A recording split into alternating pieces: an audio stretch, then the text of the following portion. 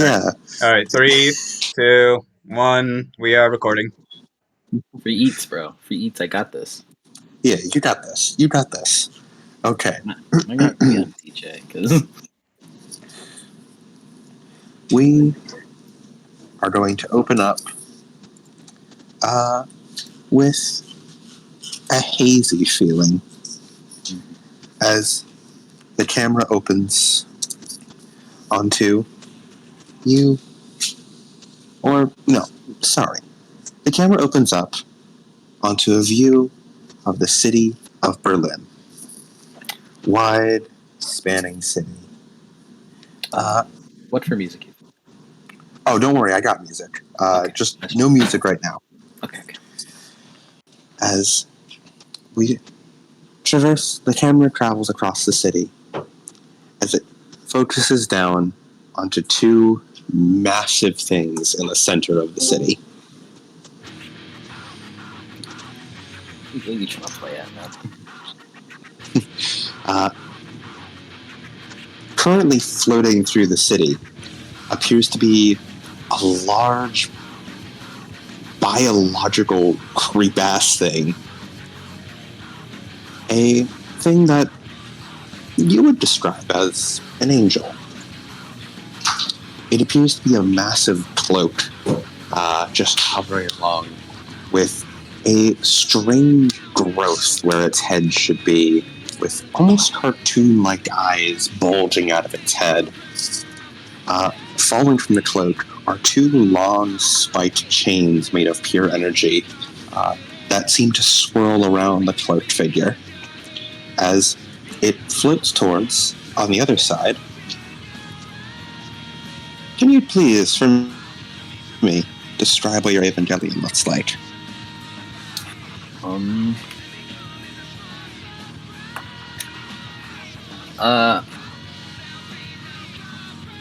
So, the Evangelion is very large, towering over any building that is in Berlin easily, with a pure white paint all over it, with neon orange accents all throughout it, as along its like arms and shoulders, it has almost, it looks like black panels that are lined with this neon orange accent. As it has a very bulky looking, very stocky looking, with almost kind of like a squarish, angular sort of head that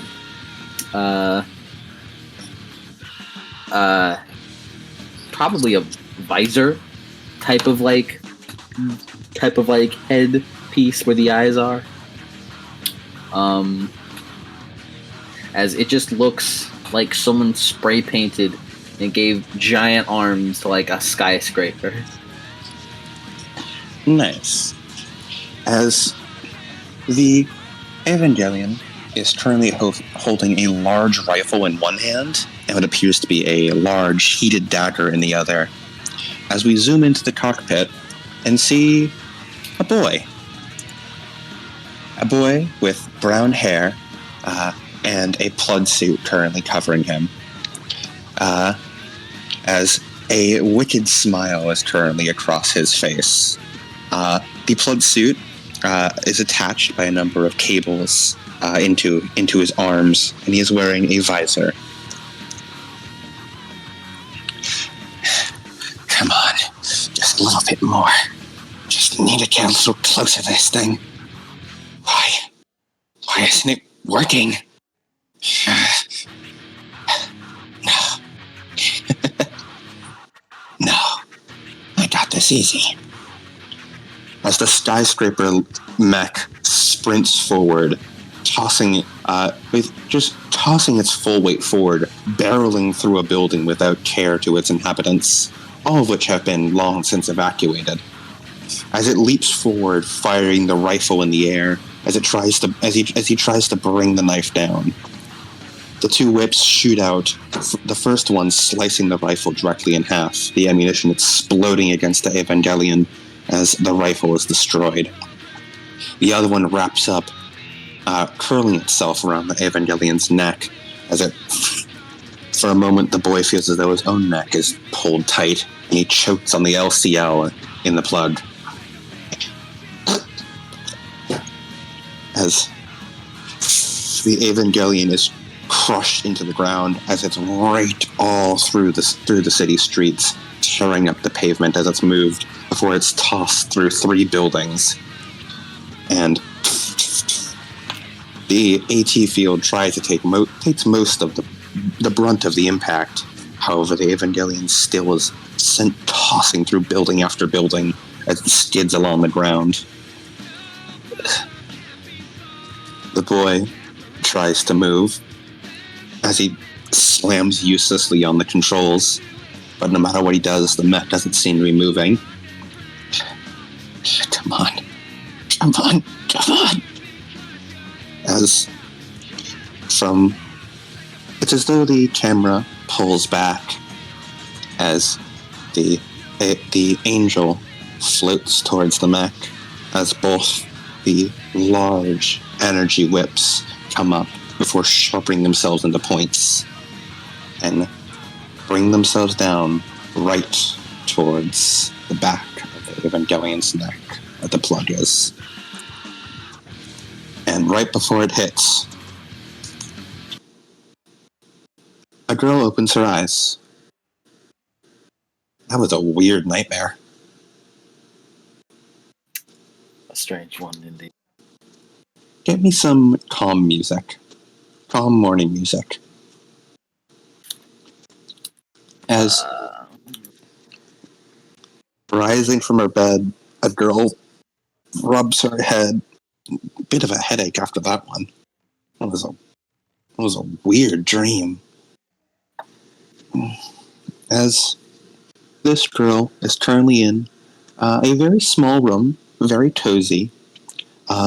2 candles are currently lit on the windowsill, and the sun is shining a bit brightly in the sky, as it seems it is just a little bit past morning.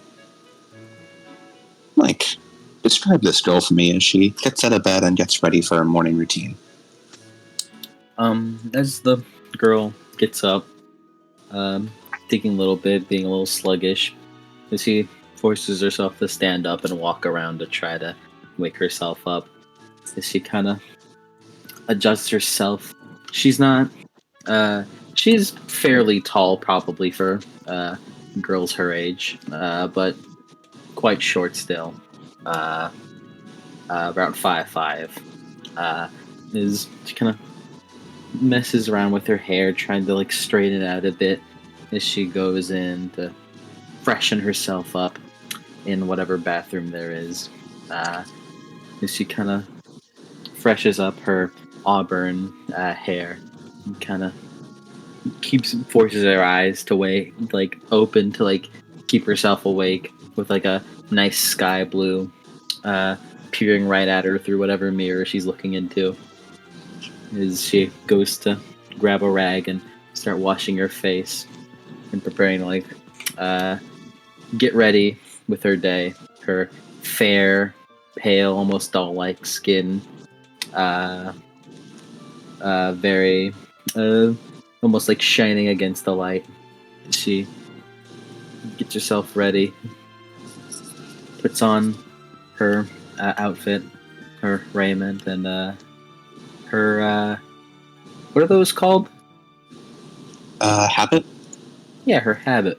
As she kind of adjusts her bangs a bit, a little over her forehead.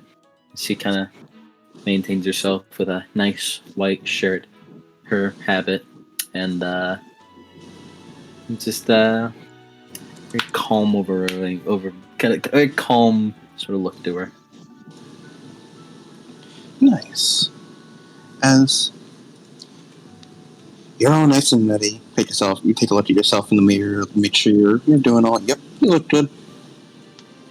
As you head out from your room, and walk out into the main hall of a modest church. There's a few rows of handcrafted wooden pews, a large cross on the wall. There is still a bit of fresh paint on the walls from a recent remodeling of the church.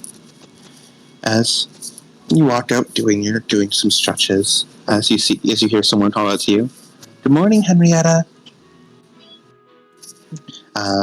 It's just one of the other girls who's here, one of the other nuns here at the church. Guten Morgen. You sure slept in late. It's not like you to be in so late. It's already 10 o'clock. I apologize. I had a bit of a nightmare. Oh, I'm terribly sorry. It's alright. I can manage it.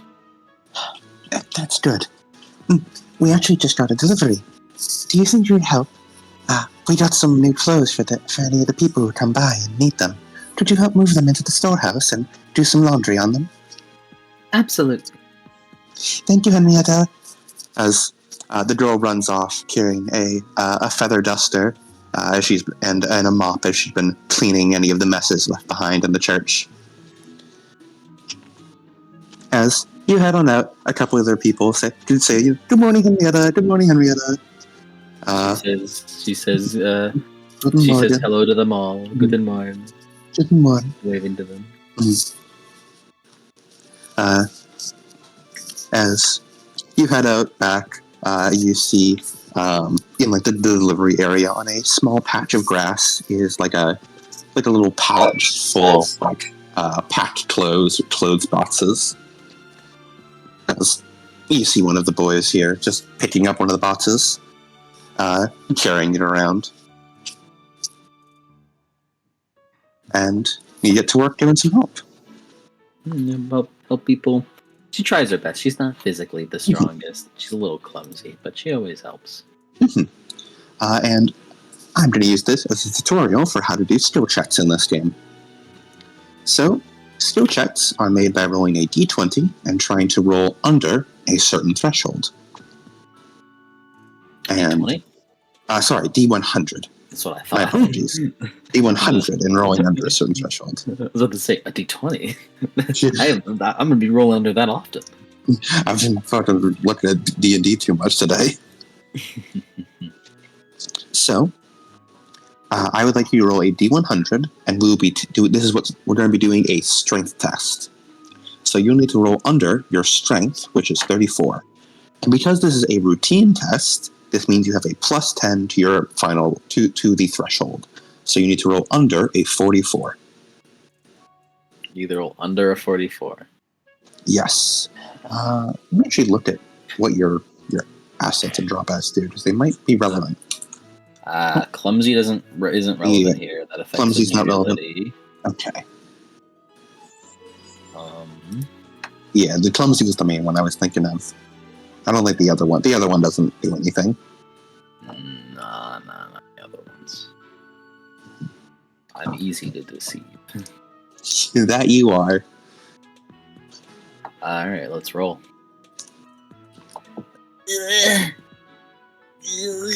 55. Oh, you're trying. Oh, you're really trying. Oh, that's heavy. That's a heavy box. With the legs. As one of the boy who was carrying the box goes by, "You doing all right, Henrietta?" Mm-hmm. I'll get it. Here, let me get that for you. And he goes over and picks it up. It's all right. Don't push yourself too hard. You're already doing so much for everyone here. It's the least I could do. Oh, as he looks around, if you weren't too busy, I can take care of this. If he hands over a watering can, he hands over a couple buckets to you. It's still a bit of physical labor, but hopefully you can do it in smaller trips. We're kind of running low on water. you think you'd go over by the well or the lake and get some new one, and get us a refill? Absolutely. Thank you so much. As he picks up the box and starts carrying on his way, as he hands you a little bucket. Look at the bucket. Travel on over to whatever well or hole, watering hole they're using. Mm-hmm. As you head out, the watering hole for the church is a little unusual, as it's a lake. Normally, stagnant water is not the best for, drinking water, but people have found this lake is pretty much always clean. Like, exceptionally so. Everyone in the church believes it's, just a little blessing to help make life go by easier. Mm-hmm. And, well, it is some pretty darn tasty water. It's natural. As carrying the bucket, you head on over. As you slow down as you get towards the lake, as you notice a boy sitting there. He appears to have... the first thing you notice about him is, one, he appears to be in a wheelchair. And two, you think you recognize this boy.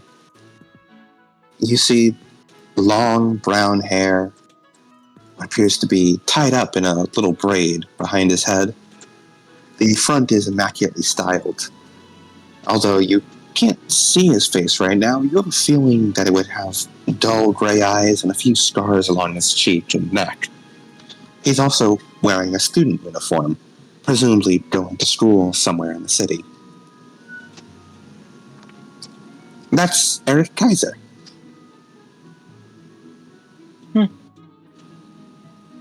She sort of walks by. Guten Morgen. He seems a bit lost in thought as, hearing you, he blinks. Good morning, Miss... I'm Henrietta. Oh, nice to meet you. I'm, Eric. Eric Kaiser. She nods. Nice to meet you. And she kind of bends down to try to get the bucket through the water. What are you doing here on this fine morning? Waiting, I guess. Well, what for? Have you seen all those flyers?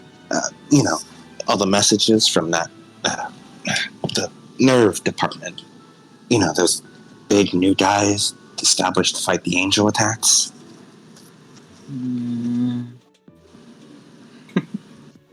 I'm sorry. I don't really pay attention to that sort of stuff. Really? Surprised. It's pretty much everywhere on the news. Although I guess you wouldn't get much signal out here. I don't watch TV. She shakes her head to that. Really? How the heck do you pass the time then? He tilts his head. I just like to read, and I pray, and I like to help the other sisters and anyone else that comes in the church. Wow, you're kind of boring, aren't you? Huh? I mean, I guess that could be considered boring. Kind of scratches the back of her head. I happened to sign up for the whole new Evangelion program. Did my sync test today and everything. If all goes well, I will be the next great pilot of Berlin. Well, that's great to hear. Mm-hmm. I'm going to be fighting all those monsters and keeping everyone here safe. You're like a hero, then. That's great to hear. Damn right I am. As he straightens up a little bit in his wheelchair.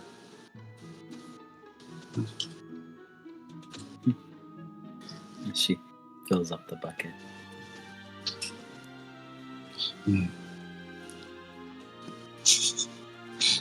He is very marked like, yes.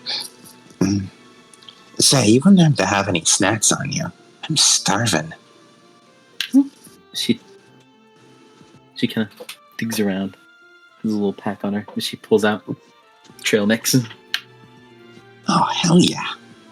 Thanks. I always keep snacks on me, just in case someone might want them. You may be boring, but you're a pretty nice girl. I try to. I'm glad you think so. Mm-hmm. As he gives a little thumbs up. Don't worry. Next time an angel attacks, I'll make damn sure they don't go anywhere near your church. She puts her hands together with a big smile. Thank you very much. I appreciate that. As he takes a few bites of the trail mix, as he's just like, you give him just like a little handful. Like you give him just like a little like. Is the trail mix sort of like just like a little bag? Yeah, just like those like baggies that you like rip open. As it's alright. I don't carry them for me.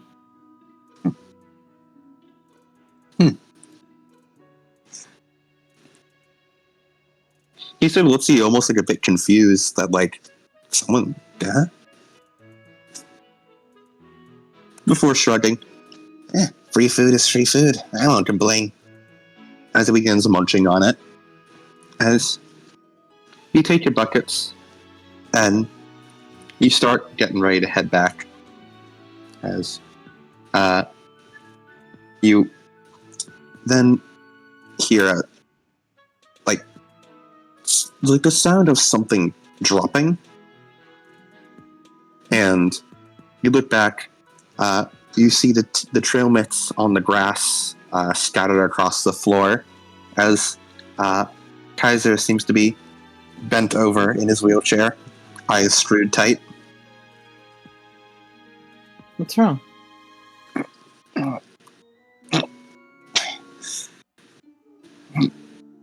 I'm fine. You can just go. But she walks over, kind of kneels down. You all right? I think I have. Here. She kind of puts her hands in the lake water, kind of mixes them together, kind of clean off anything. She cups her hand in the bucket water. Then he makes a cup. Here, you can drink. Catch your breath and all. He takes a few sips of the lake water. Surprisingly good. I know. We're blessed to have it.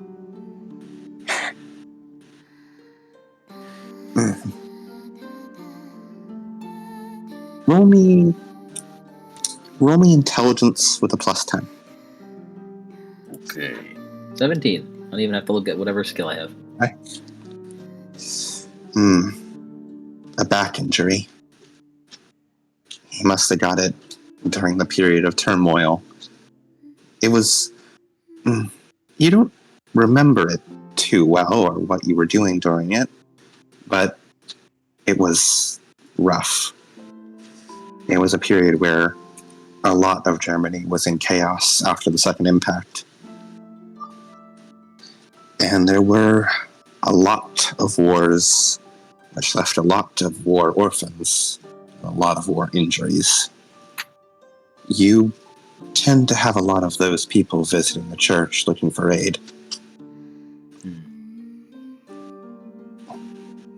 She kind of looks over towards his back and then kind of looks at him. You alright? I'm fine. Right. I apologize.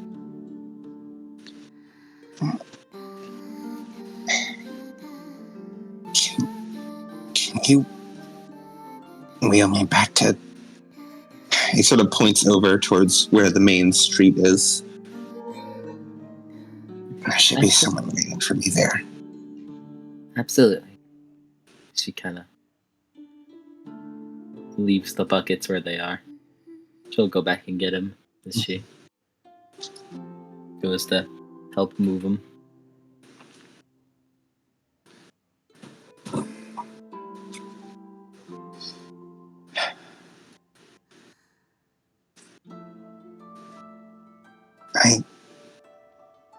He sort of grinds a bit through the pain.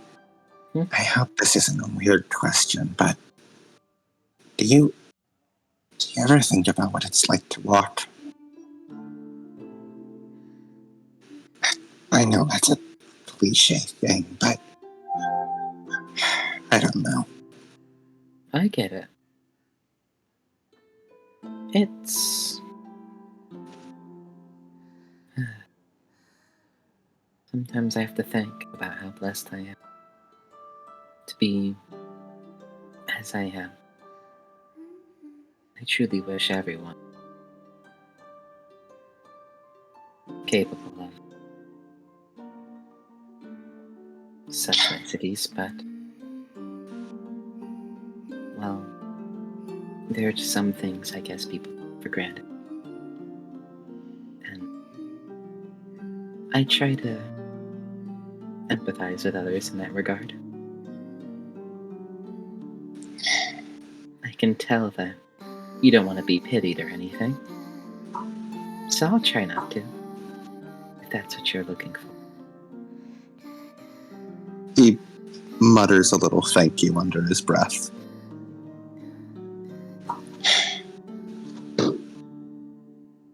I shouldn't be moping anyway. As soon as I get that sync test back, from what the flyers are saying, and what the scientists told me, the big old robot will move, even without my lights. I'll get to sprint and run and jump as much as I want in that thing. That's great. I hope I get a chance to see it whenever we're not getting attacked. Yep, I think you will. Pretty sure they do some sort of promotional events and stuff. At least from what those rumors have been hearing swirling around the bases.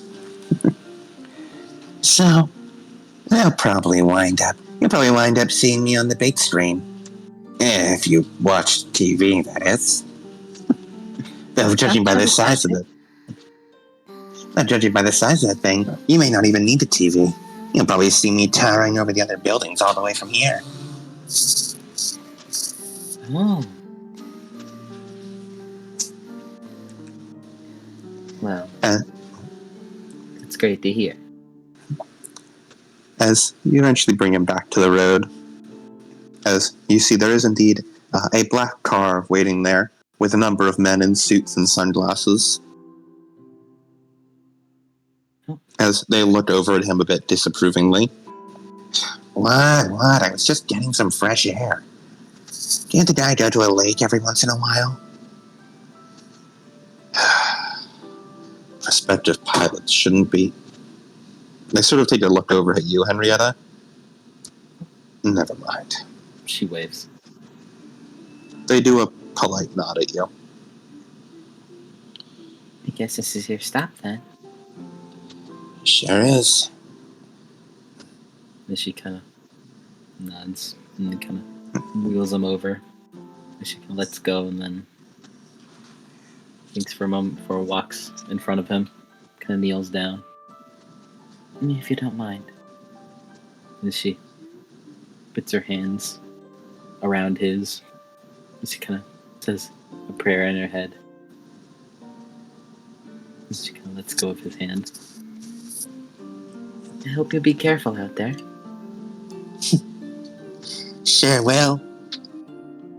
Besides, now I got double protection, don't I? Absolutely.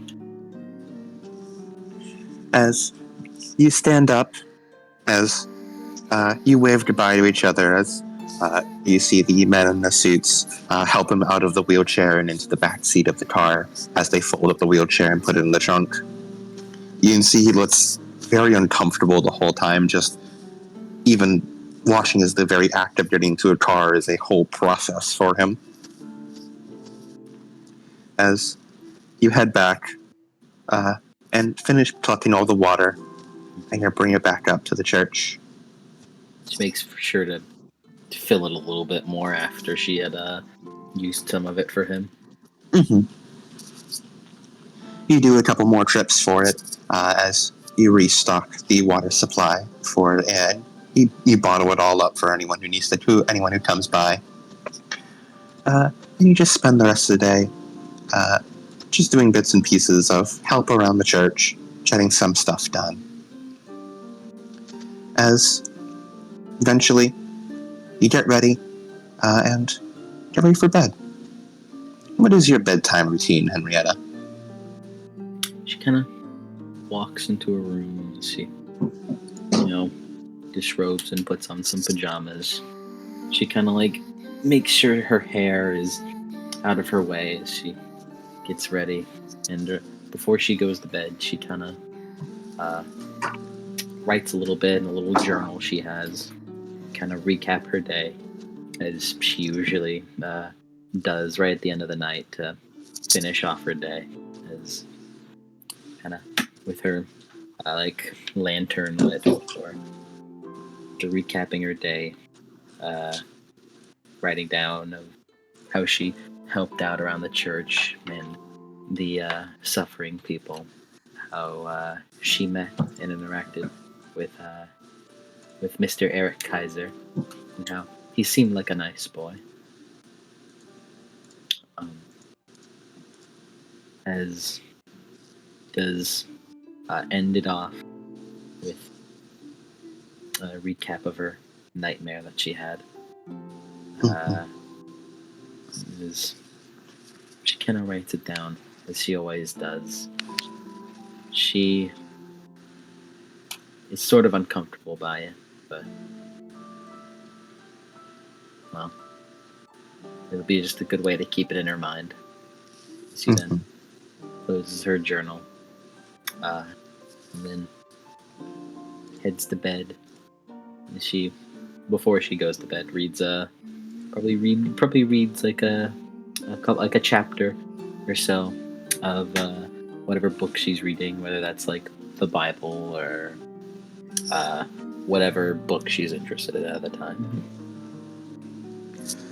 And then she lets it lull her to sleep. Nice. Alright, give me 1 sec to find the proper music. As Henrietta, another dream comes tonight. They're getting more and more frequent. Almost, by now it feels like it's almost every night. As tonight, your dream focuses on a car. A car driving through a bright, sunny city with a boy inside. As the boy is currently leaning up against the glass of the window with a bored look on his face. He seems perhaps tired is the word you would go for. Currently, there are 2 other people in the car with him, both in one in the driver's seat and one in the passenger's seat. And he is in the back seat of what appears to actually be, now that you're getting a somewhat better look at it, a large limousine. The people in the front 2 seats they appear to both be blonde-haired women in maid outfits. And the boy himself is dark blue eyes and equally colored dark blue hair, wearing a white button-up shirt and jeans. Looks like this, but depressed. As He just has his face against the window. Just sort of staring out the window, watching as the scenery goes by. Buildings you're unfamiliar with, yet seem familiar at the same time.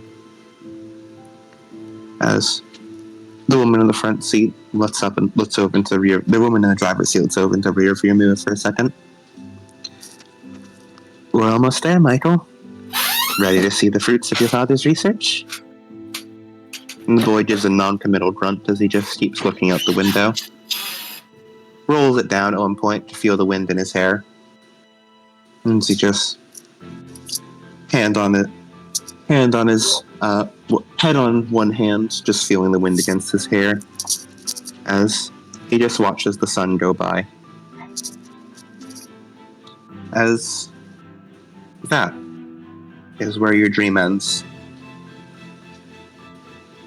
You wake up not in the usual jolt awake as you do usually. This one feels a bit calmer.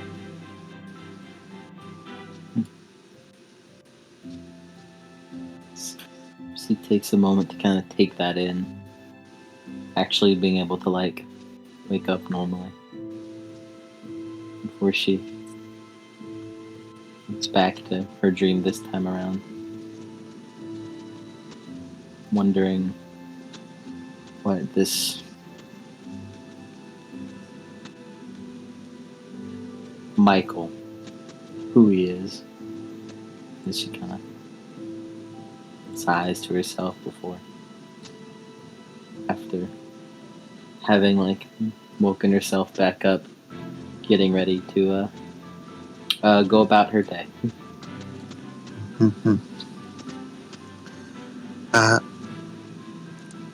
As you get up, stretching a bit, ready to go about your day.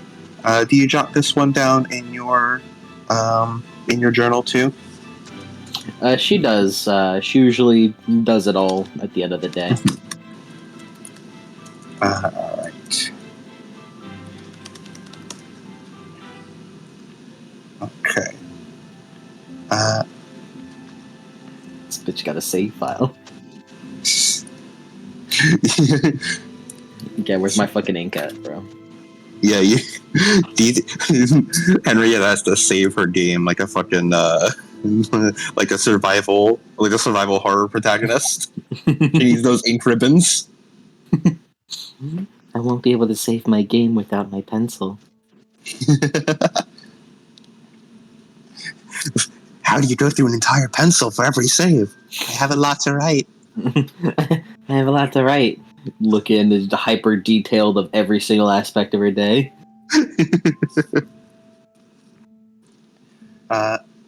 As Henrietta, you wake up ready for a normal day when the ground beneath you shakes.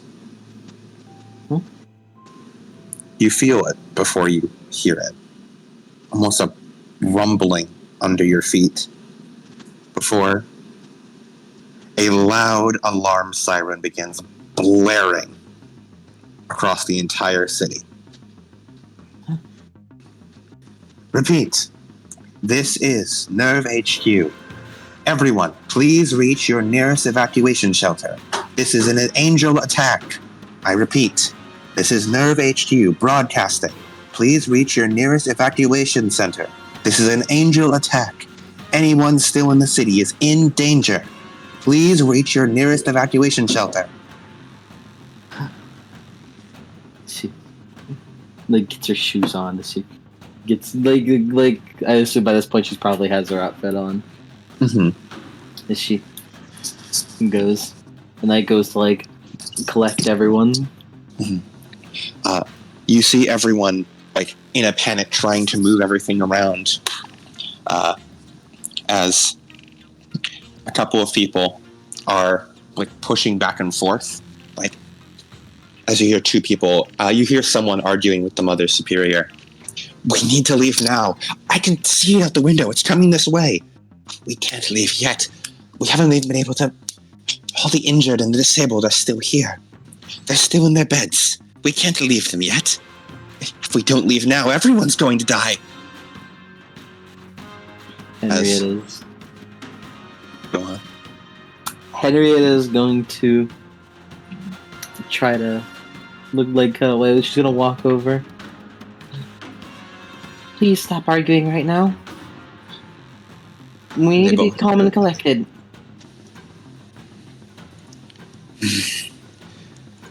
Henrietta, make me a fellowship test.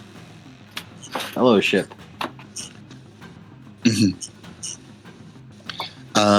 And your shy penalty... Well, wait, hold on. You're in a bit of a large crowd right now. It's a -20. I'm going to give you a minus because you're in a large crowd. You're going to have to shout to be heard right now. Oh, it's a bit of a tall ask. Bro. Holy shit. Henrietta go crazy. She got a 3. God damn. Henrietta go crazy. Henrietta go stupid. Fucking shit, man. God damn. Carry on. You summon up your courage right now. This is not a time for shyness. This is not a time for your usual shy nature to let you be back down. People need help right now, and that is more important. Everyone, please stop arguing. Hearing the usually quiet and demure Henrietta raise her voice, even in such an unsure manner, immediately quiets everyone down as they look over at her. We kind of glitches a bit. We need to be more calm and collected so we can manage this as fast as we can. The Mother Superior takes a deep breath in before breathing out and nodding. Henrietta is right. Everyone, we should learn from her example more. We must stay calm right now. As she looks over you, Henrietta. Have you looked outside yet? She shakes her head. As she points, she sort of takes a gentle hand on your back as she pulls you over towards a window.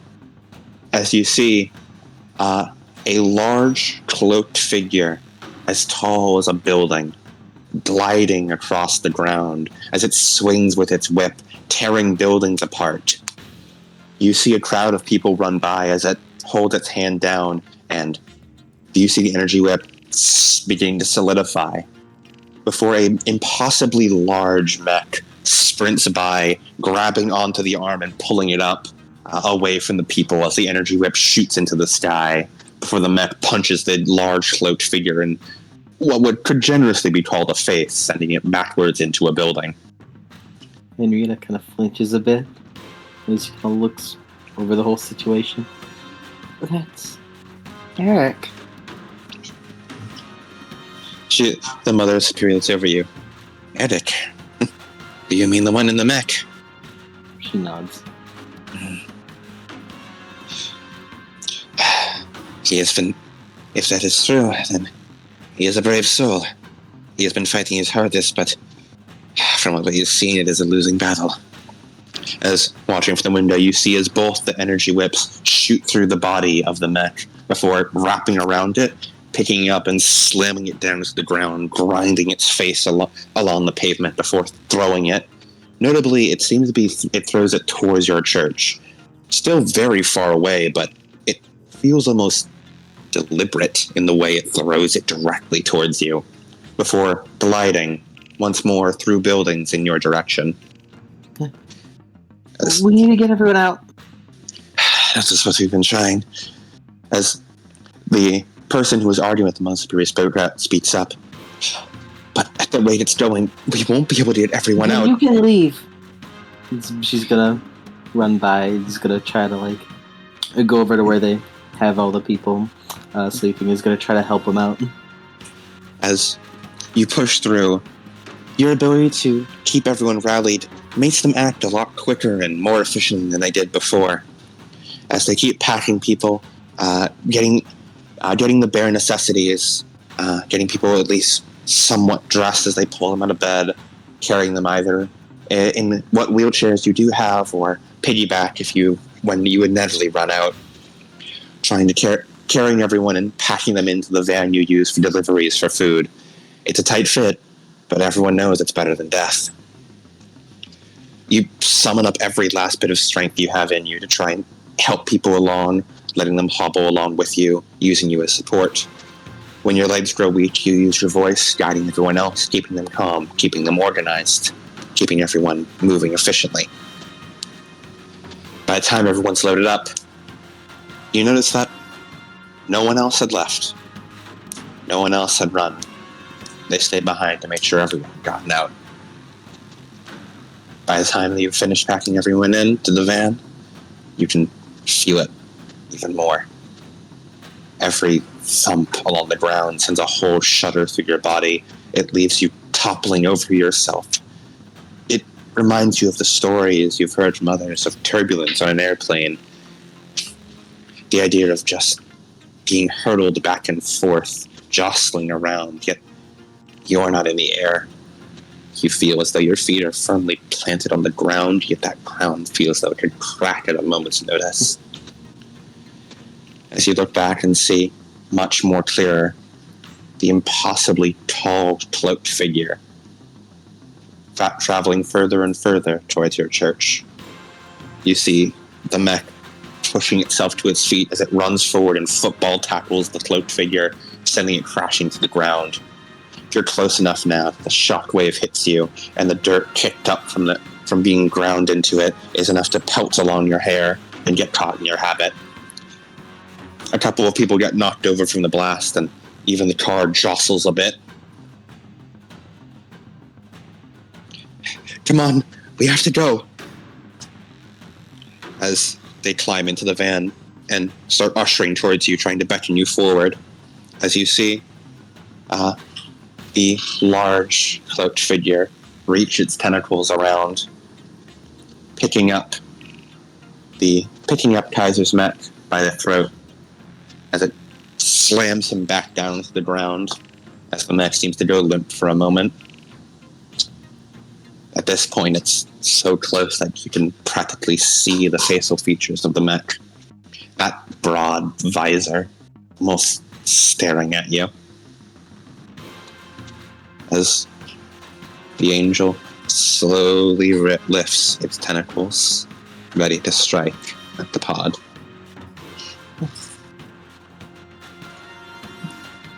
She's kind of freezing up a bit. She's overworked her nerves. She can't keep up anymore. As she doesn't know whether to move or not, how to move, how fast to move. She doesn't even know, even if she wanted to move, whether or not her legs could perform the feat. As it brings down the tentacles, just barely about to hit before Kaiser rolls onto his back and the tentacles pierce through the mech's eye instead, as he grabs it by the tentacles and throws it back across the ground, tumbling through the streets. As you see the mech sort of trying to move, as it seems to fall limp once more. Slick looks around. It's like really close. It's really close. Like, you can see the impact of it was kicking up dirt towards you, and you can see that the mech's head is practically fallen in the front yard of your church. As the other members of the church seem to be trying to usher you towards the car, as you see the mech just lying there limply.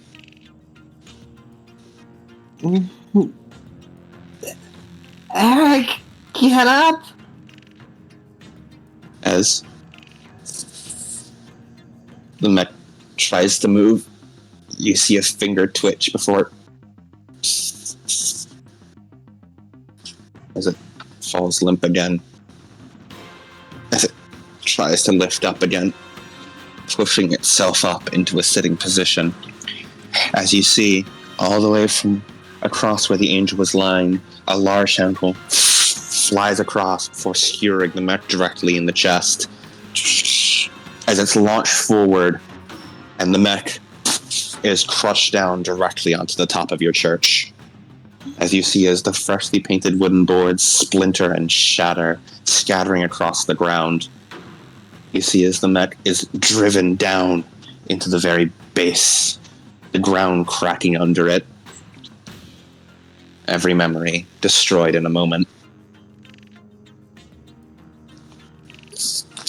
The mech claws at the ground a few times before seeming to fall limp again, as you see a hatch at the back open for a moment before closing again, as though it is malfunctioning. And Henrietta, for a moment, you feel as though you're being watched. Perhaps it's just by everyone in the van, but it's just a sense of staring at you. Is it the mech that's staring so closely at you? Kind of looks between like the mech and the van. Looks back and then forth. Is it still like malfunctioning? It's still malfunctioning, and the angel seems to be getting up. Oh dear. Oh bother.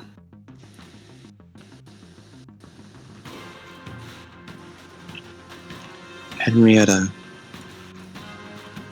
roll me. Roll me your sync ratio. Oh jeez.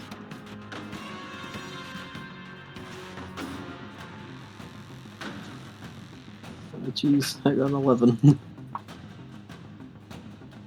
That is 5 degrees of success. I heard Jesus. degrees of success. There are degrees of success. Yes. Degrees of success. For every 10 you get under the threshold, that is 1 degree of success. The higher the degrees of success, the better you perform. Oh, that's great to hear. I'm glad that I succeeded so well. As Henrietta, for a moment you are not in your body. For a moment you are seeing into a tangle of thorns and vines stretching out infinitely. For a moment, you feel that there is somewhere you need to be. As you see the mech, you blink, you're back in your normal body, back seeing the mech. As the mech begins moving, as you see it reach a hand out towards you. She looks back to the van. Her feet finally begin moving as she's gonna start walking towards it. You think the people in the van are calling out your name, but something in your hearing goes deaf. Their voices fade away. As you reach forward, almost instinctively you reach out your hand, pressing your palm to the finger of the mech. It's impossibly larger than you. You feel that even the tip of this finger is bigger than your entire body, as you just gently hold it for a moment before your body carrying you further as you walk forward towards that malfunctioning shutter on the back of its neck. As you look in, the shutter opens fully as you see what appears to be a little hatch.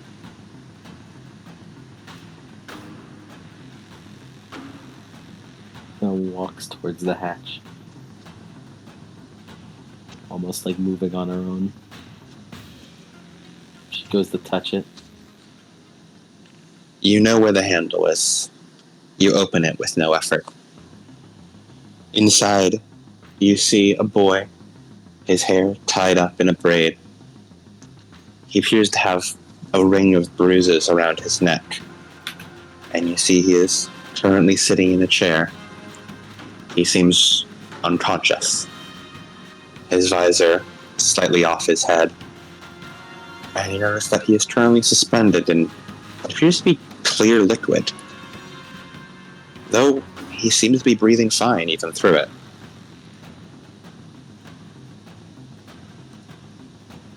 She takes a step in. You step into the liquid. It's comforting.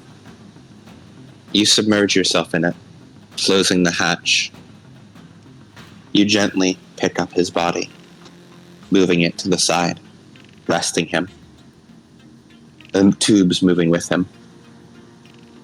As you sit in the chair, you take in a deep breath. It smells like the church. You close your eyes open. You are seeing the ground. As you push yourself to your feet, your limbs are impossibly long. Your view looks out over the entire city. As you blink, oh, what are you doing? Oh, what is this? What are you doing? Oh, what is this? Oh my god. It's so high. Oh, what are you? Oh, is this liquid? How are you able to breathe? Oh my god. It smells like blood. As stirring Eric pushes himself up tries to stand up. His body does not cooperate, as he simply pushes himself up till he's sitting upright. Henrietta? As he pulls the visor off himself. What the hell are you doing in here? I don't know. Huh? He looks around. Ava's responding to you? How? I thought these things only responded to... Huh? You weren't even wearing... I don't know what's happening. Look out! Move! As you pull the control set to the side, the mech clumsily stumbling to the side as the energy whip sails past you. Okay, God damn it, that was supposed to be mine. It's supposed to be mine. It's okay. How do you know how to pilot this thing? I don't. I just kind of blacked out a bit, and now I'm here. Well, I'm leaving now. Alright. I just need you to do as I say, alright? Focus on the enemy. Yeah. This is scary. You got this. Alright. That thing is an angel. Trying to kill us right now. We need to kill it. Do you know how to use a gun? But I'm not supposed to commit to violence. Well, you kinda have to. He points at it. It's that or us. And all of them as he sort of gestures out to the city. Her hands are starting to shake. It's like, Please, Lord in heaven, forgive me for the commit. and she kind of mutters to herself a little prayer as she tries to like use the gun. Is it like in her hands, or does she have to like pick it up? You pick it up as you look at it, and I would like you to roll initiative. Initiative is rolled by rolling 1d10 and adding your agility bonus.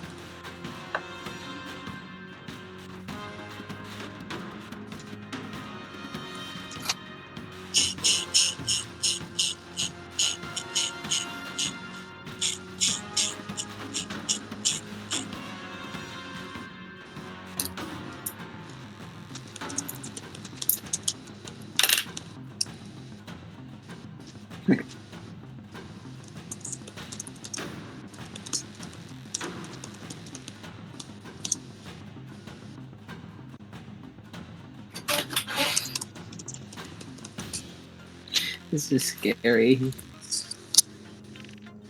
I don't like what's happening.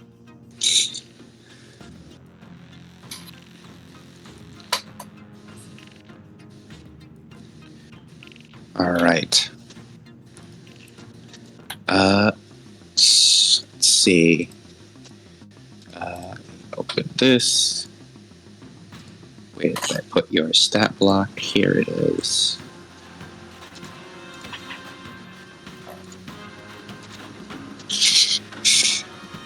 This motherfucker has a 5 to his agility bonus, and he still got less. Okay, well, that's great to hear. Henrietta, you see as the angel floats back up and begins traveling towards you. Oh, hey, I have the stable trait. Yeah. My most expensive drawback only applies if I have no fate points. Huh. What is my most expensive drawback?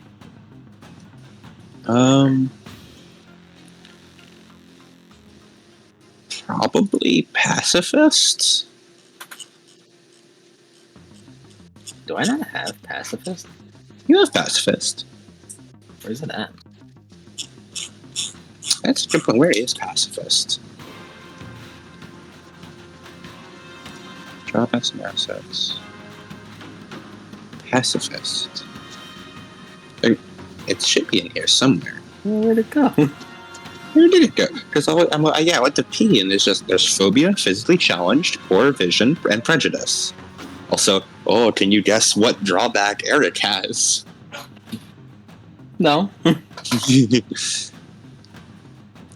Oh, there it is. Did you find it? Yeah, I see it. It's right in front of my face. I was just looking at traits and my eyes. It's a negative trait, not a drawback. Ah, I see. Okay. Okay, so then stable only applies to drawbacks then, right? Mm-hmm, mm-hmm. Okay.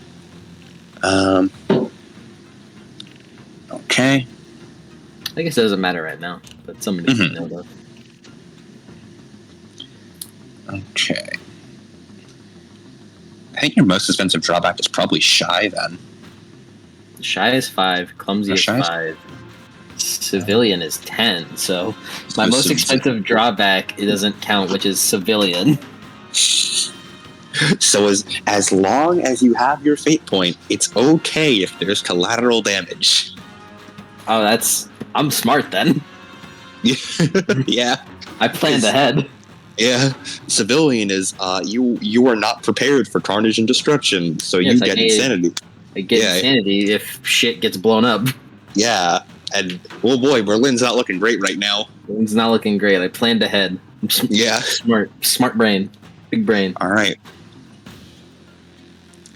as you are currently, how you use this thing? You don't know. I think they have a trigger. Point and shoot. All right, I'm gonna have you roll ballistics test. Point and shoot. Point and shoot. Point and shoot. I got a 91.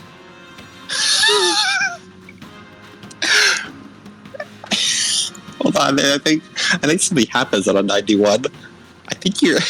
I might be wrong. I'm gonna double check, but I'm pretty sure gun jams. You're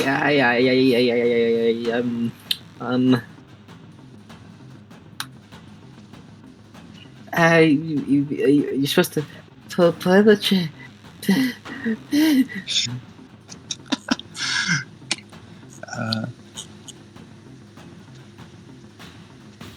Yes, your weapon jams. As you pull the trigger, as your hand is shaking, you see someone pushing different pins on the gun, like, where's the trigger? The trigger's somewhere around here. Guns have a trigger, right?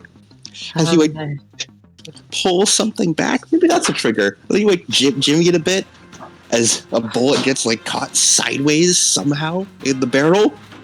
And then you press another button, as you watch as the ammo falls out onto the ground. Oh, no. I think I broke it. We're going to die in this thing. We're going to die in this thing.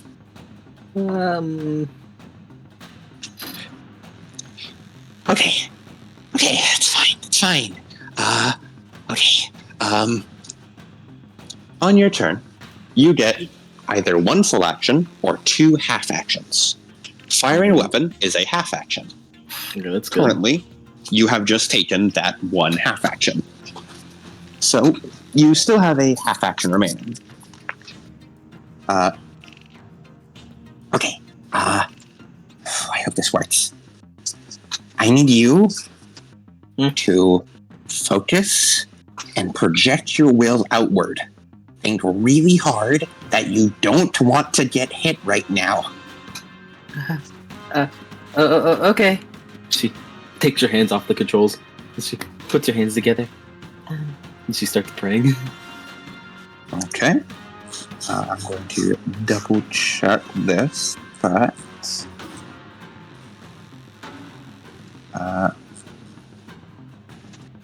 this should be I believe it's a half action to use one of your AT fields. One of. It's a spread. Spreading your AT field. Yeah. I had a specific build in mind whenever I did this, so. Have to remember.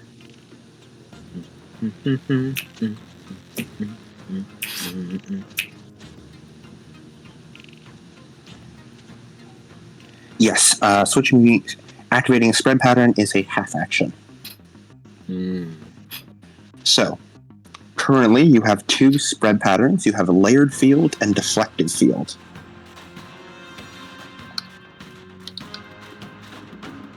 Layered field increases your armor. However, you have lower breach. But for every 2 deflection, you get 1 armor. So you're tougher and harder to hit. While basic deflective field just gives you basic AT field powers, like basic breach. Breach works as your AT field works as a flat like a skill gate basically. If something cannot get over your AT field strength, it just does not hurt you. Currently, you have a number of ATS, which stands for Absolute Territory Field Strength, equal to your sync ratio. So for you, you have 6 ATS right now. I do have reactive armor. Oh, okay, sorry. Spreading your AT field is a free action, but changing your AT field that is already spread is a half action. Then yeah, I'll half action turn to layered field because that's what I wanted to do. Okay. Actually, you can as long as you spread it, you can choose what you spread it as. Oh, okay, then I'll layer. So you can free action layered field. Okay. So so you would have 3 extra armor to all places, and however your deflection only counts as 3.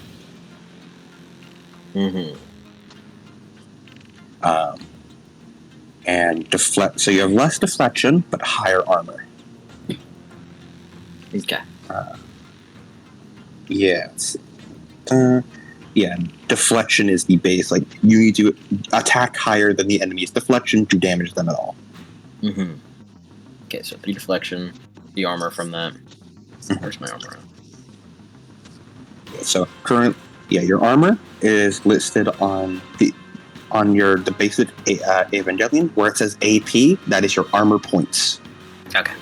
So everything all your AP is now +3. So for example, your head normally has 5. It would now have 8. Your body. And is the AP essentially the health for each? No. So AP is the armor. So whenever something attacks you, you subtract your armor from their damage. So if something hit you in your body, right now you have 11 armor on your body. Something needs to do more than 11 damage. Actually, more than that, because you also add your toughness. So for example, your body has currently 11 armor, and you have 3 toughness. So something would need to do 15 or more damage, because you subtract 14 from all hits. Okay. Which is really good. At the bottom of your sheet, of like the first page of your sheet, you should see wounds. Yes. Everything has wounds. Your wounds are your health points. Mm-hmm. Currently, make sure you have your current wounds set to 0 for everything. Your total wounds should be what they are right now, and your current wounds should be 0. Okay. Because wounds count up. Yes. When you reach full wounds, then you start taking critical damage. As long as you are not taking critical damage, your wounds are still superficial. Once you start taking critical damage, that's when shit like, oh, your limb gets ripped off, or, bad shit like that. Well, that wouldn't be very good. Yes. And I believe it's like, if you reach like 7 or above critical damage, then you lose access to the limb. And of course, you don't want to lose access to the head or body, because then you're I also have armor enhancement 1. Oh yeah, what does that do? Increase Ava's armor by 1. Oh, nice. Also, give me 1 sec. I'll be right back. All right.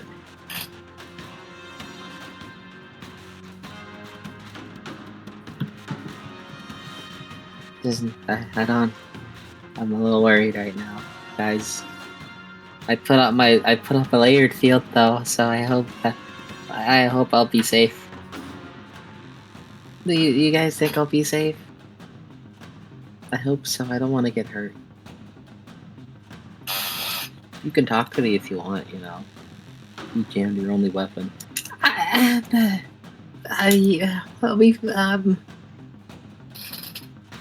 I'll be honest, I never got into Veneva, so I can't really help you here.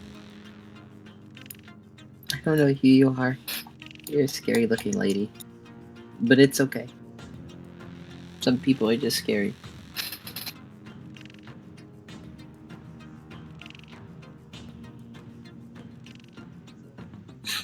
Oh no, my journal! Aw, I have to start a whole new one.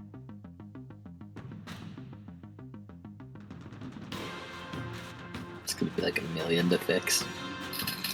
I'm sorry I cost you so much money.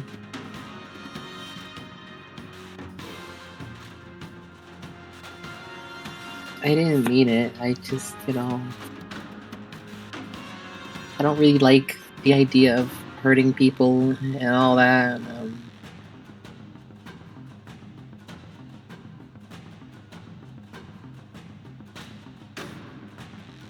I'm not really used to doing stuff. Yeah.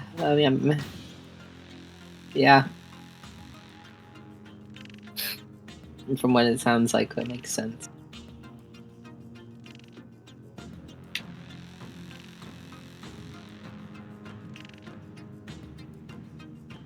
Testing. Yes. There we go. Gonna be hell on legal. I don't know what that means. So you probably shouldn't use those words in vain. Oh, Henrietta, I love you. No swearing, please.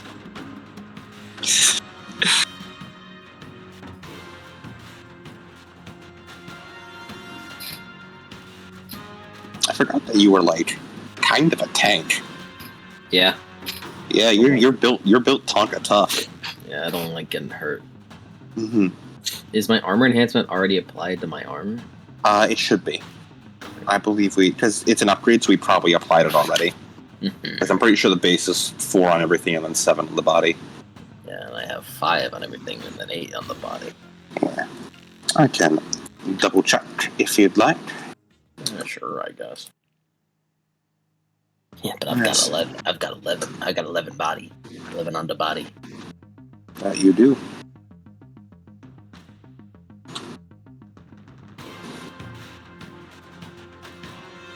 I wonder if I can add an image. Oh, no, I cannot. That requires an Adobe subscription. Yes, it is 4 everything and 7 on the body, so your armor upgrade is already applied. Nice.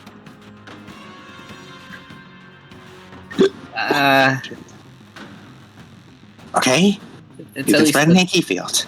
That's good. Well, what? Okay, so this, he sort of gestures how, you see there appears to be like almost like floating hexagons around you. Weird, but okay. This is your AT field. Absolute territory. Anything that comes near you, you can push it away. Okay. It seems yours is more densely packed, I guess. I guess. As Henrietta, I'm going to explain a few other things you have going on for you. Okay. Your Evangelion is determined, how well you can pilot an Eva is partially determined by your sync ratio. Due to your weirdness, in the super prototype thing you have, your Evangelion has your sync ratio is counted as one higher than it would normally be. Currently, you're in the range. Your base sync ratio is in the range of just your Evangelion operates normally, but you upgrade it by 1. So currently, your Evangelion acts as you act. If at any point you would spend a fate point to re-roll a test, you may use your sync ratio in place of any other characteristic. Unfortunately, your feedback threshold is decreased by 1. Feedback threshold is if your Eva takes enough damage, you feel it too. Oh. I don't like that. Yeah. Not the best. Currently, I believe, let me just double check feedback thresholds. Damage to Evangelion is always painful to you, but the mechanical effects of feedback are only incurred when you take critical damage. Normally increase your toughness bonus, so for you it's toughness bonus -1. Whenever you take critical damage above that, gain level of fatigue and 1 insanity point. Fantastic. So, yeah, right now it's really odd, Henrietta. Like, you can feel the ground under your feet. And that's weird. I'm not used to being so tall. As you have used 1 half action and 1 free action, so you have 1 half action left. Okay. Okay, let's see.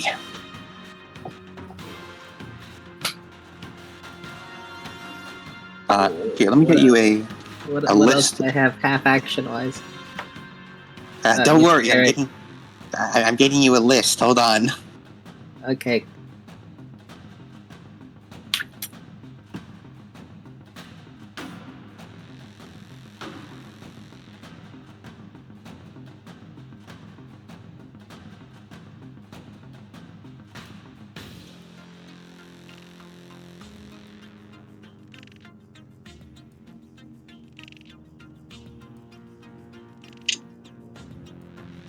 Oh, also, movement in this system. Moving actually takes an action. Moving is a half action.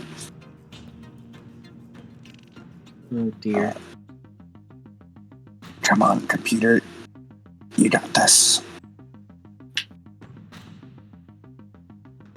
Struggling hard, but you got this.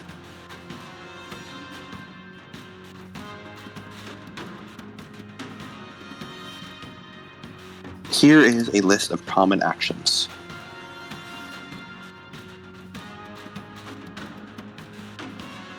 Can you put that in pin, please? There is no pin chat. We just have normal pins.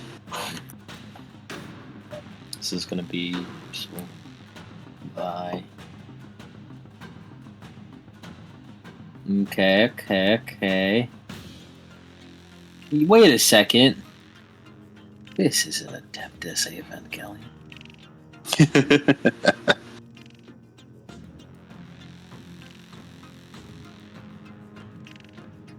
Okay, cool. Word. A second half action.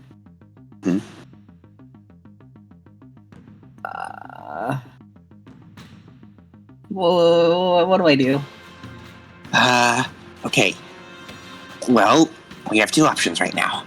One, we can try to clear that gun, or we can draw a knife and see where it goes. Personally, I'd recommend trying to move away from the thing and clearing the gun. Getting into range with that thing is not good. Speaking from experience. So, to get up close, I'd have to. yeah. Try moving away from it right now. He's gonna half action then. Move away from it. Right? As a half action, you can move 6 meters away from it. And I'll say currently you're about 46 meters away from it. And she's going. Well, 46 decameters. So 460 meters. She's gonna move. She's gonna move that speed away from it. Like, get away from me. As you just do quick little double back steps as you move 60 fucking meters away from it.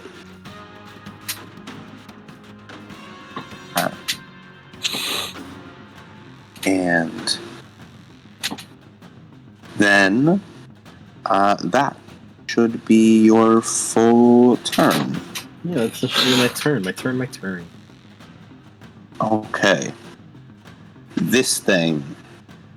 I don't like the look of it. This thing is the angel of the first trumpet or something.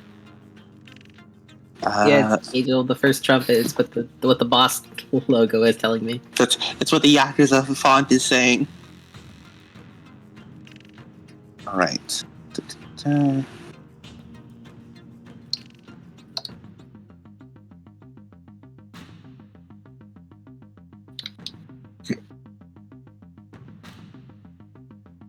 As this angel is going to use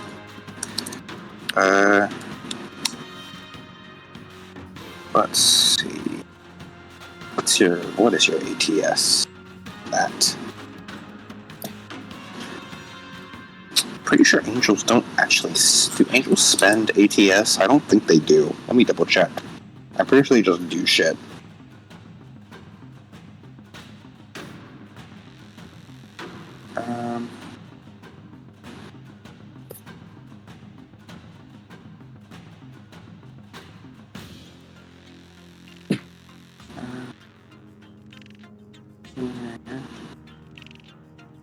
Do they?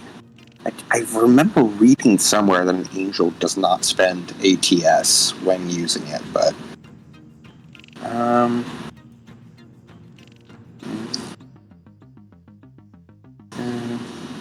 maybe they do. I could have sworn they did not spend ATS to do AT powers, but I can't actually find anything that says they don't. The angel's AT fields are always spread. They calculate it with light of the soul. They have bonuses based on their strength.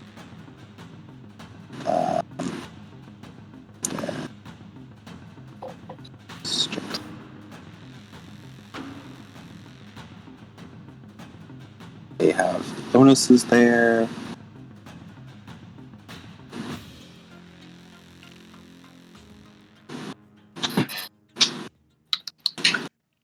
NCP. Yeah, no, I can't actually. I could have sworn they didn't, but I can't actually find anything that says they don't. Right. Well, let's take a look at AT powers and remember how they work. Mm-hmm. What is testing awareness, by the way? It's roll and perception. Okay. Awareness is perception. Okay. Sorry, you have to bear with me. I'm also still learning the system. Okay. Shit, you have to bear with me. We'll bear with each other.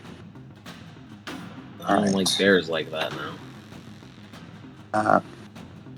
Okay. So yeah, so your ATS is equal to your sync ratio bonus, and then you have ATP, which is AT field points, which is equal to your ATS, and you can spend that. But when you spend ATP, your ATS also decreases. So essentially, ATP and ATS are interchangeable. You just spend one. It's just you spend them. Spending ATP is essentially the same as spending ATS. Okay. And where is Field strength? ATS/P? Let's see. I believe that should be field strength. Yes. Okay. What's the total? Your total should be 6 right now, and your Okay. current should also be 6. And your deflection is I'm 3. guessing it's off sync ratio. Yes, it is based off sync ratio. Whatever the tens digit of your sync ratio is, that is your ATS. Okay, cool. And you see where your the current sync ratio thing, right to the left of field strength? Yes. The right below it, there's feedback threshold. Your current feedback threshold is 2. Okay. So if you take 2 or more critical damage, you start feeling it too. 2 or more. Or I think it's more than 2. If you take 3 or more critical damage, so if you go over 2, bad times happen. Okay. So this angel, he has 9 ATS, and he's going to spend 4 of it as a half action. It's a lot.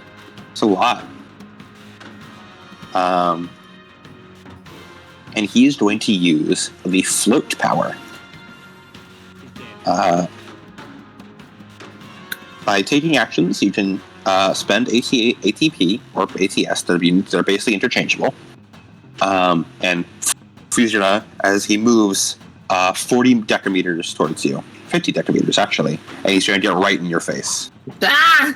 As you see the angel float off the ground and almost at extreme speeds rocket towards you as it holds at its whip, and he's going to take a half action to attack you.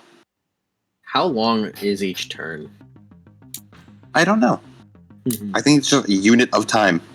I don't actually know how long it is. An amount of time. An amount of time. Also, I haven't described it, but your Ava is strapped to an umbilical cable. Yeah. Yeah. I'm pretty sure it actually, the book actually specifies, rounds are however long the plot needs them to be, because your umbilical cable, if it breaks, you get, I believe it's 3 rounds of combat before your Ava runs out of power. And that is however long the plot needs it to be. Oh, wait. Hold on. Hold on. Let me get the initiative real quick.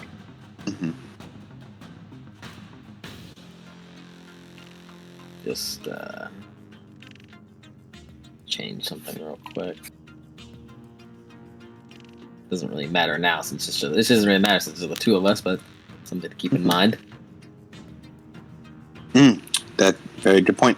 I don't add my agility points to my initiative rolls. You're clumsy, right? No. No? Oh. It is a mutation. Right. Right. I need to remember what all your mutations actually do. Let me check. Right. That's what that does. Okay. Let me check your. Yes. So, you should mark down. You see just to the right of AT field strength. You'll see rounds of power used, and then under it, maximum untethered rounds. Oh, right. We can't modify that area. You can't? The maximum untethered rounds is weirdly bugged on mine. I'll just comment that. The comment. But yeah, you just mark down that you have 3 maximum rounds of power untethered. That means I have 4, don't I? Oh, you have 4 untethered? Yeah, mutation. And fantastic. Well done. Have her fly in like Asuka and rebuild too. As the angel is going to spend that ATP, and 5 left. And whenever you spend ATS, you have an effective ATS of whatever is remaining.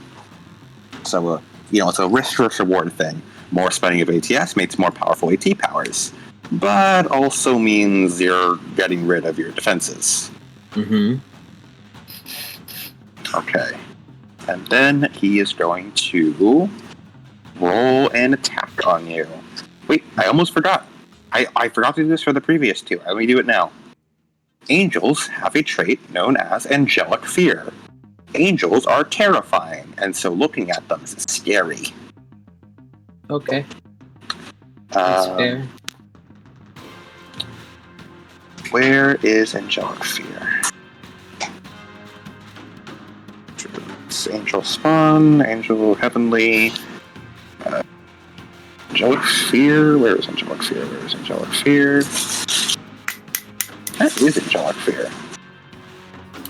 All the angels have it, but I can't find where the actual. 166. Oh, is that real? Yes. Well, it's on the operations manual. Oh, operations manual. I was looking through the DM's guide. That is my bad. For some reason, that is on the here. Thank you. And what fear? Right. Roll me a willpower test. Because this is kind of spooky. Kind of fucking. This is a big old scary guy. You're nothing. I got a 32 under my 35. Okay. Question. Okay. Yeah. No. You're handling it shockingly well. I read scarier stuff in the Old Testament. Well, I'll be damned. You're handling it shockingly well. Compared to the wrath of God, this guy ain't so bad. Like, appearance-wise, this is very stressful. This is very, and he's going to half action attack you with his energy whip. So, that is a melee attack, so he needs to roll under his weapon skill. Mm-hmm. So, do you? Yes, you do. Alright. As Kaiser calls out, okay, grab your knife. Do your best to parry this. Parry? Yes, just when it strikes you, hit it back. He's actually taking a reaction. I've never been too good at baseball. Yeah,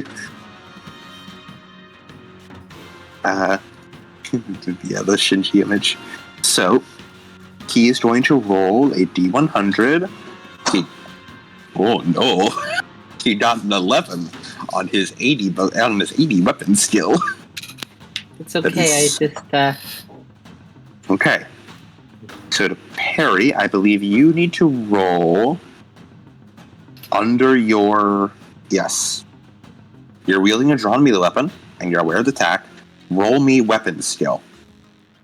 Fuck you, I also got an 11. If I fuck you, I mean Mike says that. Okay. I also got an 11. Give me more intense combat music, too. As the whip comes down, and almost just letting your body act on instinct, you bring the knife up and parry away the large whip that was striking down on you as it flies back out, striking against the ground. As the angel looks almost like surprised, like, what? The angel looks over at the whip, not expecting that. That is the angel's turn. It is your turn. Okay. I did it. You did. Okay. Maybe you're good at stabbing things. Okay. Right. So we can either clear the gun, or we can try to stab it. Like he looks down at the knife, like he does not want to get close. Yeah, it's like, well, it's already right there. She can't. It's already right there. She's not gonna be able to get away from it. Oh, goodness gracious. I don't know, man. I don't know, man. Put on some Dark Souls boss music or some shit. Mm-hmm. Put on fucking Nameless King or some shit. Yeah. And Lily's boss music works well too. Mm-hmm, Ender Lilies is also the mech thing. Mm-hmm. I've always associated Lily's music with Henrietta. I think they just have the same aesthetic. Well, thank you. All right. I'm gonna try to stab it. Okay. Take a half action. Yep.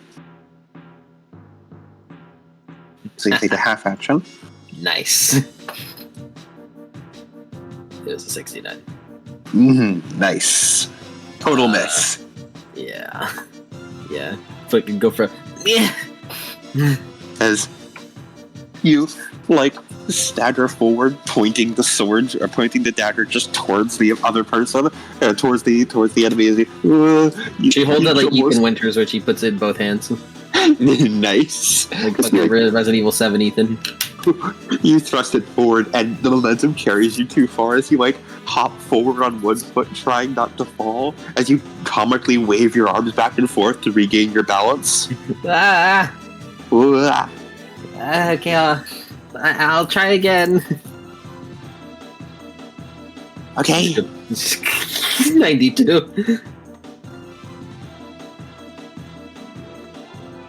I'm just gonna double check, but I'm pretty sure you can only take one attack action per turn. Attack is a half action. If there's multiple attacks, it's a full action, which I guess is just... Yeah, multiple attacks, I think, is you have to get a specific trait for it. Yeah, you need the swift attack or lightning attack talents, which I believe only Berserker and Skirmisher can get. Okay. Well, I definitely don't have that. Yeah. So as you just sort of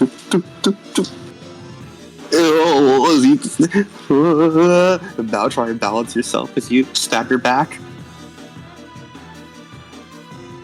Okay. We can work with this. This is fine. Can we? Yeah, we can work with this. Alright. Let's see.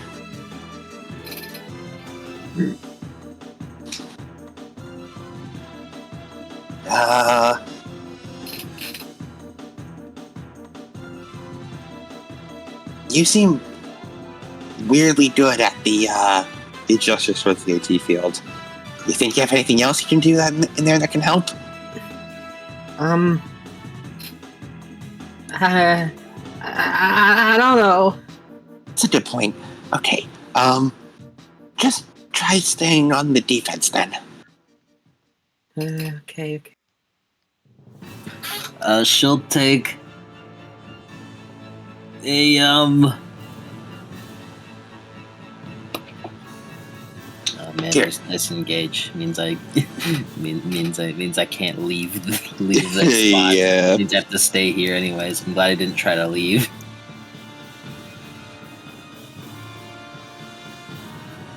Yeah, I can go for a feint. I got this. Yeah, maybe try and catch him off guard. Maybe that'll work. Yeah, I'll try a feint. As her fainting is more just like a expert apparently. As whatever it is, I just got a 15. As you don't really faint, it's just the angel is so caught off guard that it doesn't know when I'm going to attack because I don't know when I'm going to attack. Exactly. And that is your turn. The angel is going to make a basic attack against you.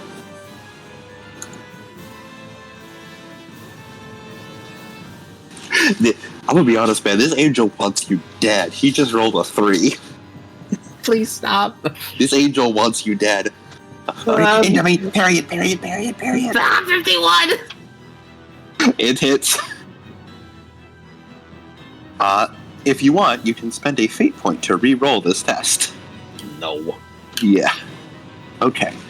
So, when damage is dealt, we roll basic damage, and because it's a melee, he adds his strength to it. Mm-hmm. So he has 30 strength, so he adds +3 to his attack. Okay. I eat these. And his attack has a penetration of 6, so you have -6 to your armor. Okay, but I have deflection though. That is true. Let me check how deflection actually works. Let me just remember, take a little peek over at Breach. So Breach is calculated.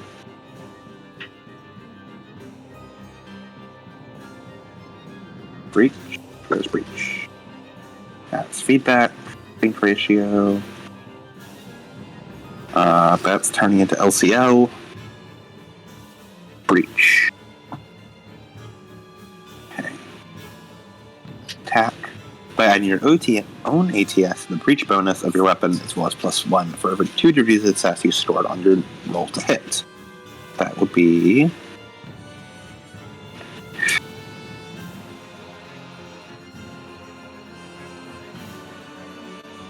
So he has a breach bonus of 16. Is that higher than your deflection? Breach bonus of 16. Yeah. Is that higher than your 3 deflection? You know, theoretically, you could say that. Alright. That means he is able to breach your AT field. Uh-oh. It's not good. I've kind of caught up on my abilities. I'm just waiting for the right time to understand, to start pulling them out. Mm-hmm. Alright. And...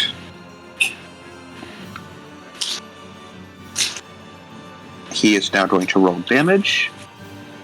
He rolled a 4. That is plus... That is 10 damage. And I have a -6, you say? Oh, actually, I need to actually check where he hits. So where people hit is actually matters a lot. Because he rolled a 3, he hit you in the head. God damn it! That hit. Hey man, give me a bigger chest. Make my Ava Jonathan Joestar, bro. I don't need a big head. He only has on a roll of 1 to 20, he hits your head. Wait, no, is it actually? No, it's not 1 to 20. What's your actually? No, it's 1 to 10 for you. On a roll of 1 to 10, he hits your head. For you, it's a roll of 1 to 20. You hit his head. But he still hits your head. So currently, you have armor on your head of 8, and he has 6 armor piercing. So that's doing 8 damage. So hold on. You have 2 armor. You also add your toughness bonus. What's that? So you add your toughness bonus is your Ava's toughness in the 10 slot, which is 3. So 3 plus 2 gives you 5. So he is doing 10 damage minus 5 for 5 damage to your head. Okay. Which is 5. All of the wounds on your head. Which is indubitably my head. As the energy whip whirls around as it slams into your head as you stagger backwards, holding your head. Oh, your head is spinning. Oh, that hurt. That hurt. I don't know what Ava has been one shot. Hey now. Not one shot. Just... I'll have you know, while Michael had his head exploded, Henrietta's head is not in critical wounds yet. Hey man, it just hurts. It just really hurts. It's just 5 out of 5 right now. Just 5 out of 5 wounds. Nadia did become a nugget. He did get nuggeted. All right, man. I'm about to start piloting Henrietta in a moment. As that is the angel's turn. She's like holding her head, trying to like. Well, wait, hold on. Actually, not yet. Roll me agility. I forgot he has this power. What do you want from me? What do you want? Roll me some nice little agility. I'm spending a fate point. I got a 99. Oh no. It's okay, I got it to 26 now. Okay. As he picks you up, and you're like, oh, I've seen you do this to Kaiser. Yeah, oh, don't throw me. As you flail around and accidentally cut the energy whip with your knife as he drops you back down, as you are not thrown for more damage.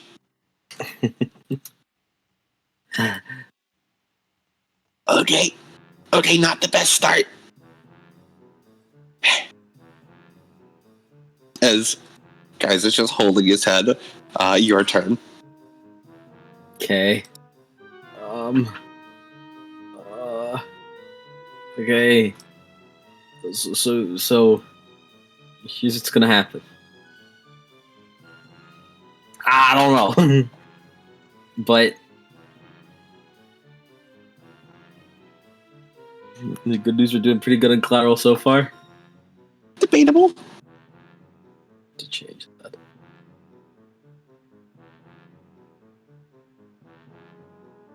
Fuck it, stop it. Let me look at the second page.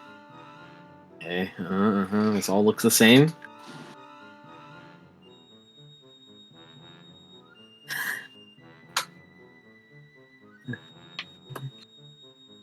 Henry is just starting to cry. Oh, Henrietta. Why did I come in here? It's just sort of like awkwardly looking at us like, okay, we can make it out of this.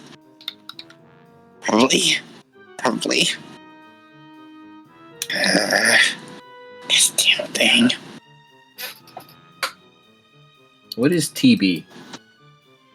Toughness bonus.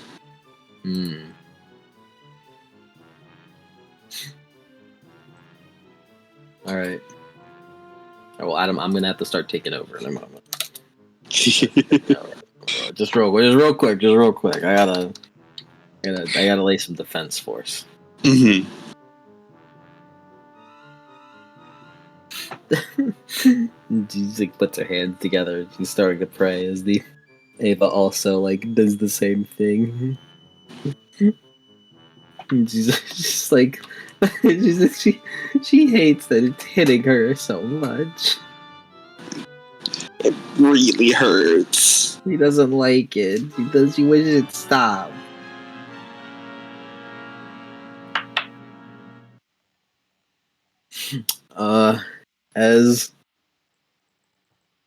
Alright, let's go crazy, let's go stupid.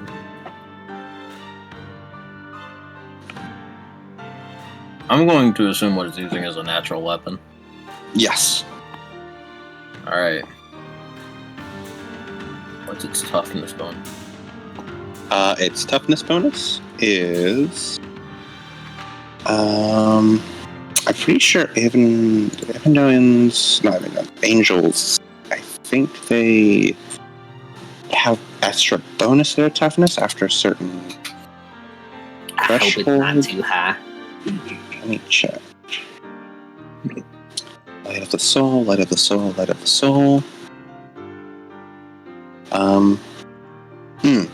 At above 100 light of the soul, they double their toughness, but he is not above 100, so he has only toughness bonus of 3. Whew. Alright, Adam. Okay. He's pissed me off. And by pissed me off, I mean...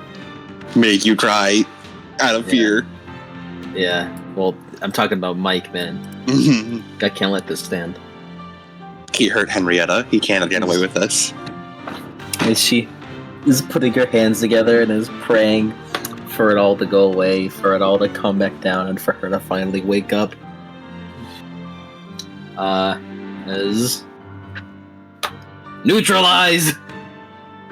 Okay.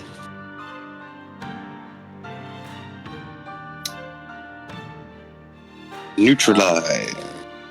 As from my understanding, at the very least,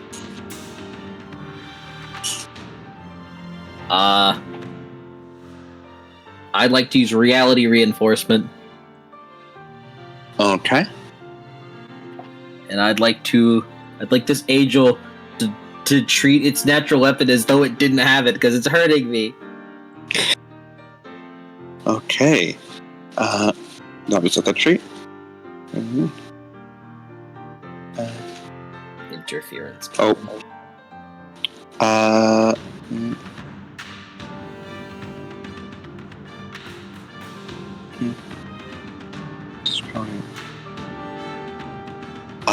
No, unfortunately, I like your idea. Mm-hmm. However, unfortunately, natural weapon is specifically one of the ones that cannot be inhibited. It is. Oh. Certain traits are so intrinsic to angel that they may not be inhibited with this manner. Oh, I thought that was just a list of things that I could inhibit. Yeah, unfortunately, it's the opposite. Oh. Then can you tell him to stop flying? That you can't. You can do that. I want him to fall to the ground right now. As you do that and neutralize. So,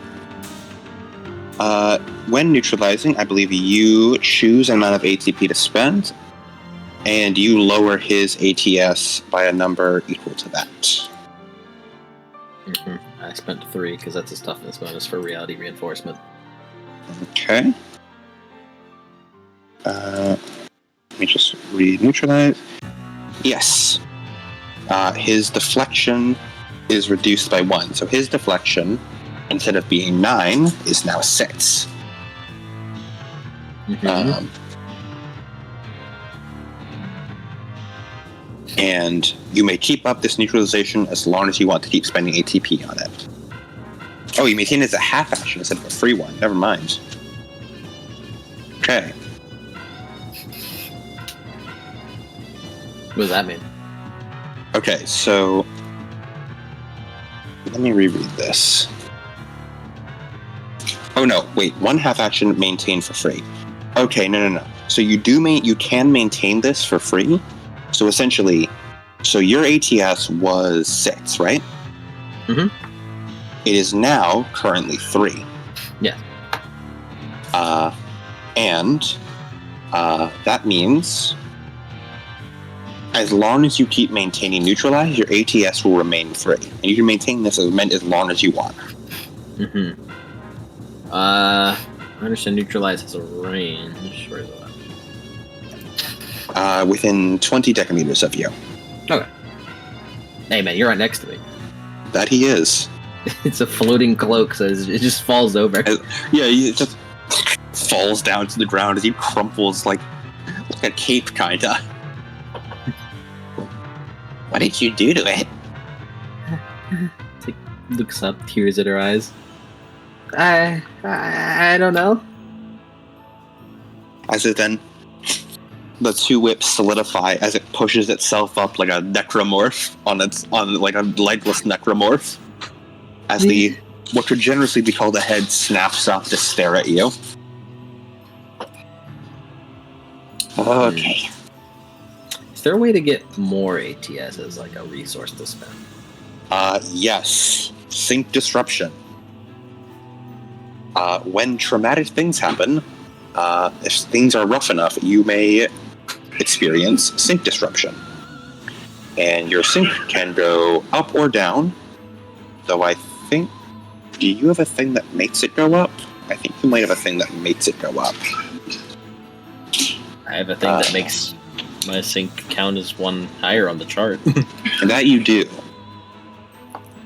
But yeah, you can roll sync disruption. I think it's like if even, it goes up, and if it's odd, it goes down. No, yeah, I was right. If it's odd, it goes down. If it's even, it goes up. And so it's every time you gain insanity points, remove points from your ego. It's either of those 2. If you gain insanity points or remove points from your ego, you roll 2d20. And if either is a 0, you roll an extra d20. Or 2d10, sorry. You roll 2d10. And if I result 0, extra 2d10. And then you either gain or lose that much sync. which would go into ATP. Yes. Yeah, whatever. Okay.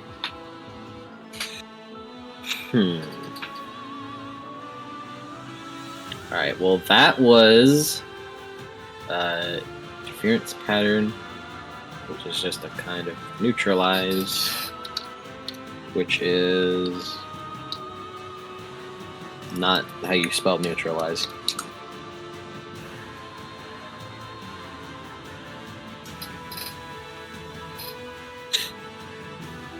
Okay.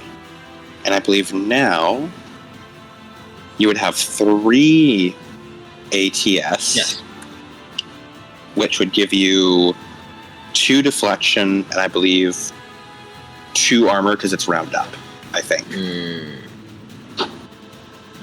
So I think it's round up. it's okay. So spending ATS will cause my like field to lower. Your field lowers for it's only for every 2 deflections. You have half a funnel effect. I will say it rounds up. So you have. I'm gonna need a lot of this shit. I'm gonna need a lot of this shit. I kind of be spending ATS like a motherfucker. I ain't gonna lie. So yeah, you currently have 2 deflection and 1 armor on your body. Or on your whole, Evangelion. Okay, well that's substantially lower than what I previously had. As it is now on the ground. However much that helps me. However much that helps you. You have removed its float power. Does it take does it take fall damage? It does not take fall damage. That's a shame. Actually, hold on. Let me check. Because I think it was floating. No, it was floating 20 meters off the ground. That's within fall damage range. I'm going to give that fall damage. Huzzah! Does it cause area damage? That's a pretty big cape, I guess. Roll me 1d10. Whatever you say, boss. I got an 8. That is 10 damage. I'll apply that to its body. Huzzah! Which is 5 damage by the end of it after armor and toughness bonus. Oh, looks like you said it was. Okay. You said it was how many? 20 decameters in the air? Yeah. That'd be 1d10 plus 2. So it is 10 damage. Yeah. Wow. And it has 2 armor and 5 toughness bonus. So it took 10 damage minus 5 for a total of 5 damage to its body. Man, I got an idea right now. I got an idea. As it thumps down on the ground. As that is your first half action. I would say no, it does not cause area damage. Don't worry, the collateral is safe for now. I don't want to. And ATS is a real resource, huh? It really is. It's a resource that I need to get through. That I need to spend. So. Yep. So you are an AT tactician. You know, I'm here to be spending ATS. So it's a real shame that I effectively have 10 max. like period. Yeah. Like if I ever get that high, I have 6 max, but you know. You are spending your whole ass ATS right now. Yeah, if I put up my AT field, because I'm assuming if I spend all the ATS, it goes away. If you re-put it up, would it regain it? So your ATS refills at the start of every turn. At the start of each of your turns, your ATS refills. Unless you want to maintain powers. So like, if you stop maintaining your neutralize, then your ATS and refill the sets at the beginning of your next turn. Oh, okay. Okay, I didn't realize that. Yeah. ATS refills at the beginning of every turn unless you spent it all. Like unless you're like still actively spending it. Well, I need that to be neutralized, so yeah, a bit of a shame.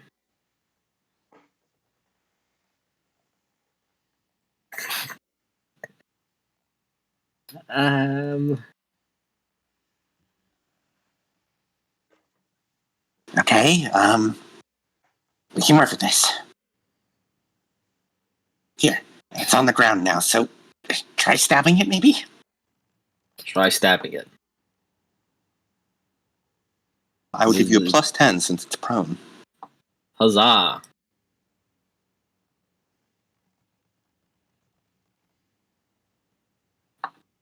Ugh. Ugh. I'll be getting fate points back at the beginning of the campaign. Yes, so your fate points work like Edge. You can either spend it or burn it. Burning it is much harder to do. Like, burning it is like guaranteed successes or revives you from like the dead. Spending it can be used for things such as rerolling tests, getting extra bonuses, things like that. Burned fate points are very hard to get back, but spent fate points can be got back as long as you just if you basically if I think you deserve it. Okay, well, thank you. I'm gonna spend again like an 80. I like an 80 on that, so. Yeah, both those are good sounds. No, I got a 65. Let me see if I can find where the fate point, what you can spend fate points on. I got a 32, which with that +10 barely gets me over because my weapon skill is up 31. Did you re-roll that? Yes. Remember, if you re-roll, you can choose to use your sync ratio bonus instead of whatever you normally roll. Oh, does that also count as a +10? Yes. Then I got a 32 on my 72, so that's a 4. 4 degrees of success. I don't know how good that is, but okay.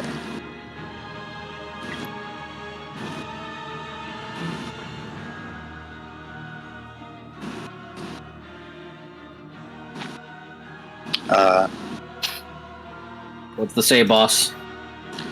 Let me double check. I'll just look at the combat circumstances. Let's see. Attack. Amusingly, he cannot parry or grapple this, or parry or dodge this, because he's still off guard from your feint earlier. He's still like, what the fuck is she doing? I forgot about my feint. Yeah. Out of curiosity, I want to roll for him, see what he would have gotten. He would have rolled a 3 on his parry. Well, that's why I fainted. That's why you fainted. The feint really did come in handy. Look, dude, it's called the prayer mix, okay? Prayer mix up. I don't know, I pretend as though I don't know what I'm doing. I lay down and cry, and then I fucking surprise you and win. Okay.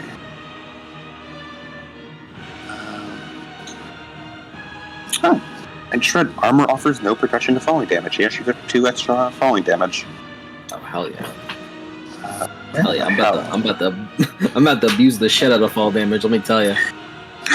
You know, the funny thing is, his entire build is about abusing fall damage. Well, guess what, motherfucker?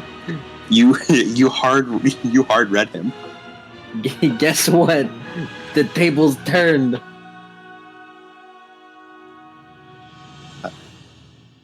I don't know what the special thing is called, but I'm just gonna assume any instance where Henrietta's sudden battle IQ is that.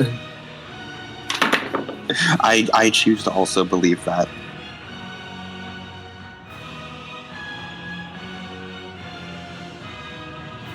Load for me. Load for me. Load for me. Load for me. Are you looking up the degrees of successes?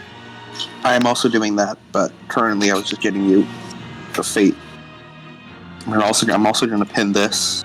That's okay. I'll probably spend it all. Mm-hmm. We can discuss how I'll get it back another time. Yeah, I was just giving you more ways to spend it. Oh, okay. Thank you. Is that the degrees of success? That is bonuses and difficulties. So like for scenarios in combat. Okay. Degrees of success. What are you?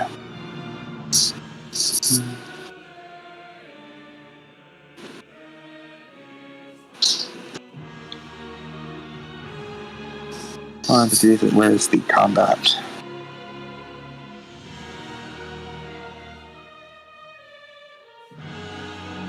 Playing the game. Combat.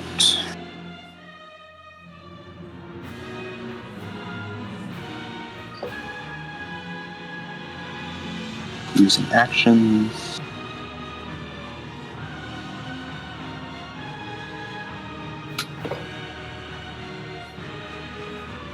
Okay.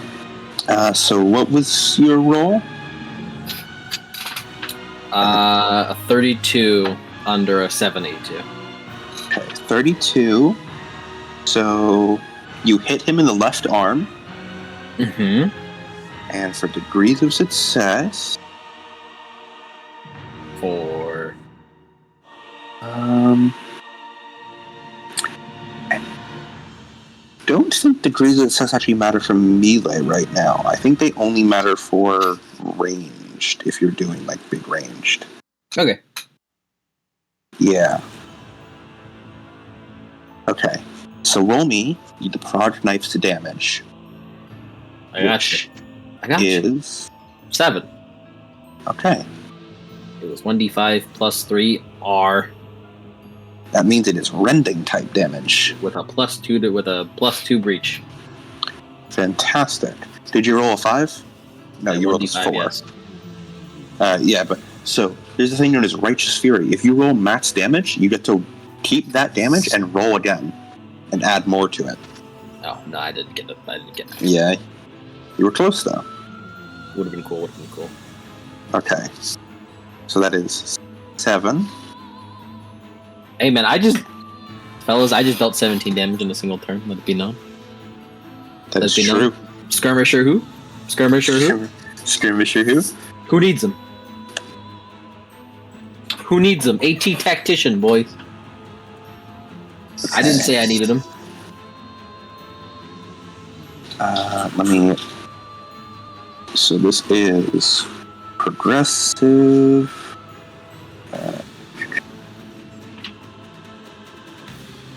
The tearing quality.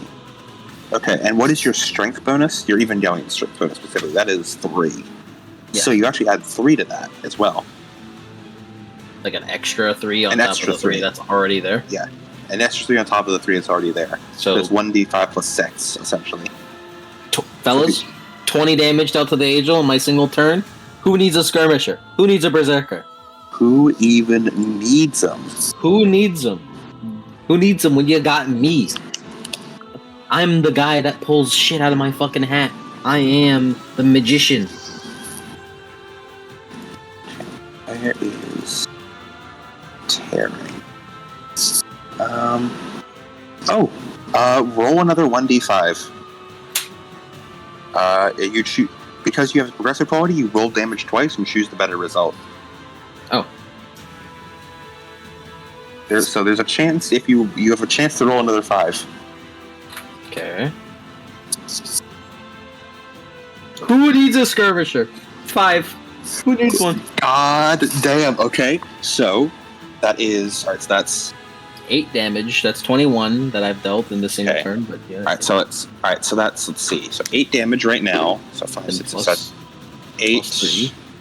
Let me actually double check how Righteous Fury works, because I don't remember if it only saves the dice roll or if it's a full-on extra attack.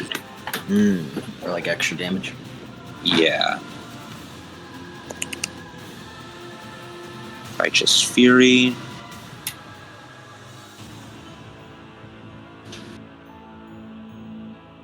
Okay.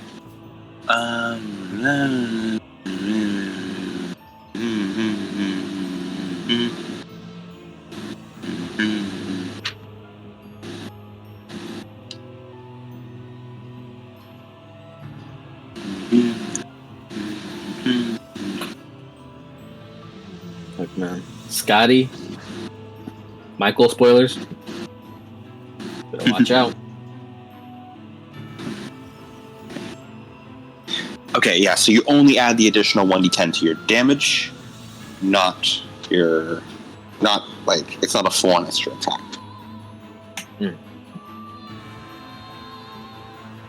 Okay, so I just roll another dice and that adds the damage?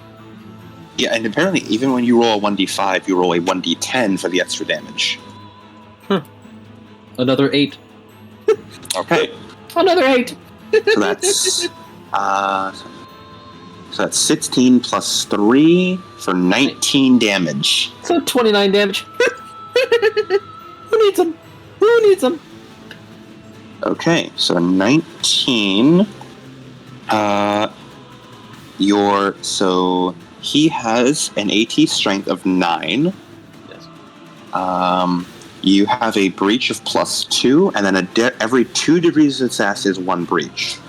Okay, I got 4. So 4, 5, 6, and then you have 3 AT field. Wait, his AT strength is actually only 6 because you are neutralizing him. So that breaks through it. Also, it has a breach of 2. It's a proc knife. Yeah. Yep.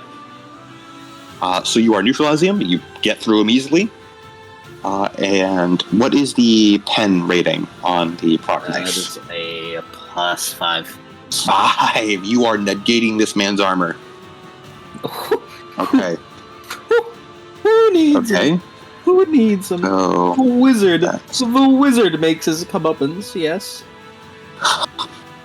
you have not only full on done the wounds, you have maxed out the critical damage on that too. Who needs him? It's me. Sorry, Eric Kaiser. The real Kaiser here is Henrietta Simon, the fucking wizard. And let me check. This is rending. Angel arm rending. Okay. So, as Henrietta fucking as you pray, he thumps down onto the ground. As spurred on by Kaiser pushing you forward, you pull out the knife, and as though guided by God's grace, you see as though the sun shines directly onto its arm, and you stab right where the sun shines.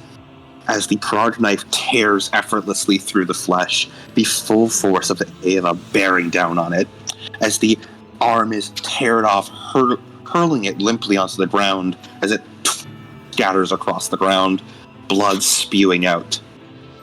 So, you have now the angel's toughness, have the angel's strength, and stunned it for 1 round. Bro, who needs a skirmisher? The fucking wizard, bro. Shadow Wizard money game is real, and I've made it a mech. As he is stunned, that is his turn. It is back to you. That worked. Oh my god, I can't believe that actually worked. You might actually be able to do this. Alright. Now things are going too well. I want to fuck this up somehow. I don't know how, 'cause I'm kind of crazy at the game, but...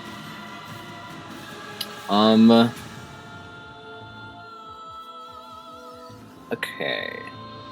Should I just stab it again, I wonder? I'm gonna stab it again, actually. Do you want to feint it first? Yeah. Also, No, I'm gonna give you a fate actually. point die for just cleaving off a limb. Hell yeah. That was well, cool. I'm actually not gonna Mm. feint it. I don't want to. She's not a fighter. I'm not gonna. She wouldn't spam it. That's true. She would not spam the correct move. She would feel a little overconfident and like okay, maybe I can do this. And she's gonna just try to go for another stab. Okay. Which 16. Oh, it's not over yet. He's gonna try and parry this. Yep. Wait, no, he isn't. He's fucking stunned. Okay. 16. As You are hitting him in the head. nice. Roll me. Let's see. Let me check breach. He currently has. Alright, I think Adam. you have this. I'm about to go crazy. I'm about to go crazy right now. So he has a deflection of 6. What is your current ATS? Should be 3, right? Yep. So that's 3, 5, and then how I'm many assuming degrees if I stop maintaining the neutralization, could I just do that any time? Or I do that on my turn? you can stop maintaining any time on your turn. Okay.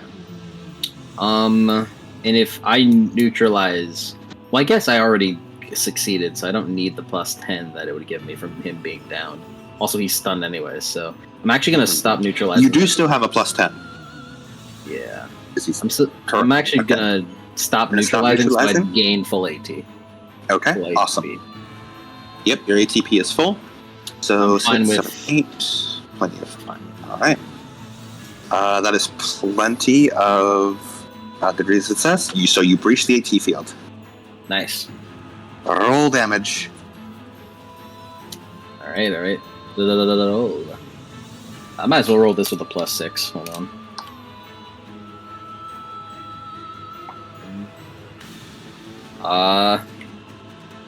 Who Don't needs forget, him? you roll twice and take the better result.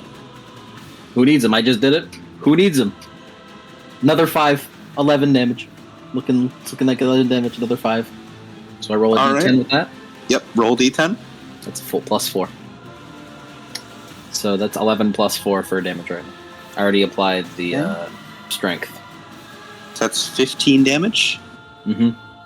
Okay, breach, you negate his armor. His death bonus is 2. So that's 13 damage to him. That's full wounds on the head and 7 critical. I'm gonna go crazy. This entire time, and I'm gonna do this to kind of slip her up because it's gonna be cool. But if it works out for the angel, then it's gonna be funny. Mhm. So, Okay. but as Go on. she's going to stab it, she's pretty much just like praying to try to like guide her strikes so she can get through this day and hopefully clean up the rubble that's there. As she goes for a stab, as it manages to pierce through into wherever it is. It seems like it's the head. However, unbeknownst to her, a force named Mike spends 2 ATP of hers.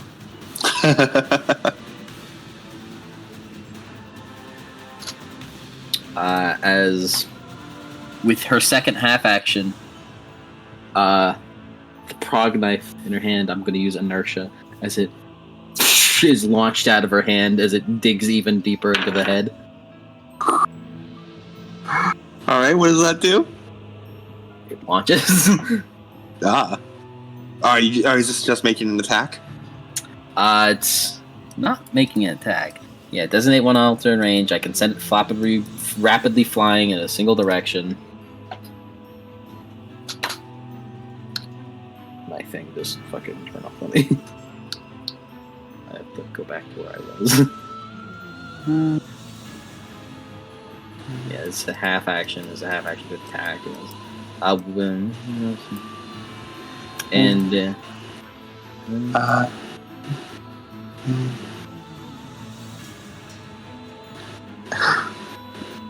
all right, yeah. So mhm.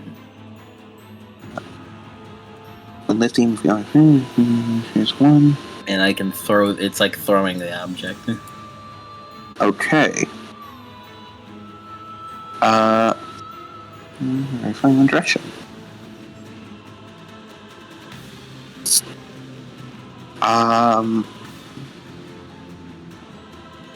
B. So that's strength bonus, I think. Yeah. SB. Is it SB? Yeah, SB. SP is strength bonus. Yeah, strength bonus. So I think you roll strength to attack this. I was hoping it was strength. As was I. I'm surprised it isn't. It feels like it's Why hard to read because it's weird that it wouldn't be. So it's when it alters inertia, saying it rapidly flying in one direction until it hits something or leaves your range. When lifting or moving objects in this fashion, your SB for doing so is treated as 1, making moving anything even half your size difficult, but allowing you to toss smaller objects with ease. Any object you bring directly towards you will be taught effortlessly. It feels odd. It that helps would with be. strength bonus, but you can throw it. Mm-hmm.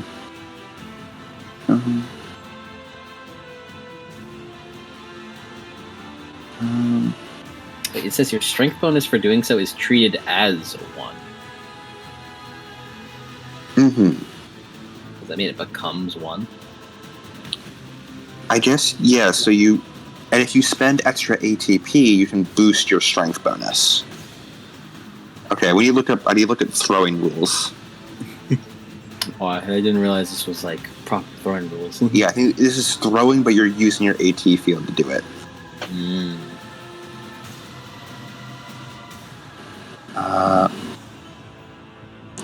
It's funny, the resulting damage is 1d5 minus 2 plus strength bonus impact damage. The only exception is melee weapons designed to be thrown, which instead deal their damage but without the added strength bonus.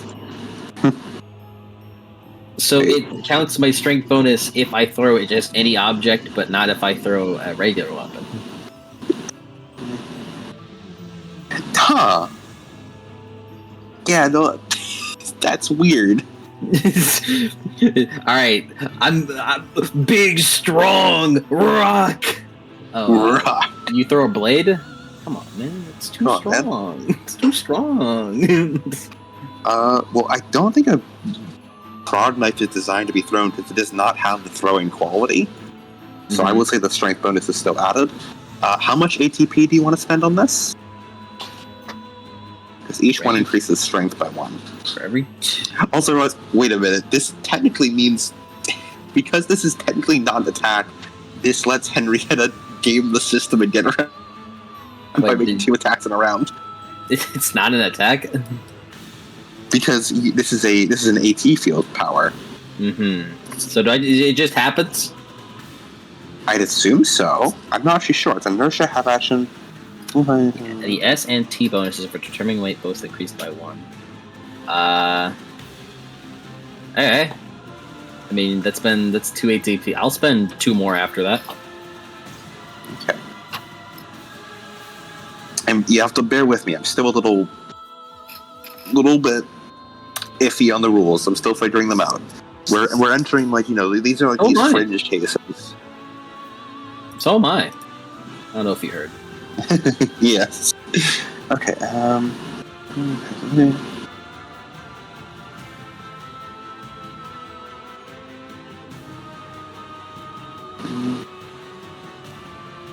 Oh, okay. If you're throwing an object as an improvised weapon, you test ballistic skill.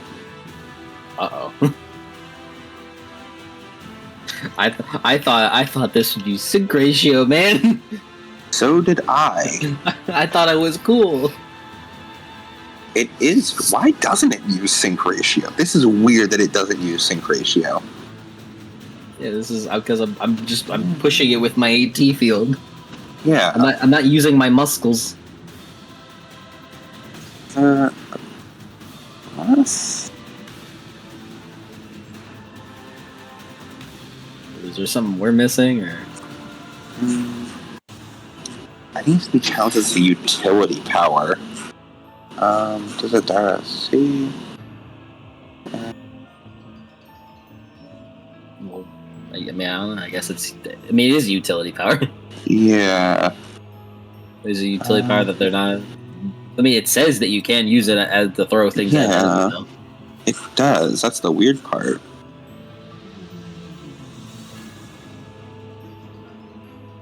Yeah, I think it does not use sync ratio, which is the weird part. And I guess it would count as an attack. I mean, I'd guess at least as much. Yeah, so she probably wouldn't be able to use it as an attack. You probably won't be able to do it this turn because she already attacked. Because you only get one attack per round. Oh, well. Wait, no. Do you? I think you do. Because I know there's something about not being able to attack twice in a round. Yeah. Let me double check.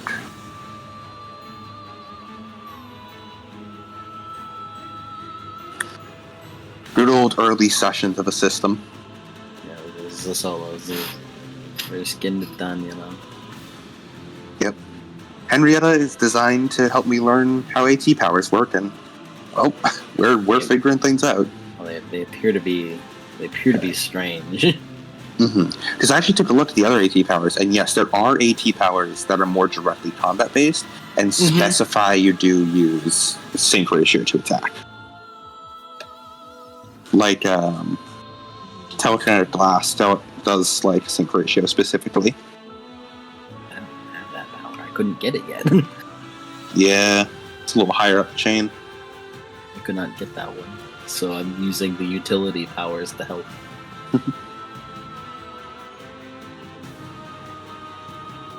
Surprise. Okay. No, it's you cannot take the same half action twice. So if you have two different ways of attacking with different half actions, you're allowed to use them. So I can do this. You can do this, just this is a separate half action. But it's not a sync ratio. But it's not it's not sync ratio, but you can essentially attack twice with it. Yeah. I wish it was sync ratio. Well, on the bright side, if you fail your ballistic test, you can choose to spend a fate point and re-roll it, and then you test sync ratio. Well, at that point, boss. Yeah, at that point, it's a little. At that point, I might as well have just not done it. Oh, and that's why two-weapon... I remember now, that's why two-weapon fighting is good in this game, because shooting someone and stabbing someone are different half actions, and you can do both in a turn. Well, I still have a plus 10. No. Here what it is.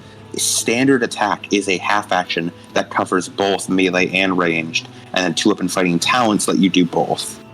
Okay. But this is a full-on separate action, because this is specifically the inertia ATP action, which is not a standard attack half action.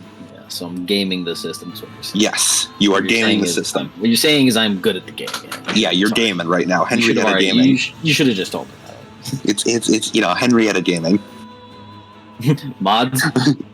Angels, smack her nuts. What? Don't do that. Okay, so so roll me. I have a plus 10 still, right? Yes, you do, because he's on the ground. Okay, well that's good because I got a 37, so my 29 ballistic skill is now a 39. Okay, so you did hit. We need to actually check his ATS. So you have 6. That's 3. So he'd have 3 remaining. This is a breach of 2. I think he has 1 deflection left, which is there anything you can do to boost it? I spent 2 extra ATS on it. Right, and ATS spent on a power counts as extra breach. Huzzah! So you do extra breach it. Good work. Huzzah! Yeah. If you spend ATS on a power that enhances attack, then it counts as breach. Yeah, here it is. Page 140. If you use an AT power either as an attack or to supplement your attack, any ATP you spend on that power still counts towards your total breach for that attack. Nice. Alright. Baller. Henrietta Gaming. She's good at breaking AT fields. Alright, you hit. Roll damage. Bitch-ass skirmishers and berserkers. Who they think they are. We got extra attack at home. Operations director, can I get an extra attack? We have extra attack at home. That's free attack at home. Extra attack at home. Stab, push. Stab, push. This is a 1d5. 1d5 minus 2 plus 3, because you 3. spent. Yeah. So Because I spent- 1d5 plus 1, essentially. Okay. And this doesn't add. It does. Doesn't add anything else. Yeah, I think it's just 1d5 plus 1. And then. No, I think it would. Yeah, no, because it doesn't add the base, like, plus 3 that the knife gets. Because it only adds what the inertia gives. So it'd just be 1d5 plus 1. But I'm still going to say it has the same penetration. Okay. And I believe because it has the ability of proven 3, if you roll under a 3, it just counts as a 3. Oh. Well then. And you still have to roll twice and take the better result because of tearing. Prod knives are really good. Yeah, I fucking wonder. Well, you know, it's really nice to be able to roll twice and get the better result. 1, 5. Jesus Christ. Man, advantage go crazy, huh? Man, Henrietta, God really does love you. Hey, man, I am God's strongest soldier. That is true. I got a 6 roll. in my 1d10. Okay, so that's 5. So it's a 6 plus a 6. So that's 12 damage, and what did you roll to hit? Just a 37 under a 39. 37. Because the number you roll to hit determines where the hit is. That is his left arm. I'm fucking disarming this motherfucker. And how much damage was that? That's fucking hilarious. How the fuck did that happen? In Universe, I like stabbed him in the head and then like shoved it deeper, but it fucking like traveled up his arm. As Kaiser, I'm just going to narrate the exact of what just happened over the course of the last couple seconds. As Kaiser was like trying to keep a cool head, thinking, "This is where I die. I'm going to die out here." As all of a sudden, out of nowhere, Henrietta kneels down, prays to God. As suddenly the angel just drops, its floating gives out as it falls down to the ground. Henrietta, grasping her knife in the prayer, then brings the knife down and immediately severs the left arm as it goes flying off. The angel, still stunned, she then brings the knife up again, stabbing the knife down. As she lets go and almost like panically tries to push it away, as the knife suddenly shoots out, ricocheting essentially through the angel's internal body and shooting out of the right arm. As the angel loses its left arm, becoming stunned, it then gets its head snapped backwards and its neck is snapped, and it had to roll toughness to not like lose its head. The angel, the angel, by the way, still hates you. It rolled a 3 on that test. This angel has rolled. I don't think this angel has actually rolled below a 10. I don't think it's rolled less than a 20 yet, definitely. It is not. This angel hates you.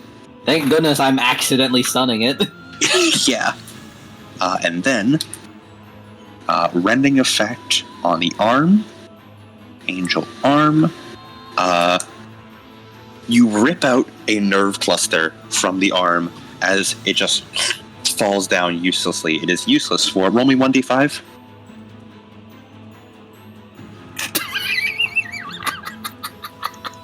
Five. Yeah. As it is useless for 5 rounds. As Damn. the angel laying there has had both one arm ripped away, the other arm completely crippled. As the angel just sits there. As that is the end of your turn, Henrietta, as you look at this, the angel as you removed both its weapons.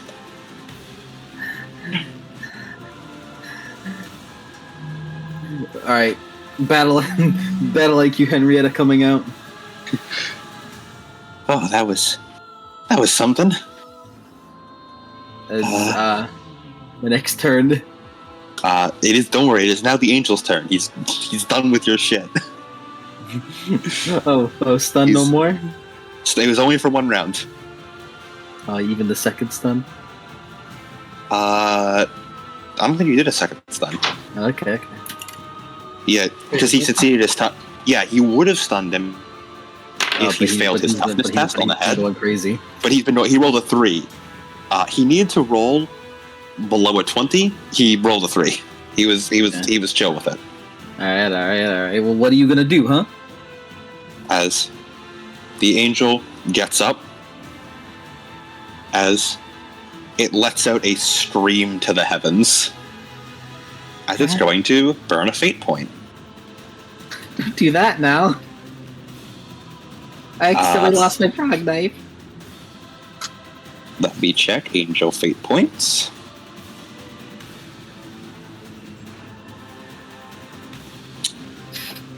And angels can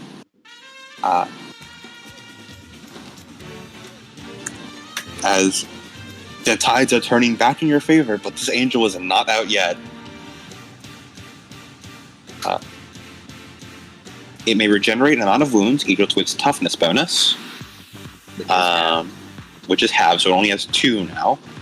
So it can heal 2 wounds, and it's going to do that, and then it's going to burn a fate point to regenerate 1d10 plus toughness bonus in wounds, and heal that. If the regenerated wounds are enough to bring a limb back from critical damage, the angel recovers from all penalties induced by the critical injury. However, angels cannot regrow things that have already been fully destroyed. So it can never get its left arm back, but it's going to try and regrow its right arm right now. The one that's disabled for 5 turns. It rolled an 8. It is sick of your shit. It fully regens its arm. It's also going to spend... Alright, so it's going to spend 2 wounds to heal from its... heal the head a bit, and then it's going to spend 2 and then 8 to fully heal its arm. As the angel screams out to the heavens, as you see the body seems to shift. The stump where you cut off the other arm disappears, and the angel twists as it seems it maneuvers what is left of its body entirely into the other arm, as the whip seems to solidify into a proper sword that seems to segment into a number of sharpened bits and pieces. Also, when an angel spends its last fate point, it goes berserk and gains the superior action trait. This angels with superior action may now treat full actions as if they were half actions. It's not very nice. This angel, thankfully, only has 1 weapon, but if it had multiple weapons, it would be able to attack multiple times around. I like that. So currently, its superior action can't actually do much. Is it turnover? Yeah. Oh no, that was its free action. It's going to do an all-out attack on you now. It's very upset. There's a lot that it did on its free action. Yep. It's going to...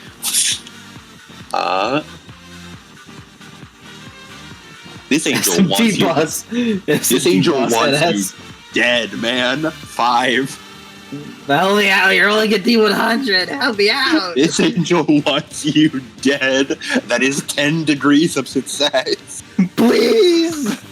This angel wants you fucking dead. Adam's die is awaited easy. I'm just the humble little wizard boy. I literally only gave this man has float, and that is his only AT power and 1 attack. By God, does he want you fucking dead? I'm not just a little boy. Wait. I'm just a little wizard girl. Would you like to roll the parry? I don't have a prog knife. That's right, you don't have a prog knife! You don't have a prog knife! I got rid of it intentionally because I wanted... true. I didn't want it anymore. Okay. I thought she's gotten too good with it. It's very true. Okay. It's okay. So I have a plan. It's okay, Arthur. What is the armor on your head right now? It should be 8, right? Mm-hmm. Well, Okay. I have an ATP. Oh, yeah, you spent your ATP. Okay. So that's 6 armor on your head, right? Yeah. Okay. So he negates all of that because his penetration is 6. What's your toughness bonus? What's my toughness bonus? 3. 3. Okay. Fellas, I mean, look, man. It's not that I was being honorable. I just thought that as a pacifist, she shouldn't be allowed to wield such weapons so readily. Okay, that is going to be an incoming 10 damage to your head.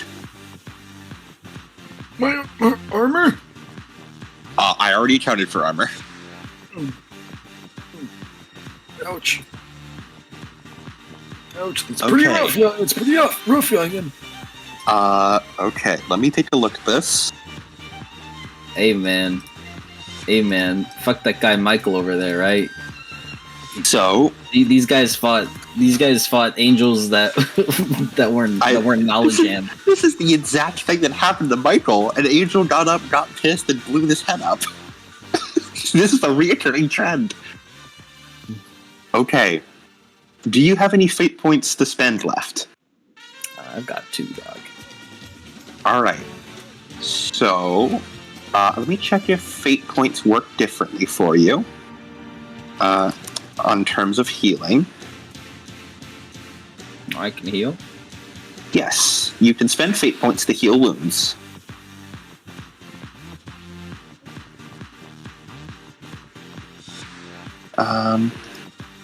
I'm checking this because okay, no, you cannot spend fate points to heal your Evangelion. Yeah, that makes sense, yeah.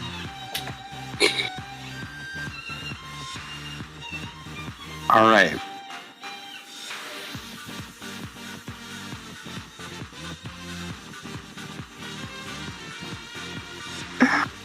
Well, what up, buddy? That is 10 critical damage to the head. Uh-huh. Let me take a look at critical damage. I had strong armor. You did. I had strong armor. This is pretty impressive armor.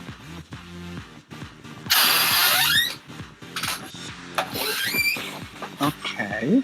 Hey, man, you know what? Look, this is Mike talking, not Henrietta. I'm doing better than that. I'm doing better than Eric, though. You are. I'm doing better than Eric. How much damage I did? About over 30 damage. You did. Most spectacular. Where's energy?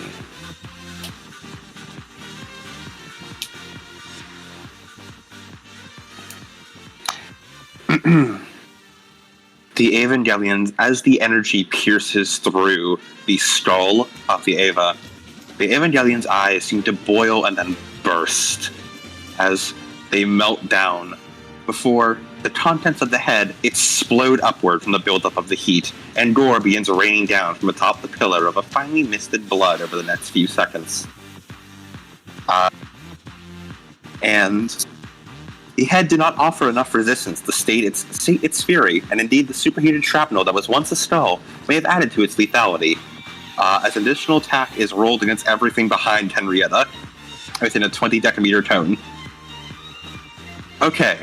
Hey, man, that better not mean what I think it means. I'm going to give you, I would like to say, you should spend a fate point to not, burn a fate point to not have this happen. You'll have your fate point refunded at the end of the session. Well, I mean, if you're just gonna say so, sure. If you're gonna say that, I'll do that, yeah. Yeah. I'd like to not have my fucking band of friends fucking eviscerated. For a moment, you feel your head explode. You feel as the superheated weapon of this angel pierces directly through your skull. And your eyes melt. Blood runs out of the open space of your throat. and you are splattered across the world. She screams, but like whenever the proper head explosion happens, she just kind of stops because, you know, her brain fucking exploded theoretically. Yeah. So Henrietta, pain's so bad, I don't even know what's happening. Yeah. Anymore. Henrietta, you blink. It hasn't happened yet. The sword is coming towards you. You immediately instinctively pull yourself out of the way. Yeah. Roll me 1d5. 4. Take 4 insanity points. As you just witnessed yourself die. Ugh. I hate that. Ow. What's insanity points? So your insanity points are, well, how mentally stable you are. 0 is good. More is not. Every increment of 10 gives you a new trauma. Oh, great. You can check your insanity points on your pilot sheet on the right side of the first page. So I've got 4. I've got no disorders or current trauma, and I've got no degrees. And now, Right. roll me 2d10, please. Oh, okay, sure. Sure, whatever, man. I'll roll 2d10. Mhm. Because you asked me to. 16. Or 10 and 6 if you need separate. Your effective sync ratio goes up by 16. Wait, Oh, 10? that's good. I got 10 and 6. Roll another 10. Oh. Oh. 10. Roll another 10. No, Seven. no, no. Oh, no, Seven. no, no. Oh, no, no, no. Okay. That's 20 plus... That's 33. That is 33. Henrietta, your sync ratio goes up by 33. Hey, that's great, actually. So 33, that's like... It's like 95. Yeah. Hey, Okay. 95. Okay. Man, get some crazier music, bro. Yeah, get some crazier music. Let's get extra crazy music. Yeah, like extra crazy. This is too quiet. I can barely hear this. Anyone wanted to be authentic? Well, I want my ears to bleed. Much like Henrietta's ears. Exactly. Okay. Oh, I almost forgot your feedback threshold. Yeah. What? Why don't you just forget that? Wait, no. You didn't actually take the damage. You just saw yourself take the damage. Yeah, that's So what I it doesn't thought. actually trigger. That's what I thought. Okay. Where is sync ratio? So what are you at right now? 95? 95, yes. Okay. 52 So plus you are- 33. You have an effective over 100. Yes. So your feedback threshold is now 0. That's And you take 1d10 points of Edo barrier damage each round. what is that even?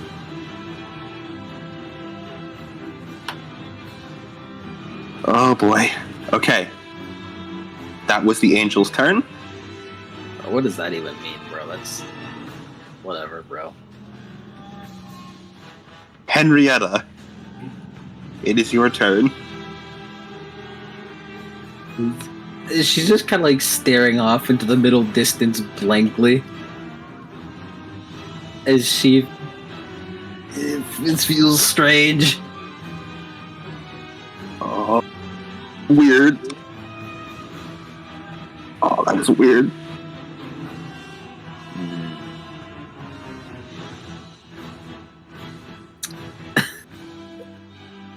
I don't think Henrietta's all there right now.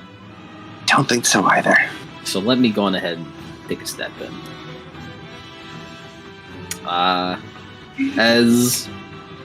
Okay, so for the sake of inertia, what counts as... For me, what counts as an object? Anything that does not have an AT field. Okay.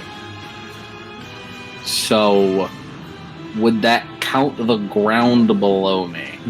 You can rip out chunks of it, yes. Yes, yes. I would allow that. Okay, so Here's my plan. Fall damage is badass.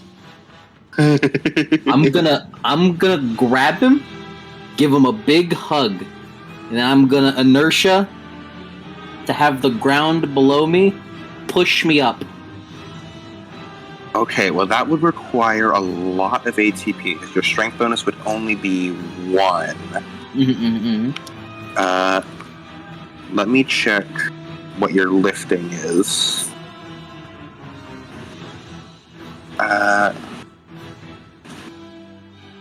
Okay, let me... It's funny that Ava of this size does not get a bonus to like lifting or anything.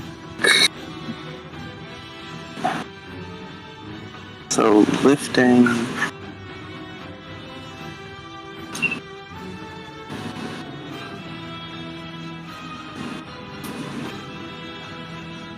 I didn't expect that need to learn lifting rules. I forgot that you exist. What do you mean me? Your inertia. Ah, right. It is lifting. It's all about lifting rules. Mm-hmm. So you're accusing me or some shit. No, I would never. Okay, Who's that? Who's that just showed up there?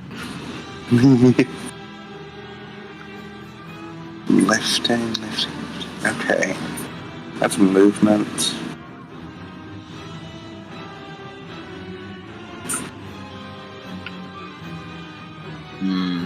Can I play a Final Fantasy 16 game?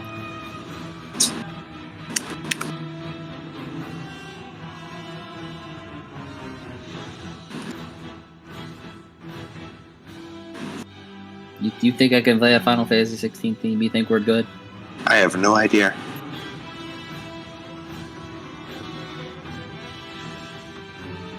Well,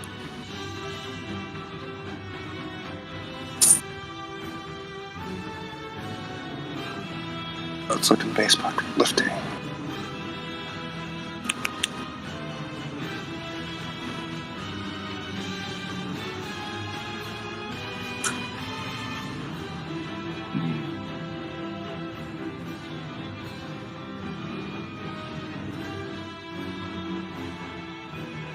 Okay.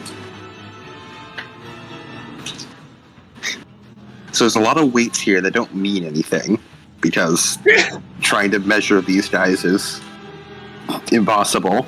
literally, I'm pretty sure the book says don't do that. I would say, because like, for the equivalent of a human, a lifting strength of 1 is Bad. like 4 kilograms. Mm-hmm.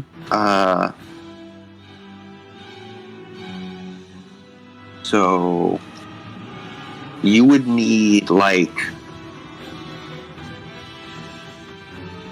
probably like an extra 0, so probably like a 12 lifting strength to do that. To like lift a lifting bonus? Yeah, a 12 strength bonus for the purposes of lifting. Okay, well I have 6 ATS. Tournament actually have 9 ATS right now. Oh right, true.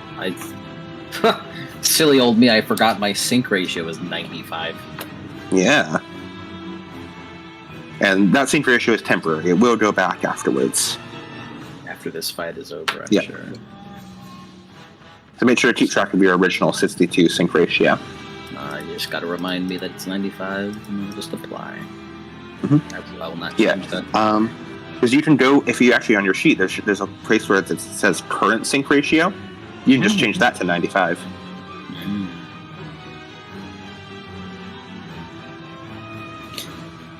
And your feedback threshold is currently 0.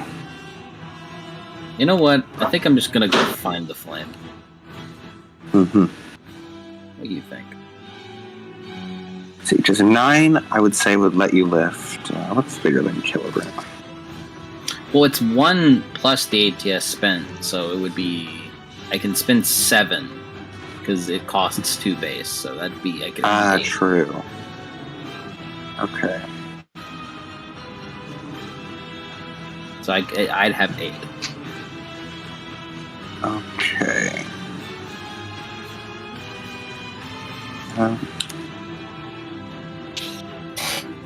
We're learning. We're entering the more complicated parts of this game. So since they do meters to decameters, I'll up it from kilograms to tons.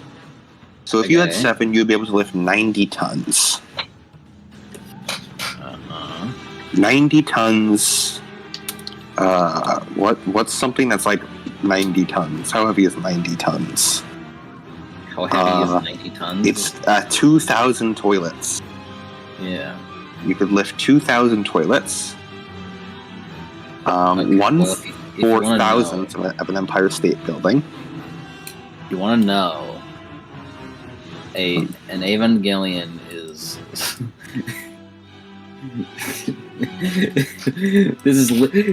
Wait a second. This isn't inertia. This is lifting. This is lifting with extra steps. Well, an Ava that's like 700 1 tons. is 700 to 96,000. Yeah, you would not be able to lift this angel because it's roughly comparable in size to you. You could lift a lot of things, but not an angel. Yeah. Not like you could throw ground at it. Maybe. This is just lifting strength with extra rules. I've been Wait a betrayed. minute. We pull the mask off like Scooby-Doo. Lifting rules. Like, telekinesis. Wait a second. Wait a minute.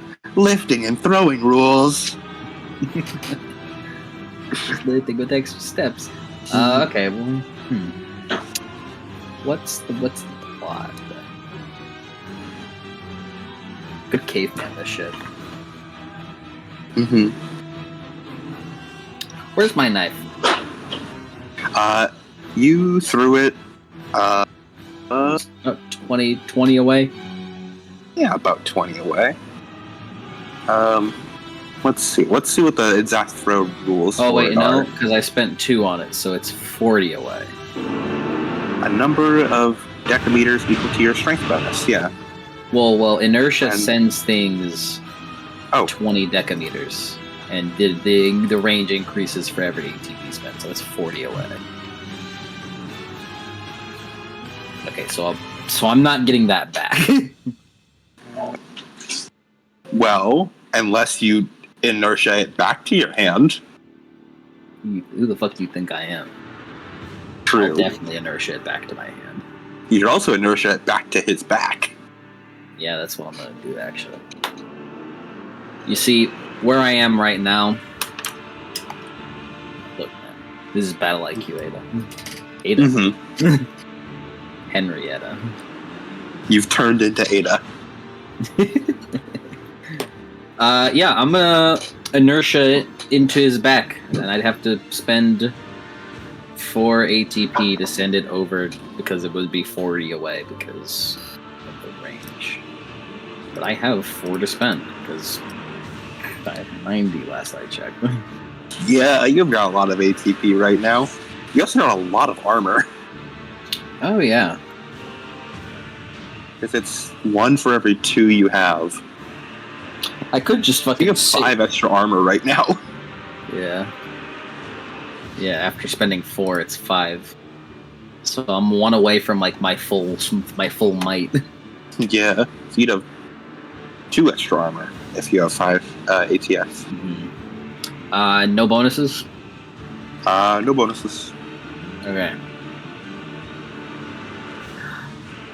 Well, I wish I knew this would be ballistic skill because I'm terrible at ballistics.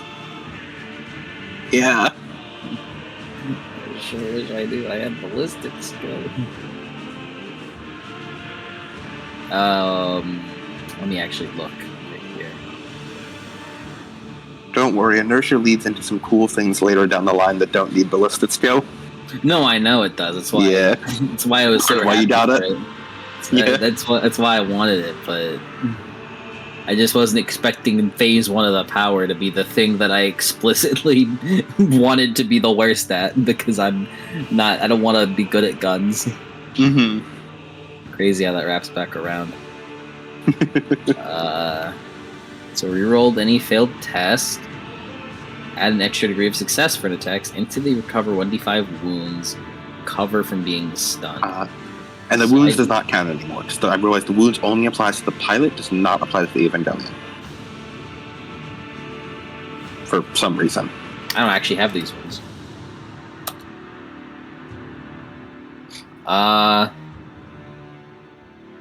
Yeah. Okay. Just roll, and I'll keep a fate ready. Does burning a fate get rid of one of my current fate points? It gets rid of like your maximum fate points. Okay, so like if you had, if I have 2 currently and I burn 1, would I still have 2 right now? what's your maximum fate? 3. No, you still have 2. Okay. I got a 19 anyways. All right, cool. Just do be careful. It's very hard to get back fate that you have burnt. All right, 19. This whole process will be much easier once we are a team. I'm not. Yes, very much so. I'm not supposed to be here by myself, man. This is not where you're meant to be. Not at all. But who needs them? It'll be very cool because I did get some degree of success. Mm-hmm. Cool. Yeah, you guys have been struggling, but you have been winning against the Angels so far. You know, you've all had to spend fate points, but you know, you've winning. Mm-hmm.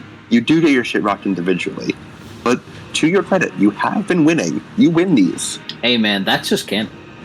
Yeah. Okay. 19, that hits. Yep. It was a 19 under my 29 ballistic skill. So that's 1 degree of success. Okay, so that is... He has an AT strength of 9. So that's 1 degree of success, so that's 8. And then your ATS is more than enough to cut through. Yep, that hits. That breaches. Alright. Okay, so, roll damage. Yep, the +1. And 19, that hits his head. Alright, well, you know, I got... You know me. I got another max roll because it's advantage on a damage roll. Oh my god. You know me, boss. Oh my god. And then an 8. So that is a 6 plus 8. Call this one high diff in the streets. Hey man, it only hit me once. Call this low diff. Or mid diff. This is a high diff for the Angel. But it's like is what he's saying. How much damage? 6 plus 8. Okay. 6 plus 8. Is the damage yeah, increased? that's full damage. That's because of the full ATS I spent, or is that on breach? Yeah. So no, the ATS increases the strength bonus, which does increase the damage. It doesn't matter though. You've maxed out his crit damage on his head. You've destroyed his head. Nice. Let me check rending on the head. Rending. I'll get these memorized one of these days. It'll be okay. Whenever we actually start the campaign and stuff. Alright. Alright, well, I'm gonna play this now.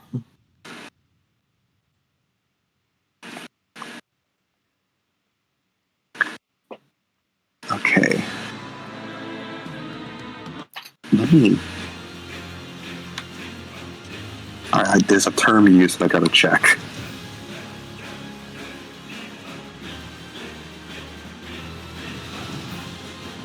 Oh my god.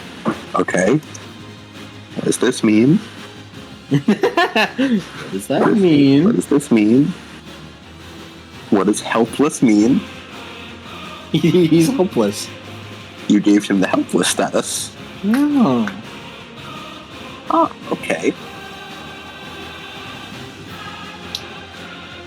Do you think because I launched it at him towards the back of his head, and I was like in front of him, do you think it would launch do you think I could try to catch it? You take a second half. You take a second half action to ready weapon. I'll let you do that. I'll see what the helpless does. Then I'll make plans to spend my half action to potentially catch it. As the knife flies through the air. It severs cleanly through the angel's neck as the head flies off in a brutal display of gore. The angel is now blind. However, thanks to angelic senses, he can still see everything within a range of 20 decameters. He also has his toughness bonus. Again, his toughness bonus is now 1. That's great. And he is also now considered helpless. Any and all weapon attacks on him, or ballistic attacks, are considered automatic successes. Alright, I got a plan then. And damage is rolled twice. He also, the cut is so deep, it inflicts 1d10 automatic running damage on the body. This damage is automatically critical in nature. Roll another 1d10, please. Oh, okay. 9.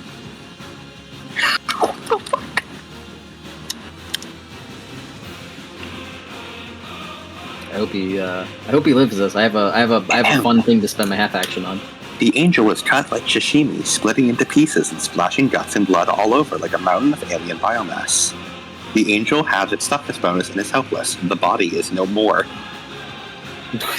What does that mean?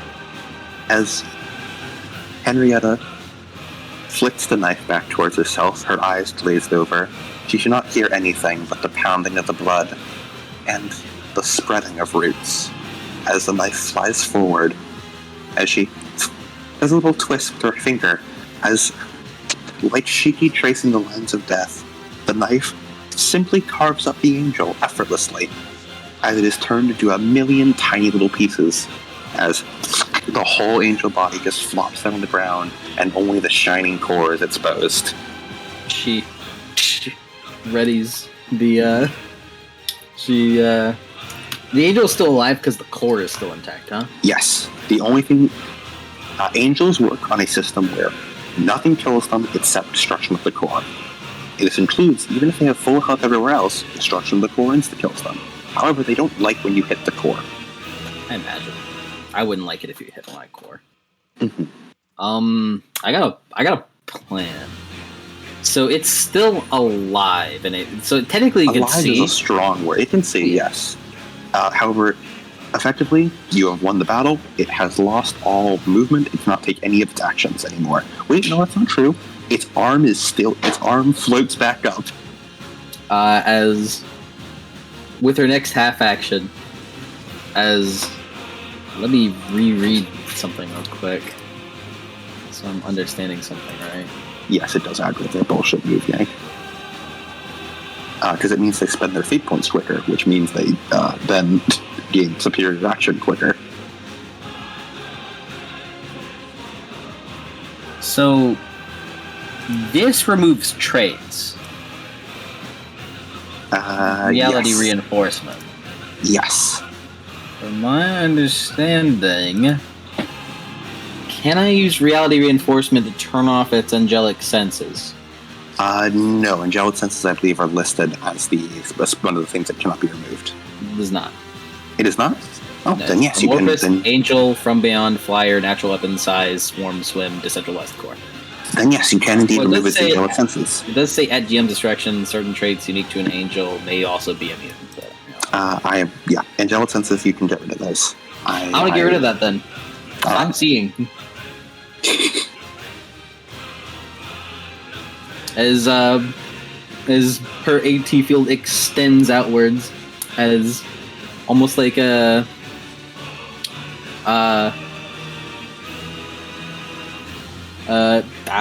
you describe it, man. As you got it. I will describe this from the angel's perspective. As everything stops, the body falls apart. As the heart is exposed and immediately entangled in millions of roots, all senses are lost. Only the pulsing of the roots against it.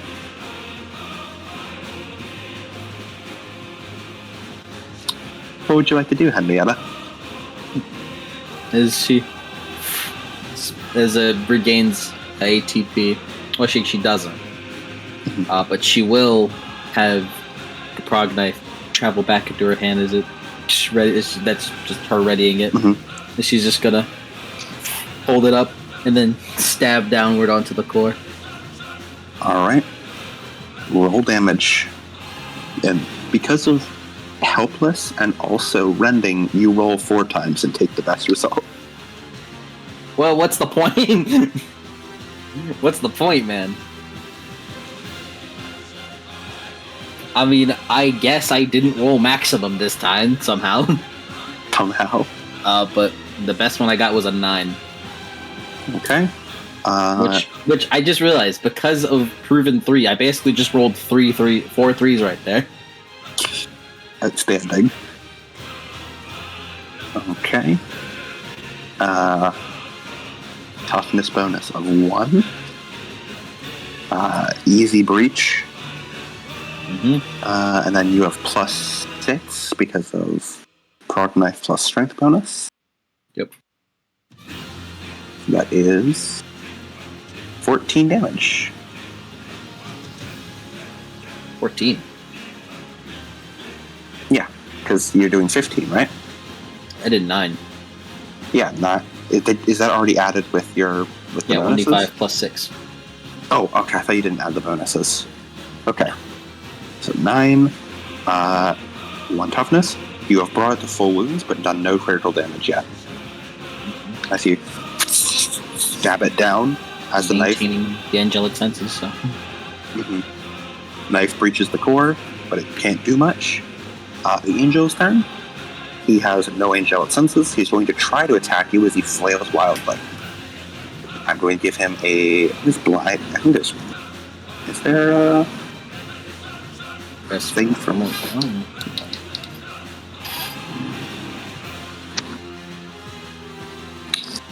I'm going to give him -50 because he's blind. It's understandable, really. He rolled a 53, which is not higher than, does not succeed his, his base 80 ballistic, base 80 weaponry. I can't believe it. He got something higher than a single-digit number. You finally broke him. Now he's rolling above single digits. All right, well, nice turn, boss. Nice turn. Anyways, back to me, Nice Bob. bitch. Nice bitch. Nice son, nice bitch. I don't want to roll anymore. The first roll I got and the damage was max, so. Alright, yep. This is guaranteed death, I believe. How would you like to do this? As she kind of, stabs into it and, shish kebabs it a bit. As,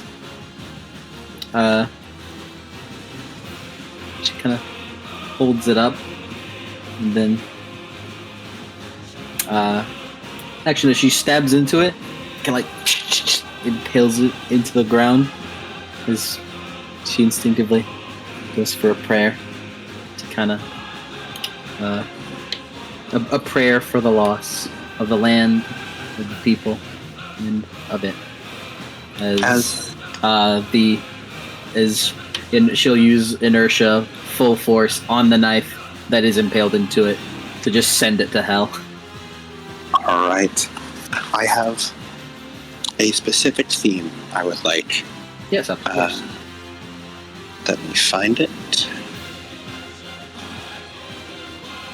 Of course. Let me get this out of the way. My good sir. Thank you, my good sir. This may possibly be a wildly successful battle. It's funny, I was anticipating being really badly bad when it comes to collateral, because my fighting style is that I'm not supposed to be good at fighting. And the way I fight is I use sync ratio to throw shit. She just throws things around. Yeah, I mean, I found a way to extra attack as a wizard, so. I love that the first person to get the extra attack is the fucking wizard. None of the combat classes, but the wizard. Shadow Wizard money game, bruh. As the angel's core begins to glow white hot, as Kaiser, his eyes open wide, Henrietta not hearing him at all as he panics. Henrietta, you vaguely hear something about how the core explodes when it's hit. I'm glad I sent it to hell then.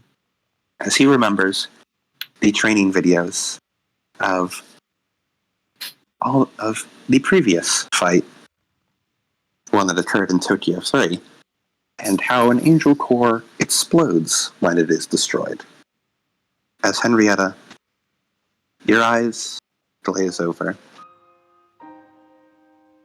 You see in front of you a large, endless path of roots. As you see a small core glowing white hot in front of you. As you walk over towards it, as you kneel down and cup your hands together, closing your eyes, as you say a prayer for it, gently you rub your hands across the core. It seems to tremble under your touch, as though afraid. As you calmly say your prayer and pull it close to you, as though giving it a hug. As it melts away in your grasp, as you hold a small seed that you close tightly and press to your chest. In the real world, Henrietta slams the knife down, sending the core straight into the ground as it pulses and glows before it falls silent, not exploding. Henrietta, because you dealt over 10 critical damage, the angel's core does not explode.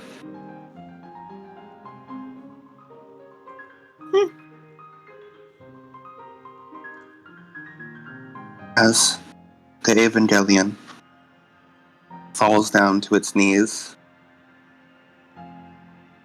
almost instinctively going into a prayer position, as the hatch opens up and opens up to fresh air.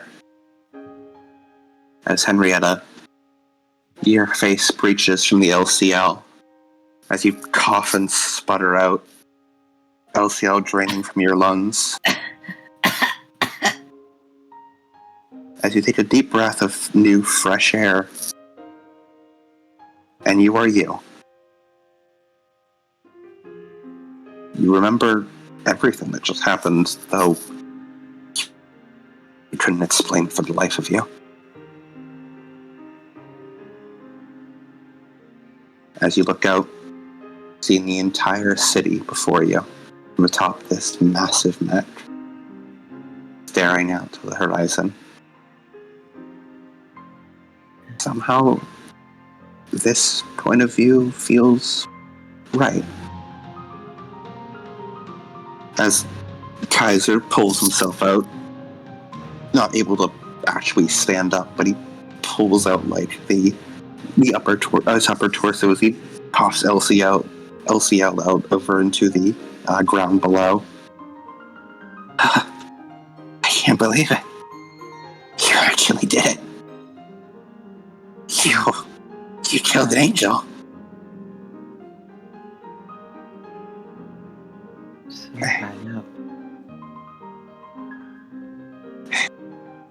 Hey now, don't go falling on me.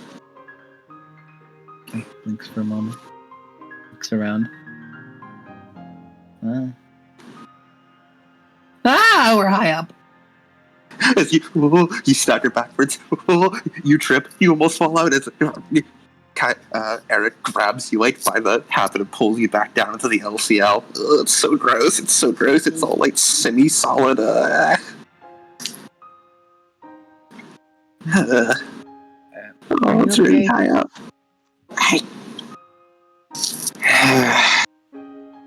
I'll be fine. Thought this would finally be my chance to show off. At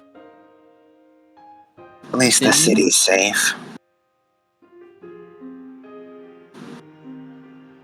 But didn't you? Huh? Like hell I did. All I did was get my ass beat, and then you took care of the rest. Shoots him in the forehead. Ow. No swearing. Huh. huh? You just turned that thing to sashimi and you're upset about swearing? I don't like it. You're a weird girl, he points at you. How am I weird? You know you're not even supposed to be able to pilot these things without this? He gestures the suit he's wearing with all the tubes attached. You're weird. It's not me.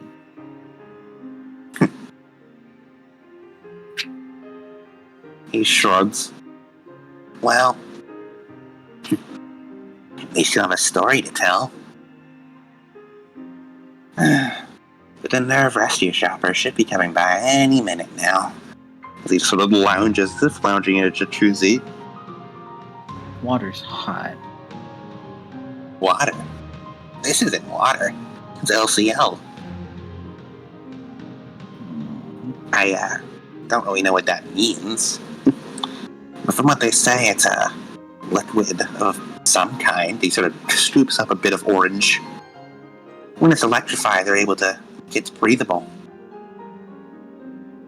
Gets under the clothes, though. As you've been trying to ignore it for now, but now you kind of feel it. The LCL's like sticking to your skin. It's under every part of your clothes. You can feel it under your nails. You can still sort of feel it in your throat. Oh, this is so unpleasant. I don't like it. I kind of like it. It has that sweet smell to it, you know? Kind of like blood. I don't like the smell of blood. You sure? He looks over to a massive pool of blood from where the angel was that is big enough to actually flood bits of the city and cover it. I hope everyone's okay. I'm sure there were some casualties, but to be honest, it's been surprisingly minimal. A lot better than I thought it would go.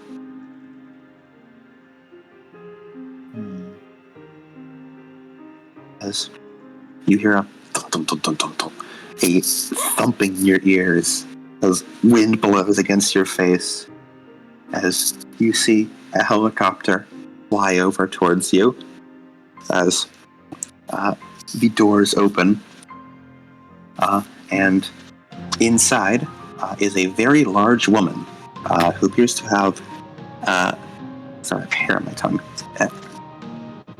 Long black hair, and is wearing like a mink dress with a nerve branded, like the Masato jacket. Mm-hmm. One of those over the pretty mink dress. She has a number of scars on her face and is heavily muscled. As she gives a little smile as she waves over. You all right? Everyone all right over there? I think so. My oh my. Who are you? My name's Henrietta Simon. Were you the one who actually performed this battle?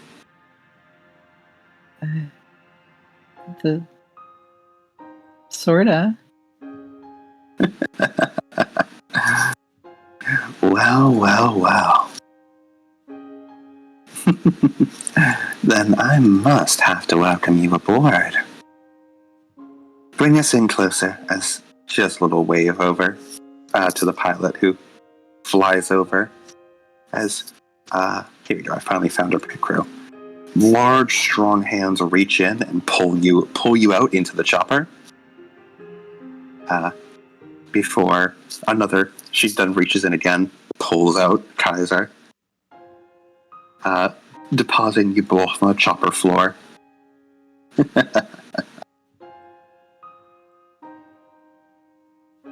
Wow. No blitzing whatsoever. And yet from the looks of those moves, you performed exceptionally.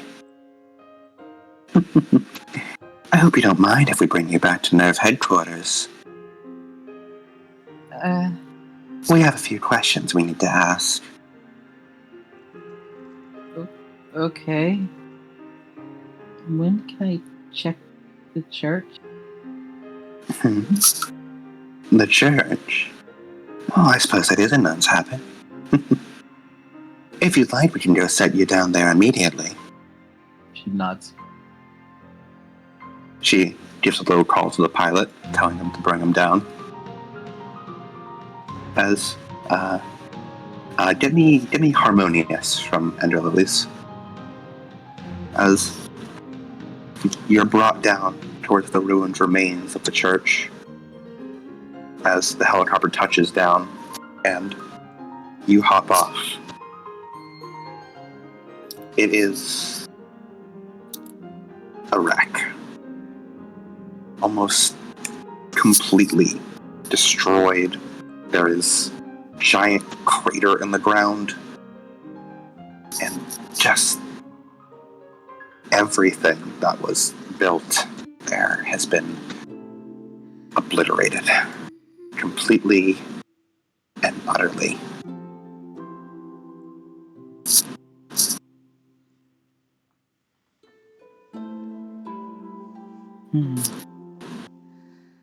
Kind of like taps at it, frowning. As you dig through it, looking for any bits and pieces that's left. As you manage to find, as you push across a floorboard, you see a little large indent hole, presumably made from where the Evangelion hits and made a small little crater in there that dips down into the earth.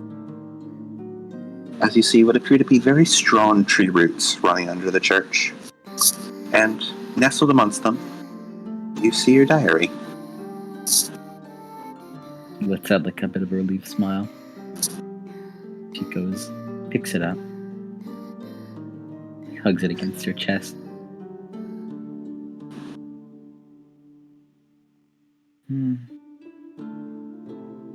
As you feel a very strong hand on your shoulder that pretty much covers your entire back. She's gonna eat. Sorry for scaring you, little miss. You used to live here? She nods.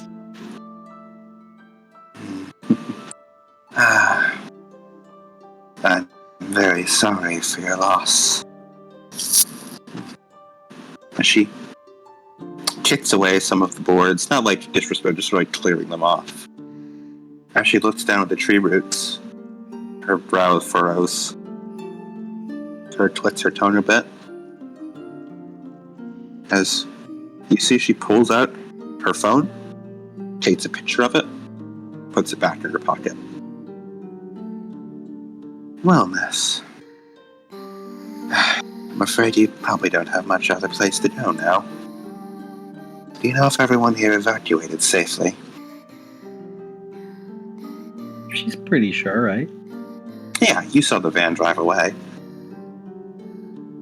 And you made personally sure no one was left behind. Yes. I made sure no one was left. A kind heart on you.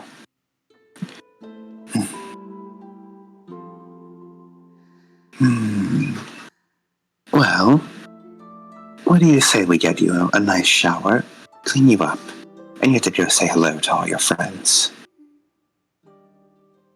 I think that'd be nice. Wonderful. Here, we'll give you a ride. As she goes over, climbing into the helicopter and helping you up, as she sits down across from you. Where are my manners? I never did introduce myself. I am Yvonne Kraus, Director of Operations for Nerve Berlin. Hello, Miss Kraus.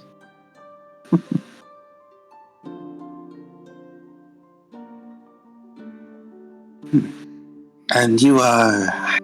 I suppose we should go for the formal introduction, yes? Henrietta, Simon, Mm-hmm. Ed.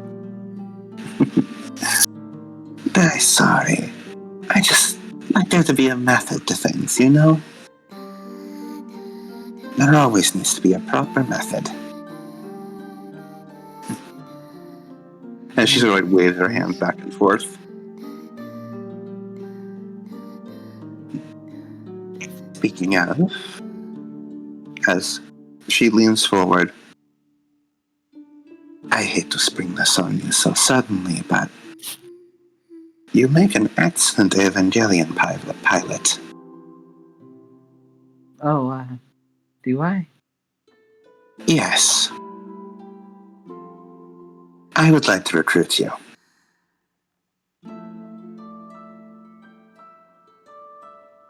I would like you to pilot that mech again. Fight more angels. But what about Eric? Eric looks over. Yeah, what about me?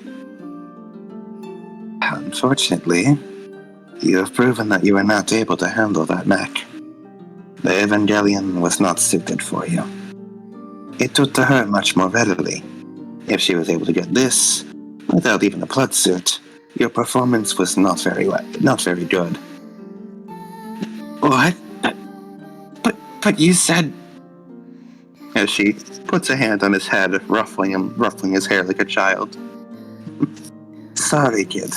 Not your day. But I finally got a chance to walk. And this lady managed to run. So, Frowns. Like, she did not like that analogy at all. As she looks back to you. So, Miss Simon, we would like to recruit you. You will be using the Evangelion, Unit 03. You'll be protecting more people all over the world.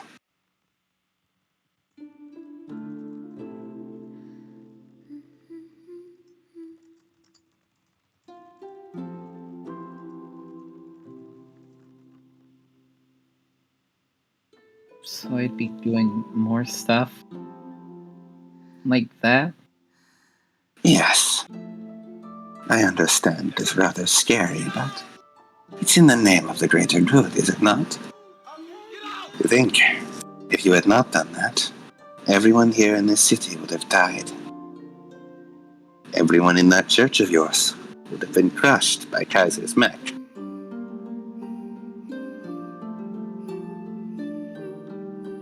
It is only because of you that they are alive. If you accept, you will be able to do that elsewhere in the world. You will stop this from happening everywhere.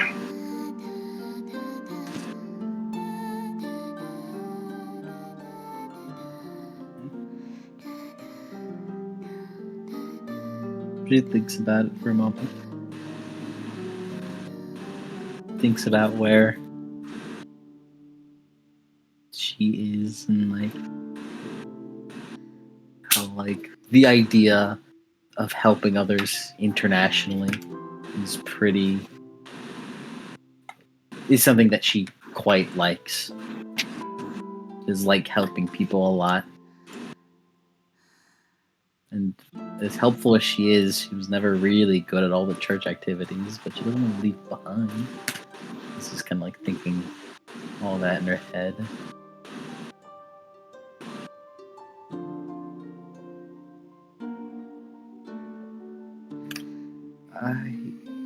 I'll have to think about it. I see. Well, I certainly hope you decide to join us. The world could use your expertise. Millions. Nay, billions could. These angel attacks will only be getting more frequent. And skilled pilots like you are exactly what we need right now. And Henrietta, empathetic as you are, you can't help but notice the little, almost flinch that Eric next to you gave on the way she emphasized the word skilled. Really, you're like Henrietta doesn't have much of a shit list, but you're starting to get onto it, lady.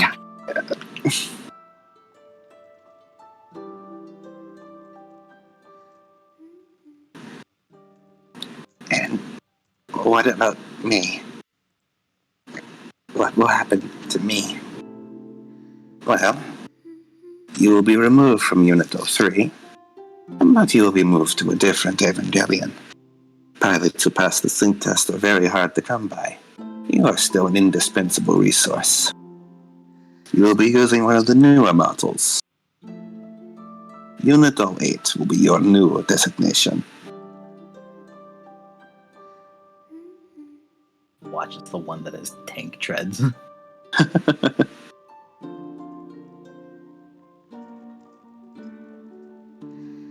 As you notice, he does seem to breathe a sigh of relief that he will still get to at least use an Evangelion, even if it wasn't this one. That's good. Henrietta does notice that Miss Klaus over here is saying that he will be moved to a new unit, as though 03 was taken. Yes. Yeah, she did, yeah.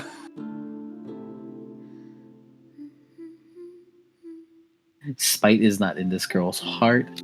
If she were spiteful, she would not join just to prove her wrong. There's no spite in this girl's heart. She's too kind for it. Even if this lady is a meanie. She's a very mean lady.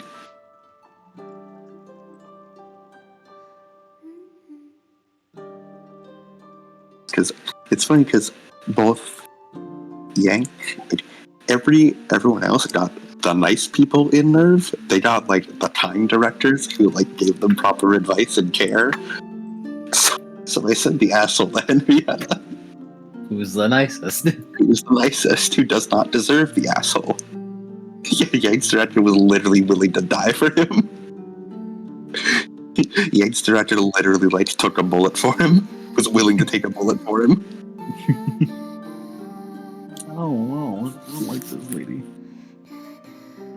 As the helicopter ride progresses in silence before eventually reaching the Nerve headquarters for Berlin. As the helicopter sets down, Henrietta, you step off the helicopter, and you notice that it's a couple of soldiers, or people in black suits, bring out a little wheelchair for Kaiser, as he is helped into it.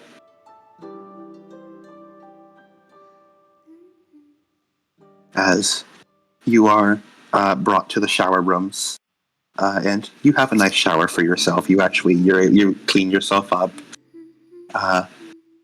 and That's good. I probably didn't get much of a chance to clean up very well in the morning, considering how quickly. yeah, you have a long shower, and when you step out of the shower, you notice that a clean press suit of what appeared to be a nerve outfit is left behind for you, as your nun outfit was kind of covered in LCL. With my habit. I want to wear my habit. Or Currently- remain free for now. Currently, it is free. It despises the freedom. It longs for the habit. It is too cold outside the habit. But I'm wearing a military uniform, but I have a nun habit. That's the Gap boy. Put it back on. You see a little note that says, your clothes are in the wash, and then there's like a little thumbs up drawn on it. You should have just dried it off. I cleaned it myself.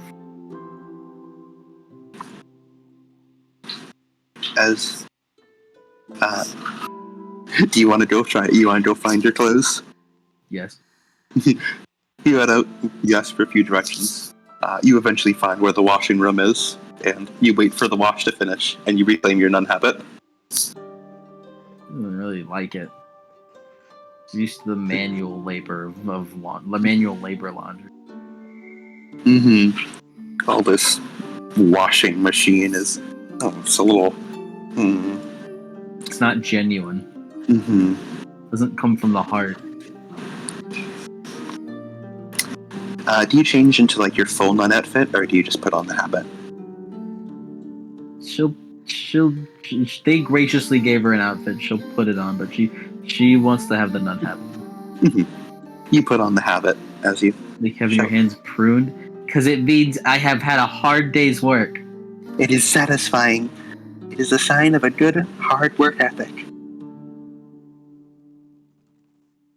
As you adjust the habit. I'm Feels much traditional. I'm a trad.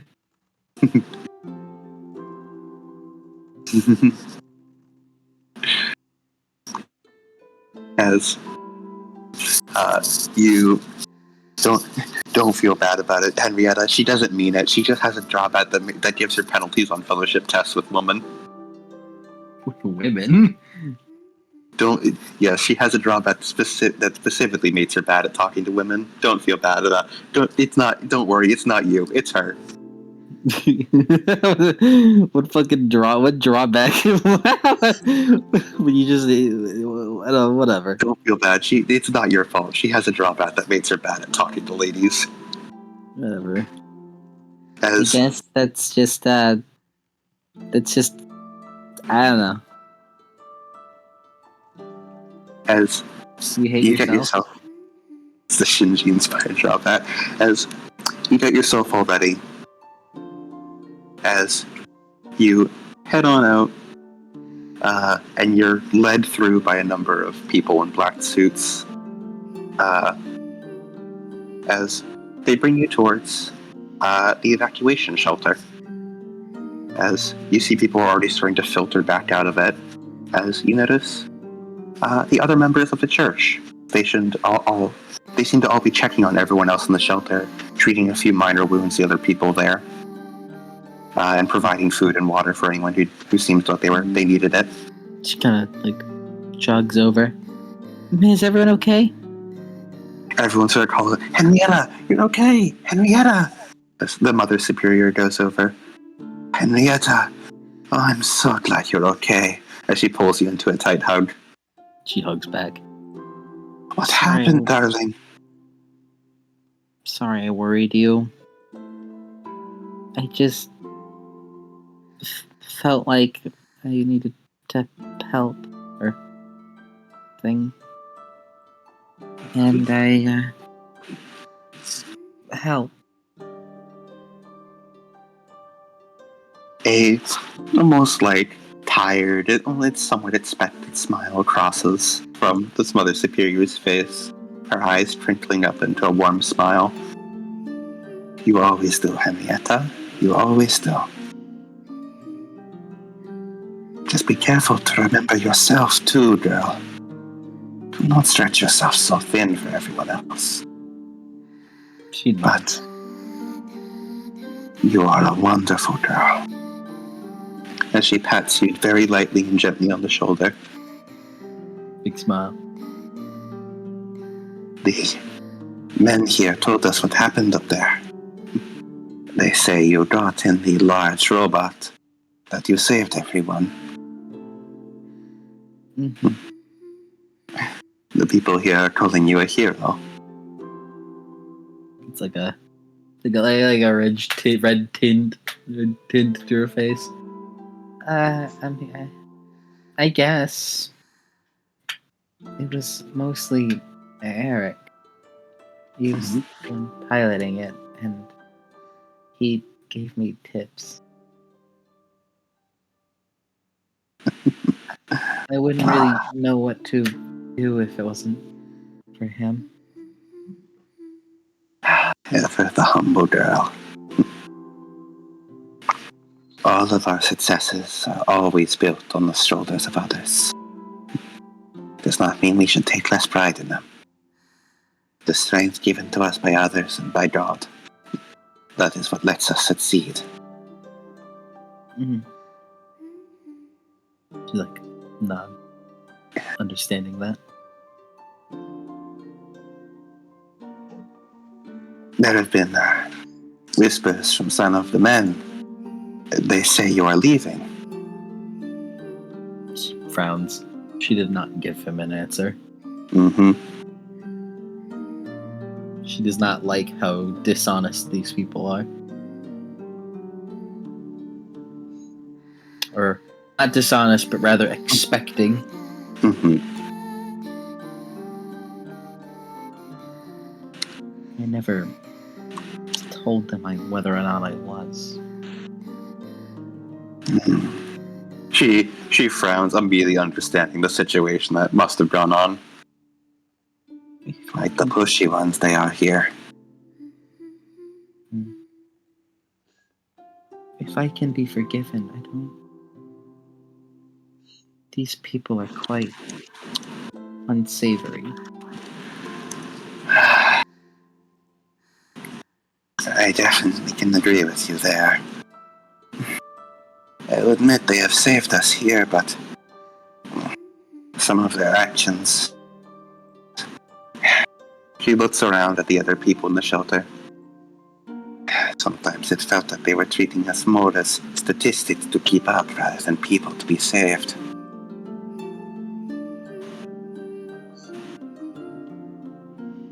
Thankfully, though, everyone is still alive. Mm-hmm. Of course. They said if I was recruited, I could help more people.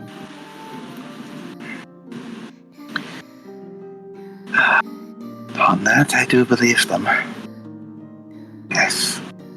If that monster, the mockery they call an angel so blasphemously, if it were not stopped... She shakes her head. I do not want to think of what would happen to the people here. She nods.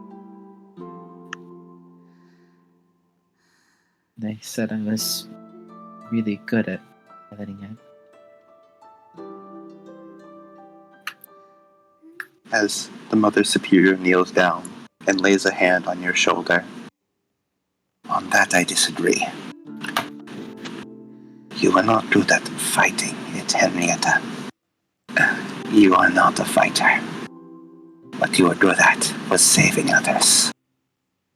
At protecting the people around you.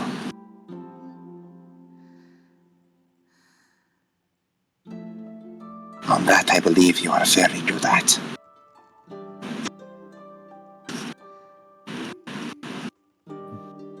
She sort of nods.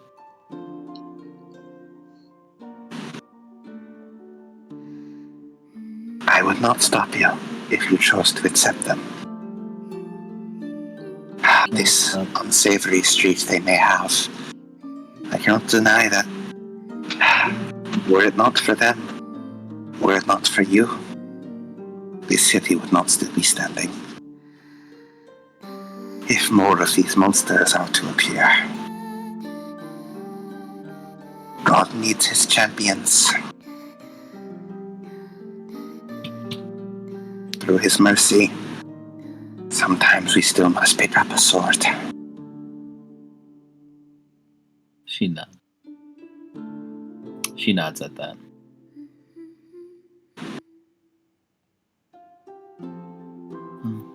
But I would never force a decision on you. If you wish to remain here, everyone would still be happy to have you. Your care, your heart, would always be invaluable in rebuilding the church. But, should you choose, we would all happily send you off for you to save everyone else in this world. Protect all of God's children.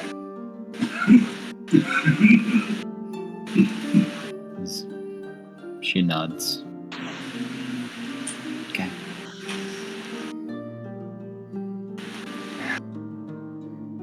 I'll go talk to them real quick.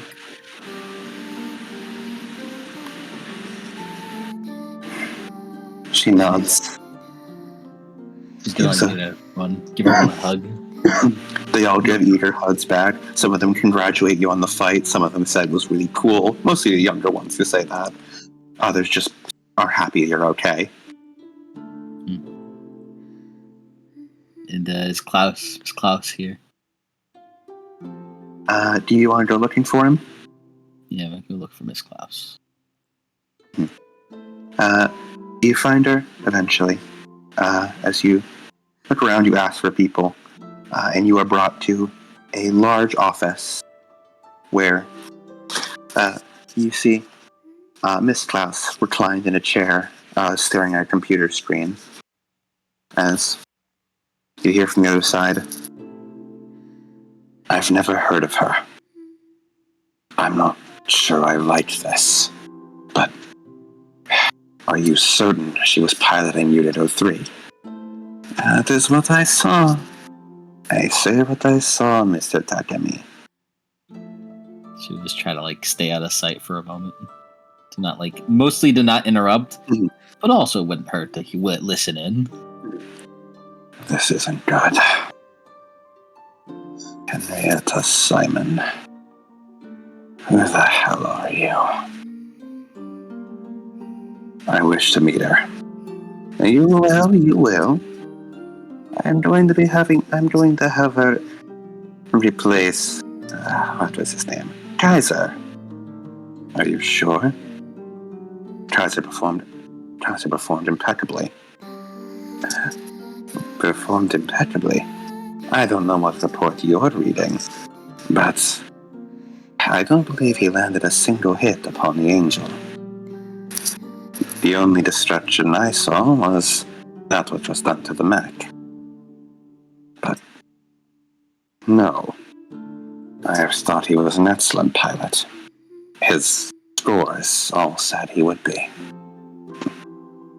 It seems he performed better in a testing environment than in an actual battlefield. We'll be keeping him on. Well, that is a rather bold statement, and it is one I'm standing by. As director of Nerve, it's my final call. Find him a new Evangelion to pilot. We won't be losing such new talent so easily. Don't worry, I'll be sending him to Unit 08. Understood. Arrange Unit 03 to be transferred to Berlin, or to be transferred to Turkey 03. I'll be transferring Unit H from Boston to you. Thank you. Do you know where Miss Simon is right now? I believe she is in the shelter, meeting with her friends from her church. I see. I hope you are giving her time to contemplate the options. I am not sure why you say that.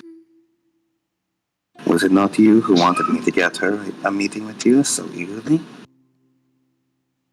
We should still at least give them time before forcing our hand. I understand the fate of the world is at stake. We shouldn't be treating them like gods in the machine. I heard you the first time, Mr. Takemi. It is for the sake of the world, is it not? It is. And if these people do not fight, then, yes, the world is over. Then the methods justify the means. The ends justify the means.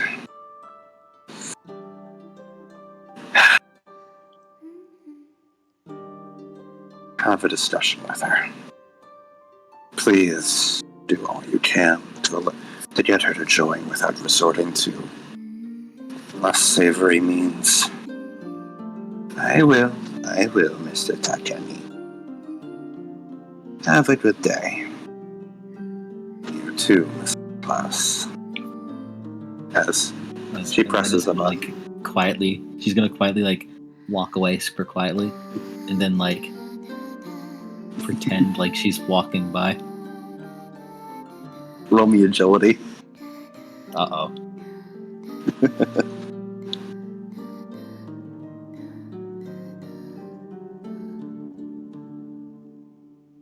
Hold on. I got up from my station at my desk because we were done fighting. Mm-hmm. I go back to the proper computer.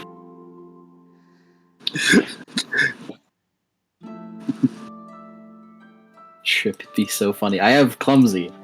I have a minus 10 on this agility roll, so. Mm-hmm. She does have the clumsy drawback. She's very clumsy. She is literally the cute clumsy girl.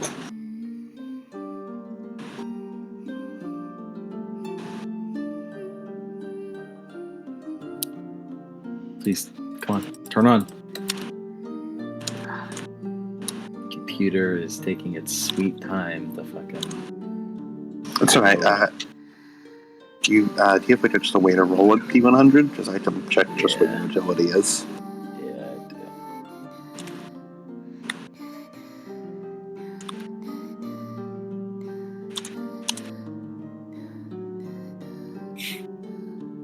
I wonder if I should spend a fate point. I mean, you'll be getting them all back by the end. This is the end of it. You'll be getting them all back by the time campaign proper begins. I'd be using my sync ratio, wouldn't it? Or was that? No, that's only when you're in an Evangelion. Mm-hmm. You could try. Why not? I don't think it. No, it didn't work. 39. As you try to turn around, stealthily walk away, immediately trip over yourself, as you land face first onto the ground. Oh. As Miss Claus stands up from her seat, as she peeks her head out to the hallway, as you try and pick yourself up and dust yourself off, straighten out your habit. Mm-hmm. Someone's a little clumsy, I see. Yeah.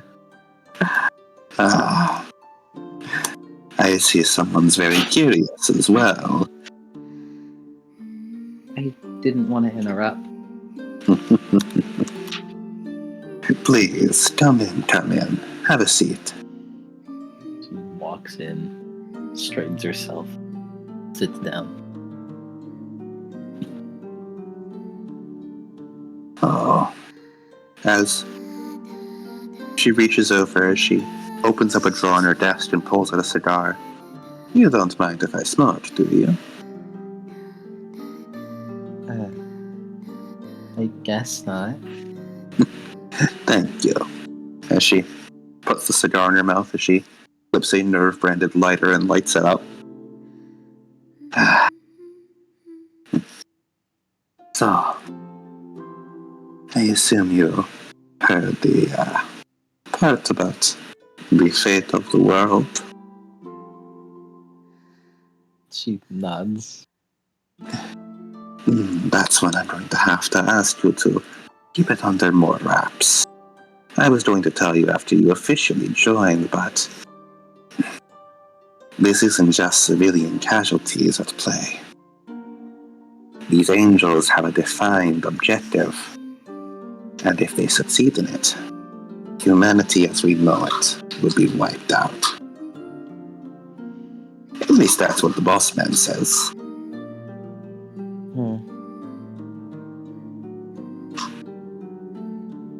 Tokyo 3.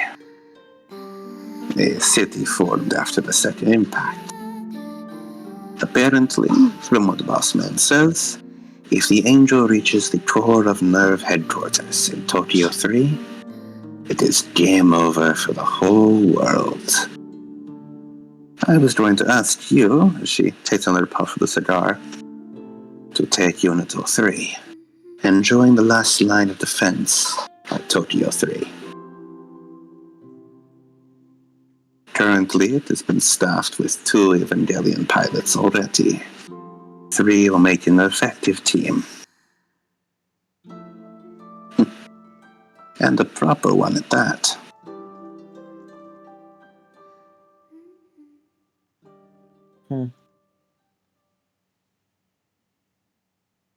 All 3 of the prototype Evangelions in one place.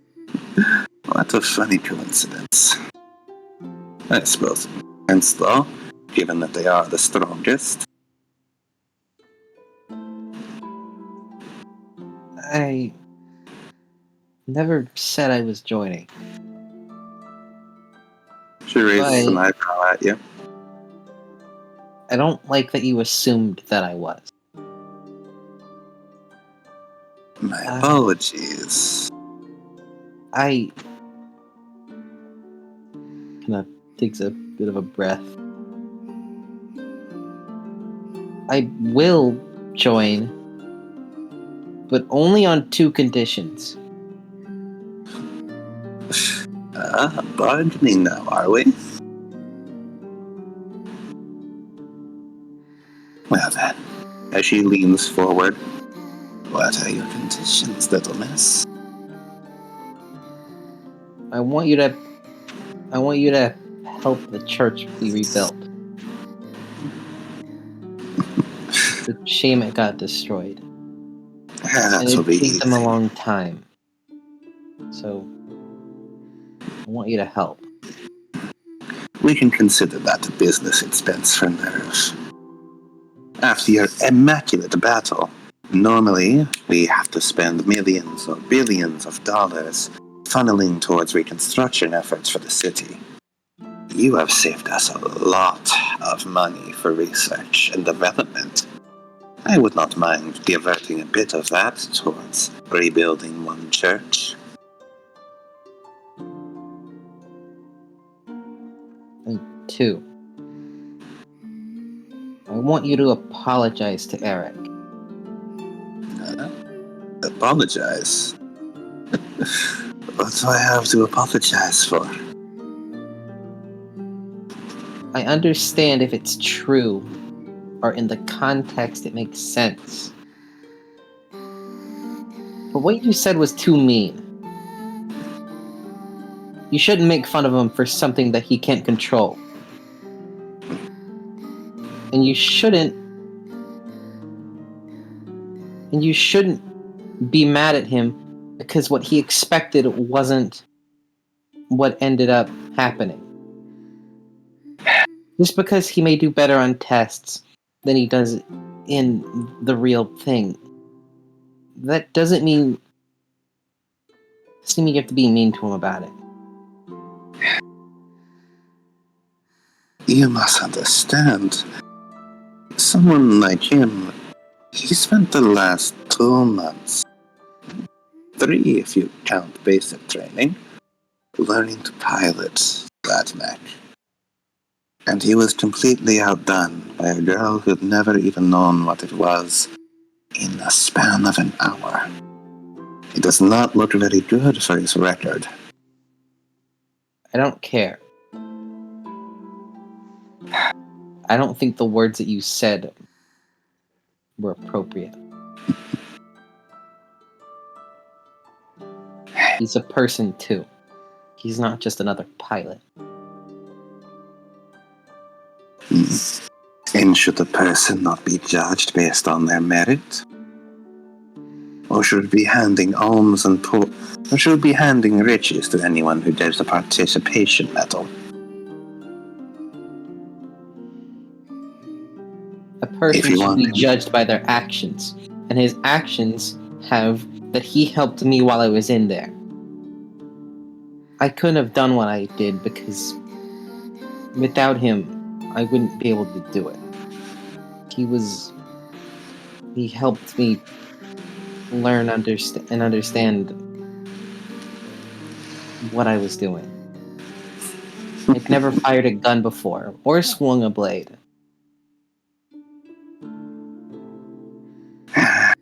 Very well, very well.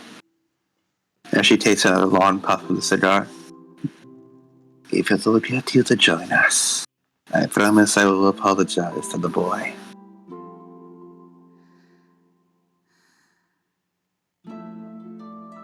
Don't be condescending. He doesn't like to be looked down on like that. It's a person. I will do my very best. So, those are only 2 conditions for joining? She nods. I don't suppose you speak Japanese, do you? No? Then that is what we will begin training first. See, I'll be deploying you to Tokyo 3. Everyone there will be speaking Japanese, or bits and pieces of English. Do you speak English? As I should mention, everyone's been talking in, German. Yeah, we've been speaking German. Yeah, everyone in this whole session has been speaking German the whole time.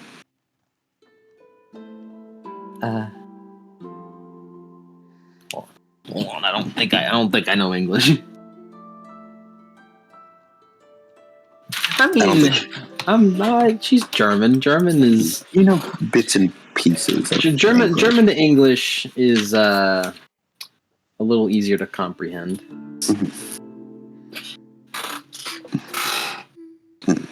Not fluent, I see. No. That is fine.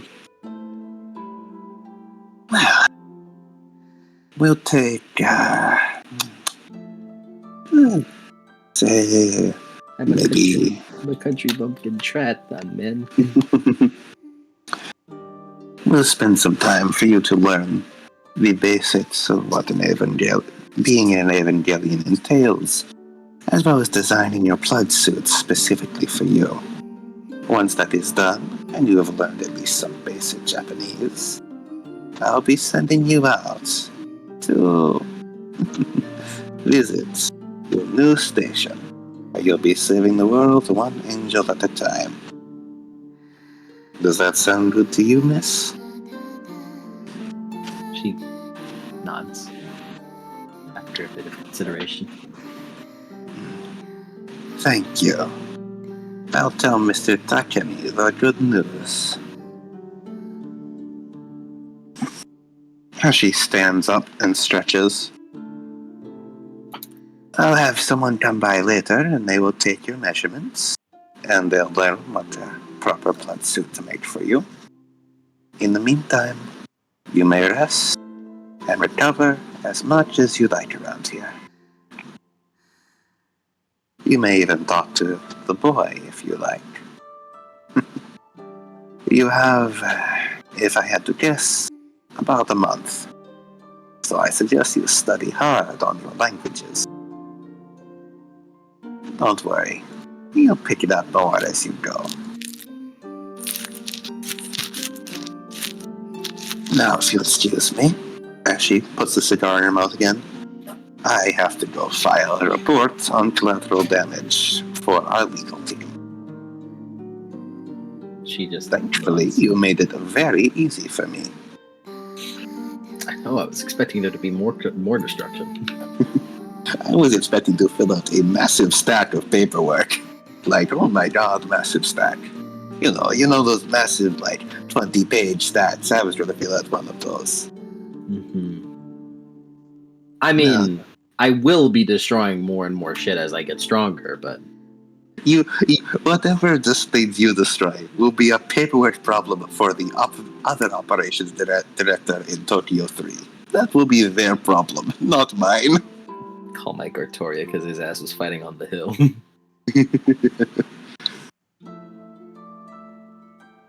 as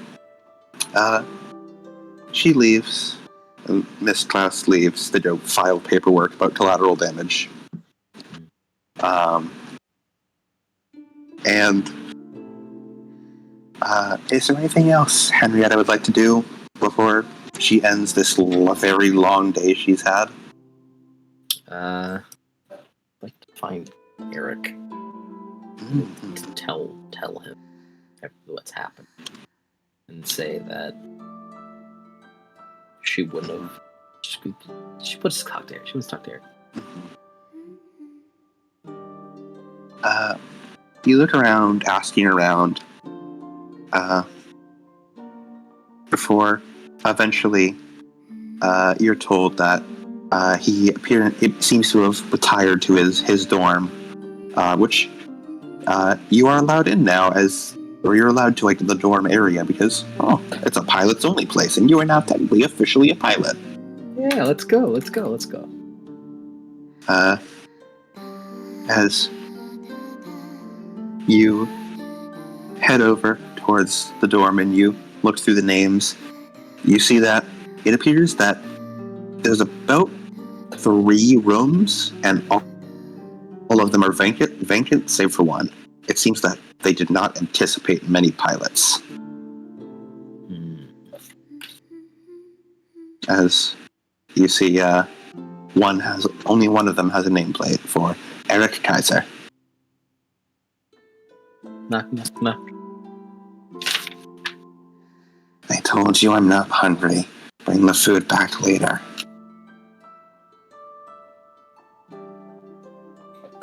Well, I didn't bring any food, so... Huh? Oh, it's you.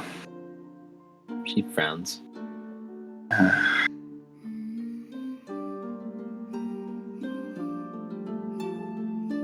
What do you want?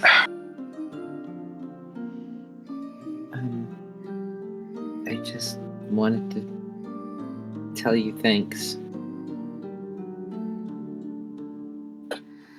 For what? Being able to get the state-of-the-art Evangelion? No. For helping me. I wouldn't have really known what to do there. Without you. You seem like you knew what you were doing just fine. Not like I was much help anyway. All I could do is say some shit like, maybe try a gun. Maybe try stabbing it. And it helped. I'm not good at on-the-fly decisions. So, it helped.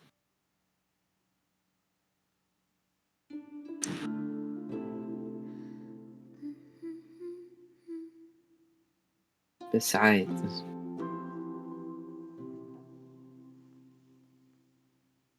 Kind of tries to think her words carefully.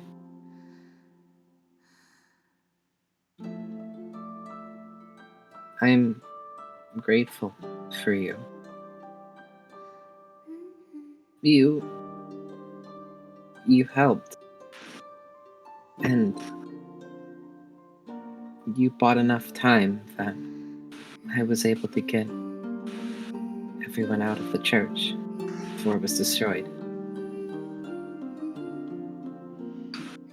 I don't care what you think, but you helped me. And the people I consider my family and my friends. So, I don't want you beating yourself up over that.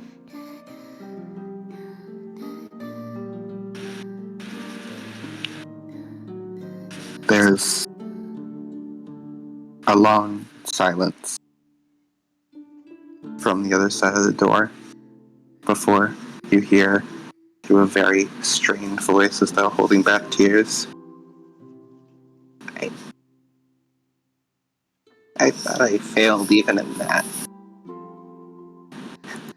No. Even through an offhanded remark, I I promised I'd defend your church, and the very next day, I'm the one who destroyed it by falling on it.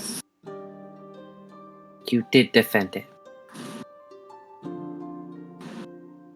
The church, a lot of memories were in it. But the most memories were with the people that were in it. You held it off long enough so that I could make sure that the people and the ones that had those memories lived. The church is just a building. We can remake it. I'm not worried about some house. I'm worried about the people in it.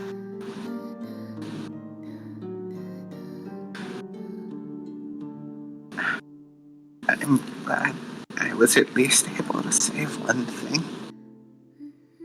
Of course you were. You always are. No matter what that mean lady says.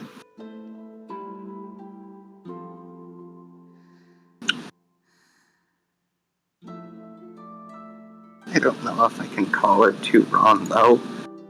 I don't care. Her words are uncouth. And they're blunt. That may be what's best to be heard. But I don't care. Because it's not what you need to hear.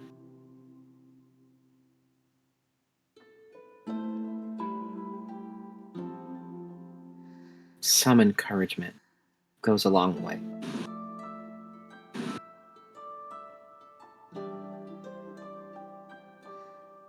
You can come in if you want. She takes a moment before,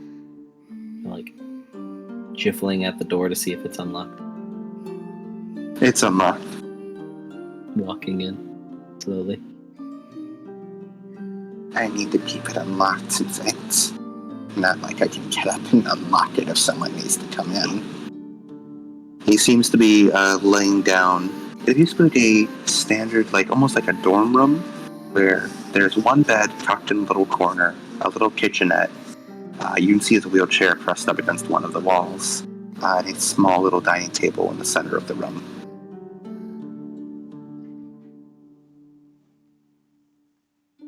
There's a hot cocoa machine on the counter if you want some. She shakes her head. I wouldn't know how to use it.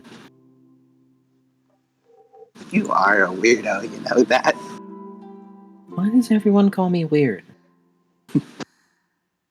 As you see, his eyes are a little red, although he seems to have dried his tears. Never said it was a bad thing. I think you're a good kind of weird. Is there a stool nearby? There's a kitchen chair. So he grabs it, pulls it over. She kind of digs around, pulls out a handkerchief. She leans over, starts dabbing at his face and wiping away at him. like a petulant child whose face is who's having tomato sauce cleaned off his face. He sort of pushes his arms away. Oh, I can clean myself, thank you very much. I'm not doubting you can. I just want to.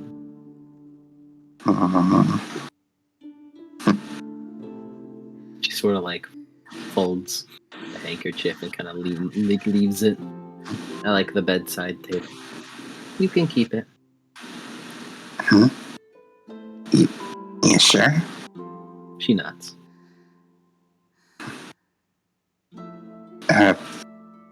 Thanks, I guess. I'm gonna be staying here for a while. But after a month or so, I'll be leaving. I know it might be really early, but you can have that. A little going away present, huh? Like I said, it's a bit early. So they really are sending you off to Tokyo 3 then, huh? She nodded. I wasn't anticipating traveling so far away. But well, it sounds like there are more people to help. Yeah. You can hear the hiccup in his voice as you see tears starting to bead anew on his eyes. Sorry, I know it's not your fault, I bet. She kind of like grabs one of his hands with her own, like she did before. It's okay. I You can cry about it. What? I was gonna go to Tokyo 3 first. The director of Nerve himself even specifically requested me. He said I was gonna be a perfect fit. I even spent a month learning Japanese just prepare. And now I'm gonna stay stationed here. With one of the newer, more cheaply made mechs. Can't believe I thought I could actually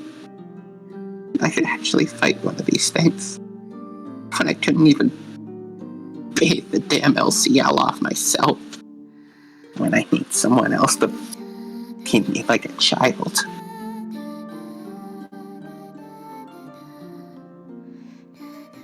Like nods.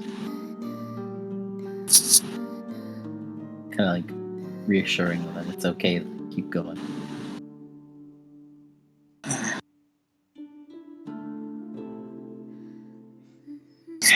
I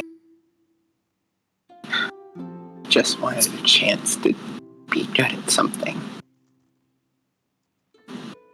I wanted a chance to stretch my legs, to run, to prove that I was worth something. You are worth something. I know it may not be in the way that you want it. I understand you want to be the best at this. And she does start tearing up. And I know you don't want to hear it, but I'm really sorry that I messed things up for you. And I wish it didn't have to be like that. But you help. You are good.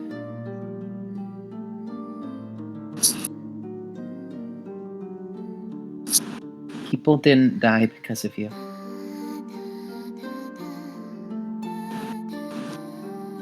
And that's more than enough. He sniffles as he picks up the handkerchief and rubs his eyes. See? Right. Right. If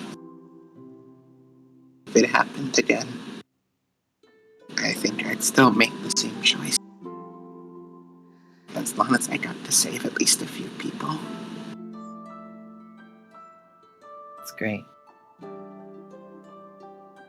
I'm glad they were able to survive.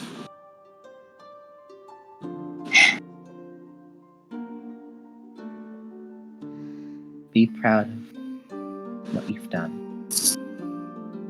Not of what you couldn't do. Not regret what you couldn't do in the eyes of people like her.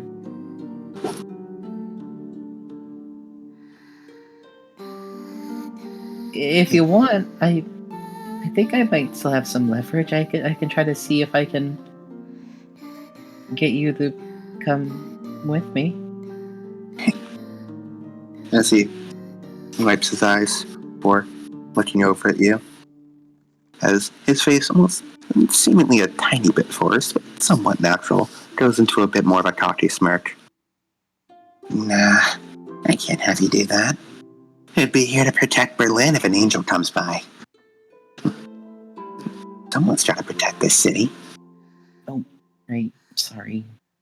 I forgot.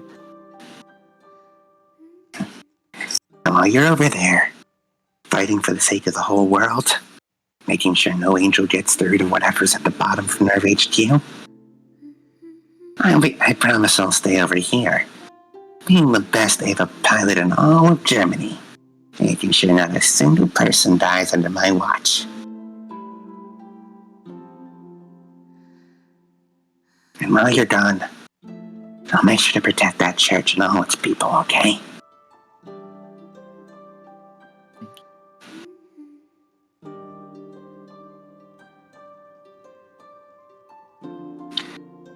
As we will zoom out from there, Henrietta and Eric spending a bit more time having conversation.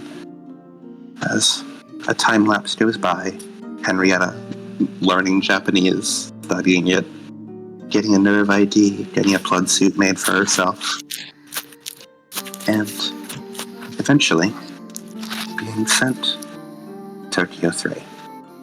As we will end the session there. Hey.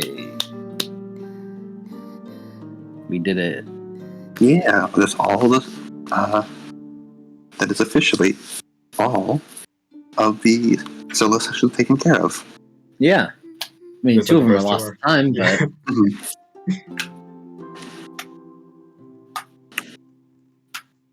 but we got the important one out of the way. Because the important one, because we're with the girls.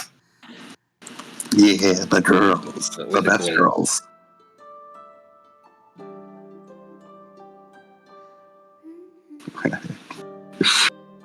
All of the solos combined. The wheelchair one. The wheelchair. When I'm in a cocksucking competition, my opponent is Nerve.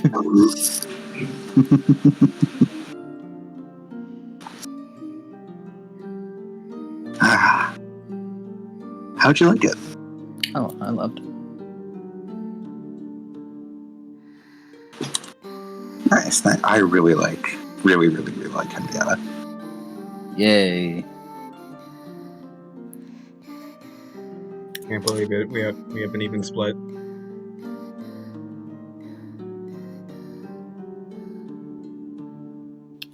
We did it. Even split of guys, gals.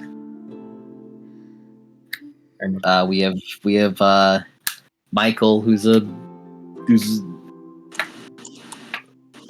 honestly, you can say He's a whatever. berserker. He's a funny little man. I wasn't there for the session, so you can literally say anything and I'll believe it. There's Michael, the racist. yeah, he actually doesn't like women. Oh, hey, same. Well, yeah, you're a woman. You like men, You like me. obviously.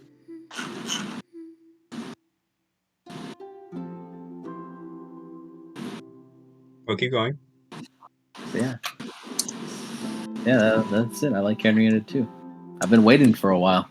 And, I'm proud of Henrietta. I was expecting to blow shit up more on accident, but it all worked out. Mostly because we learned that inertia, the power that I was mostly relying on, was actually just lifting rules under the Scooby-Doo mask. It's just Scooby-Doo bass. It was just throwing rules. You see, Mike, the hill will giveth, and soon, or someday, the hill will taketh away. Wait, what's this hill nonsense you talking about? Michael is in a Shinji surrounded by girl situation. He is. He is. The minute I realized it, I was so happy. I realized, oh my god, it literally he is the Shinji surrounded by girls. Wait, no, hold on. Hold on. I have the. It's also really funny that like this was like for a second left. I said something at Scotty, and Mike's first response was, You're scary looking." Repellent was still on. Man, you're a scary looking girl. Look, no, like Michael is this. He's Michael Bay's Evangelion. He's Michael Bay Shinji. I hate it, actually. Sorry, Michael, I'm gonna have to take you out back. I'm gonna have to put you down, buddy. Hardly knew you.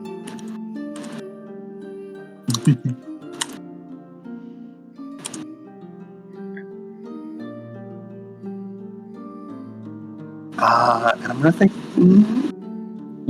I'm actually not gonna do an epilogue. I'm not gonna do any epilogue, actually. No epilogue. It's surprising. I'm gonna actually save the epilogue. I had an epilogue planned, but I want to save it for later. I'm gonna save it to a later session. AKA the That's the first best part of what I have for AVEP. This is the best part of what I have for AVEP epilogues is that I really can't do them whenever. Also, You gotta save them. also, oh my, Fucking kids. my fucking brain. I see you, Adam. I see you. Don't think you can hide from me. What is he talking about? What are you looking at? Hold on. First, let me just type up something. And then What is he talking about? my speculation. Speculation. Anyways, Henrietta did a lot more melee and like actual fighting than I anticipated. I'd like to wish Michael Avery do not stand over Scotty's body while she's asleep. He will be killed. I think Scotty is more. Yeah, Scotty is. Scotty is very much the Asuka. I'm watching you, Michael. Watch where you put them fucking hands. Watch where you put your hands, Michael. I got the strap on me.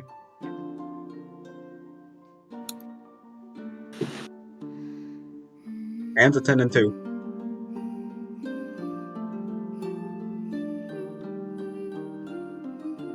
I don't think I fit anywhere. I'm not Ray. I'm not even Rebuild. I'm not even Mari. Yeah, because Michael was Mari. Yeah. Well, you're Mari because you're best girl. Well, shucks. Objective. Well, shucks.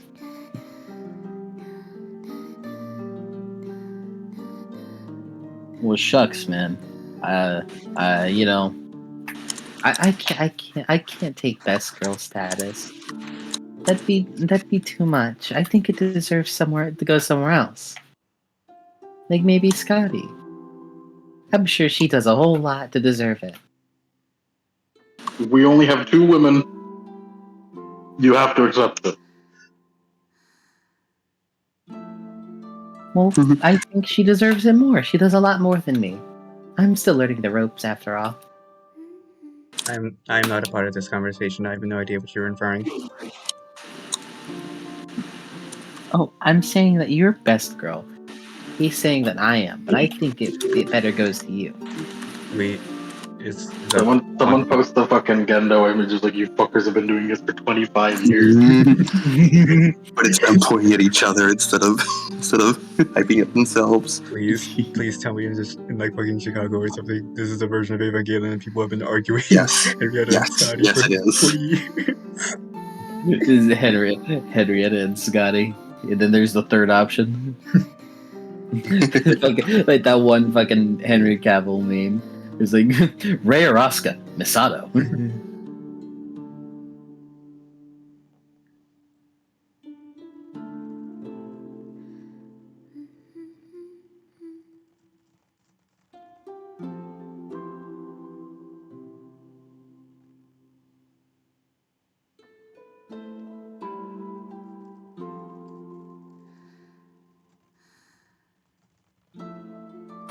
All right, yeah, that's Rashta Masato.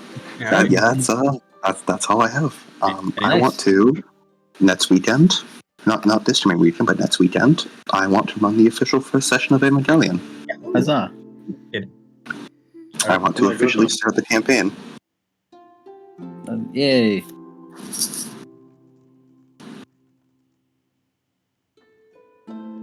We get to play, guys. Yeah, We all get to get into a robot and fight together, all four of us. we can finally jump angels. No more of this 1v1. Yeah, all four of us. No more Yeah, because 1v1 I've shit. got a pretty good handle on what angel combat is like now. Now I'm to see how it fucking How it works as a team, because you've just been doing angels like against solo characters. I don't understand how the AT tactician did the best. yeah, that's the AT tactician did the best. Did the Also, best solo. I'm not counting collateral damage here because that is a problem for Nerve Berlin to deal with. Only Tokyo 3 needs to care about what the collateral damage does to the collateral damage.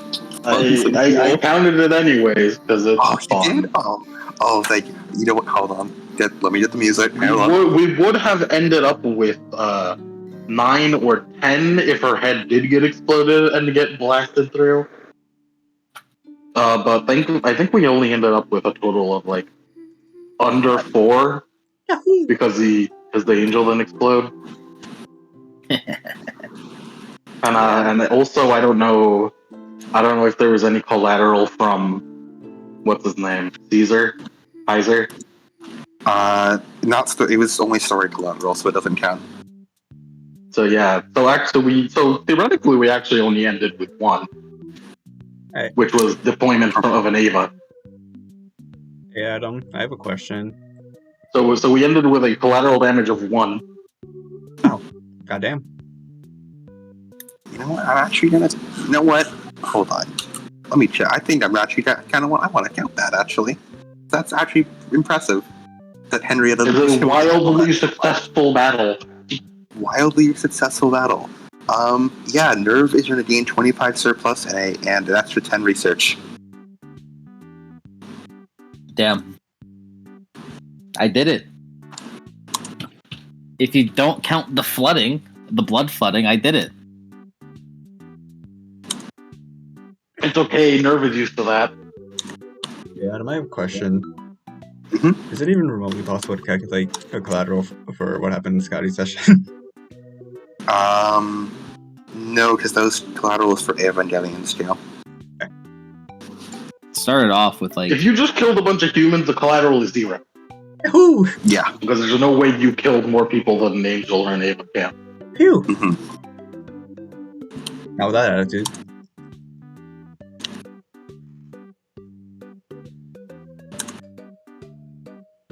Alright. Isn't the collateral of an N2 mine like 20? Automatic 50. Oh yeah, that's Any last things to say to the camera?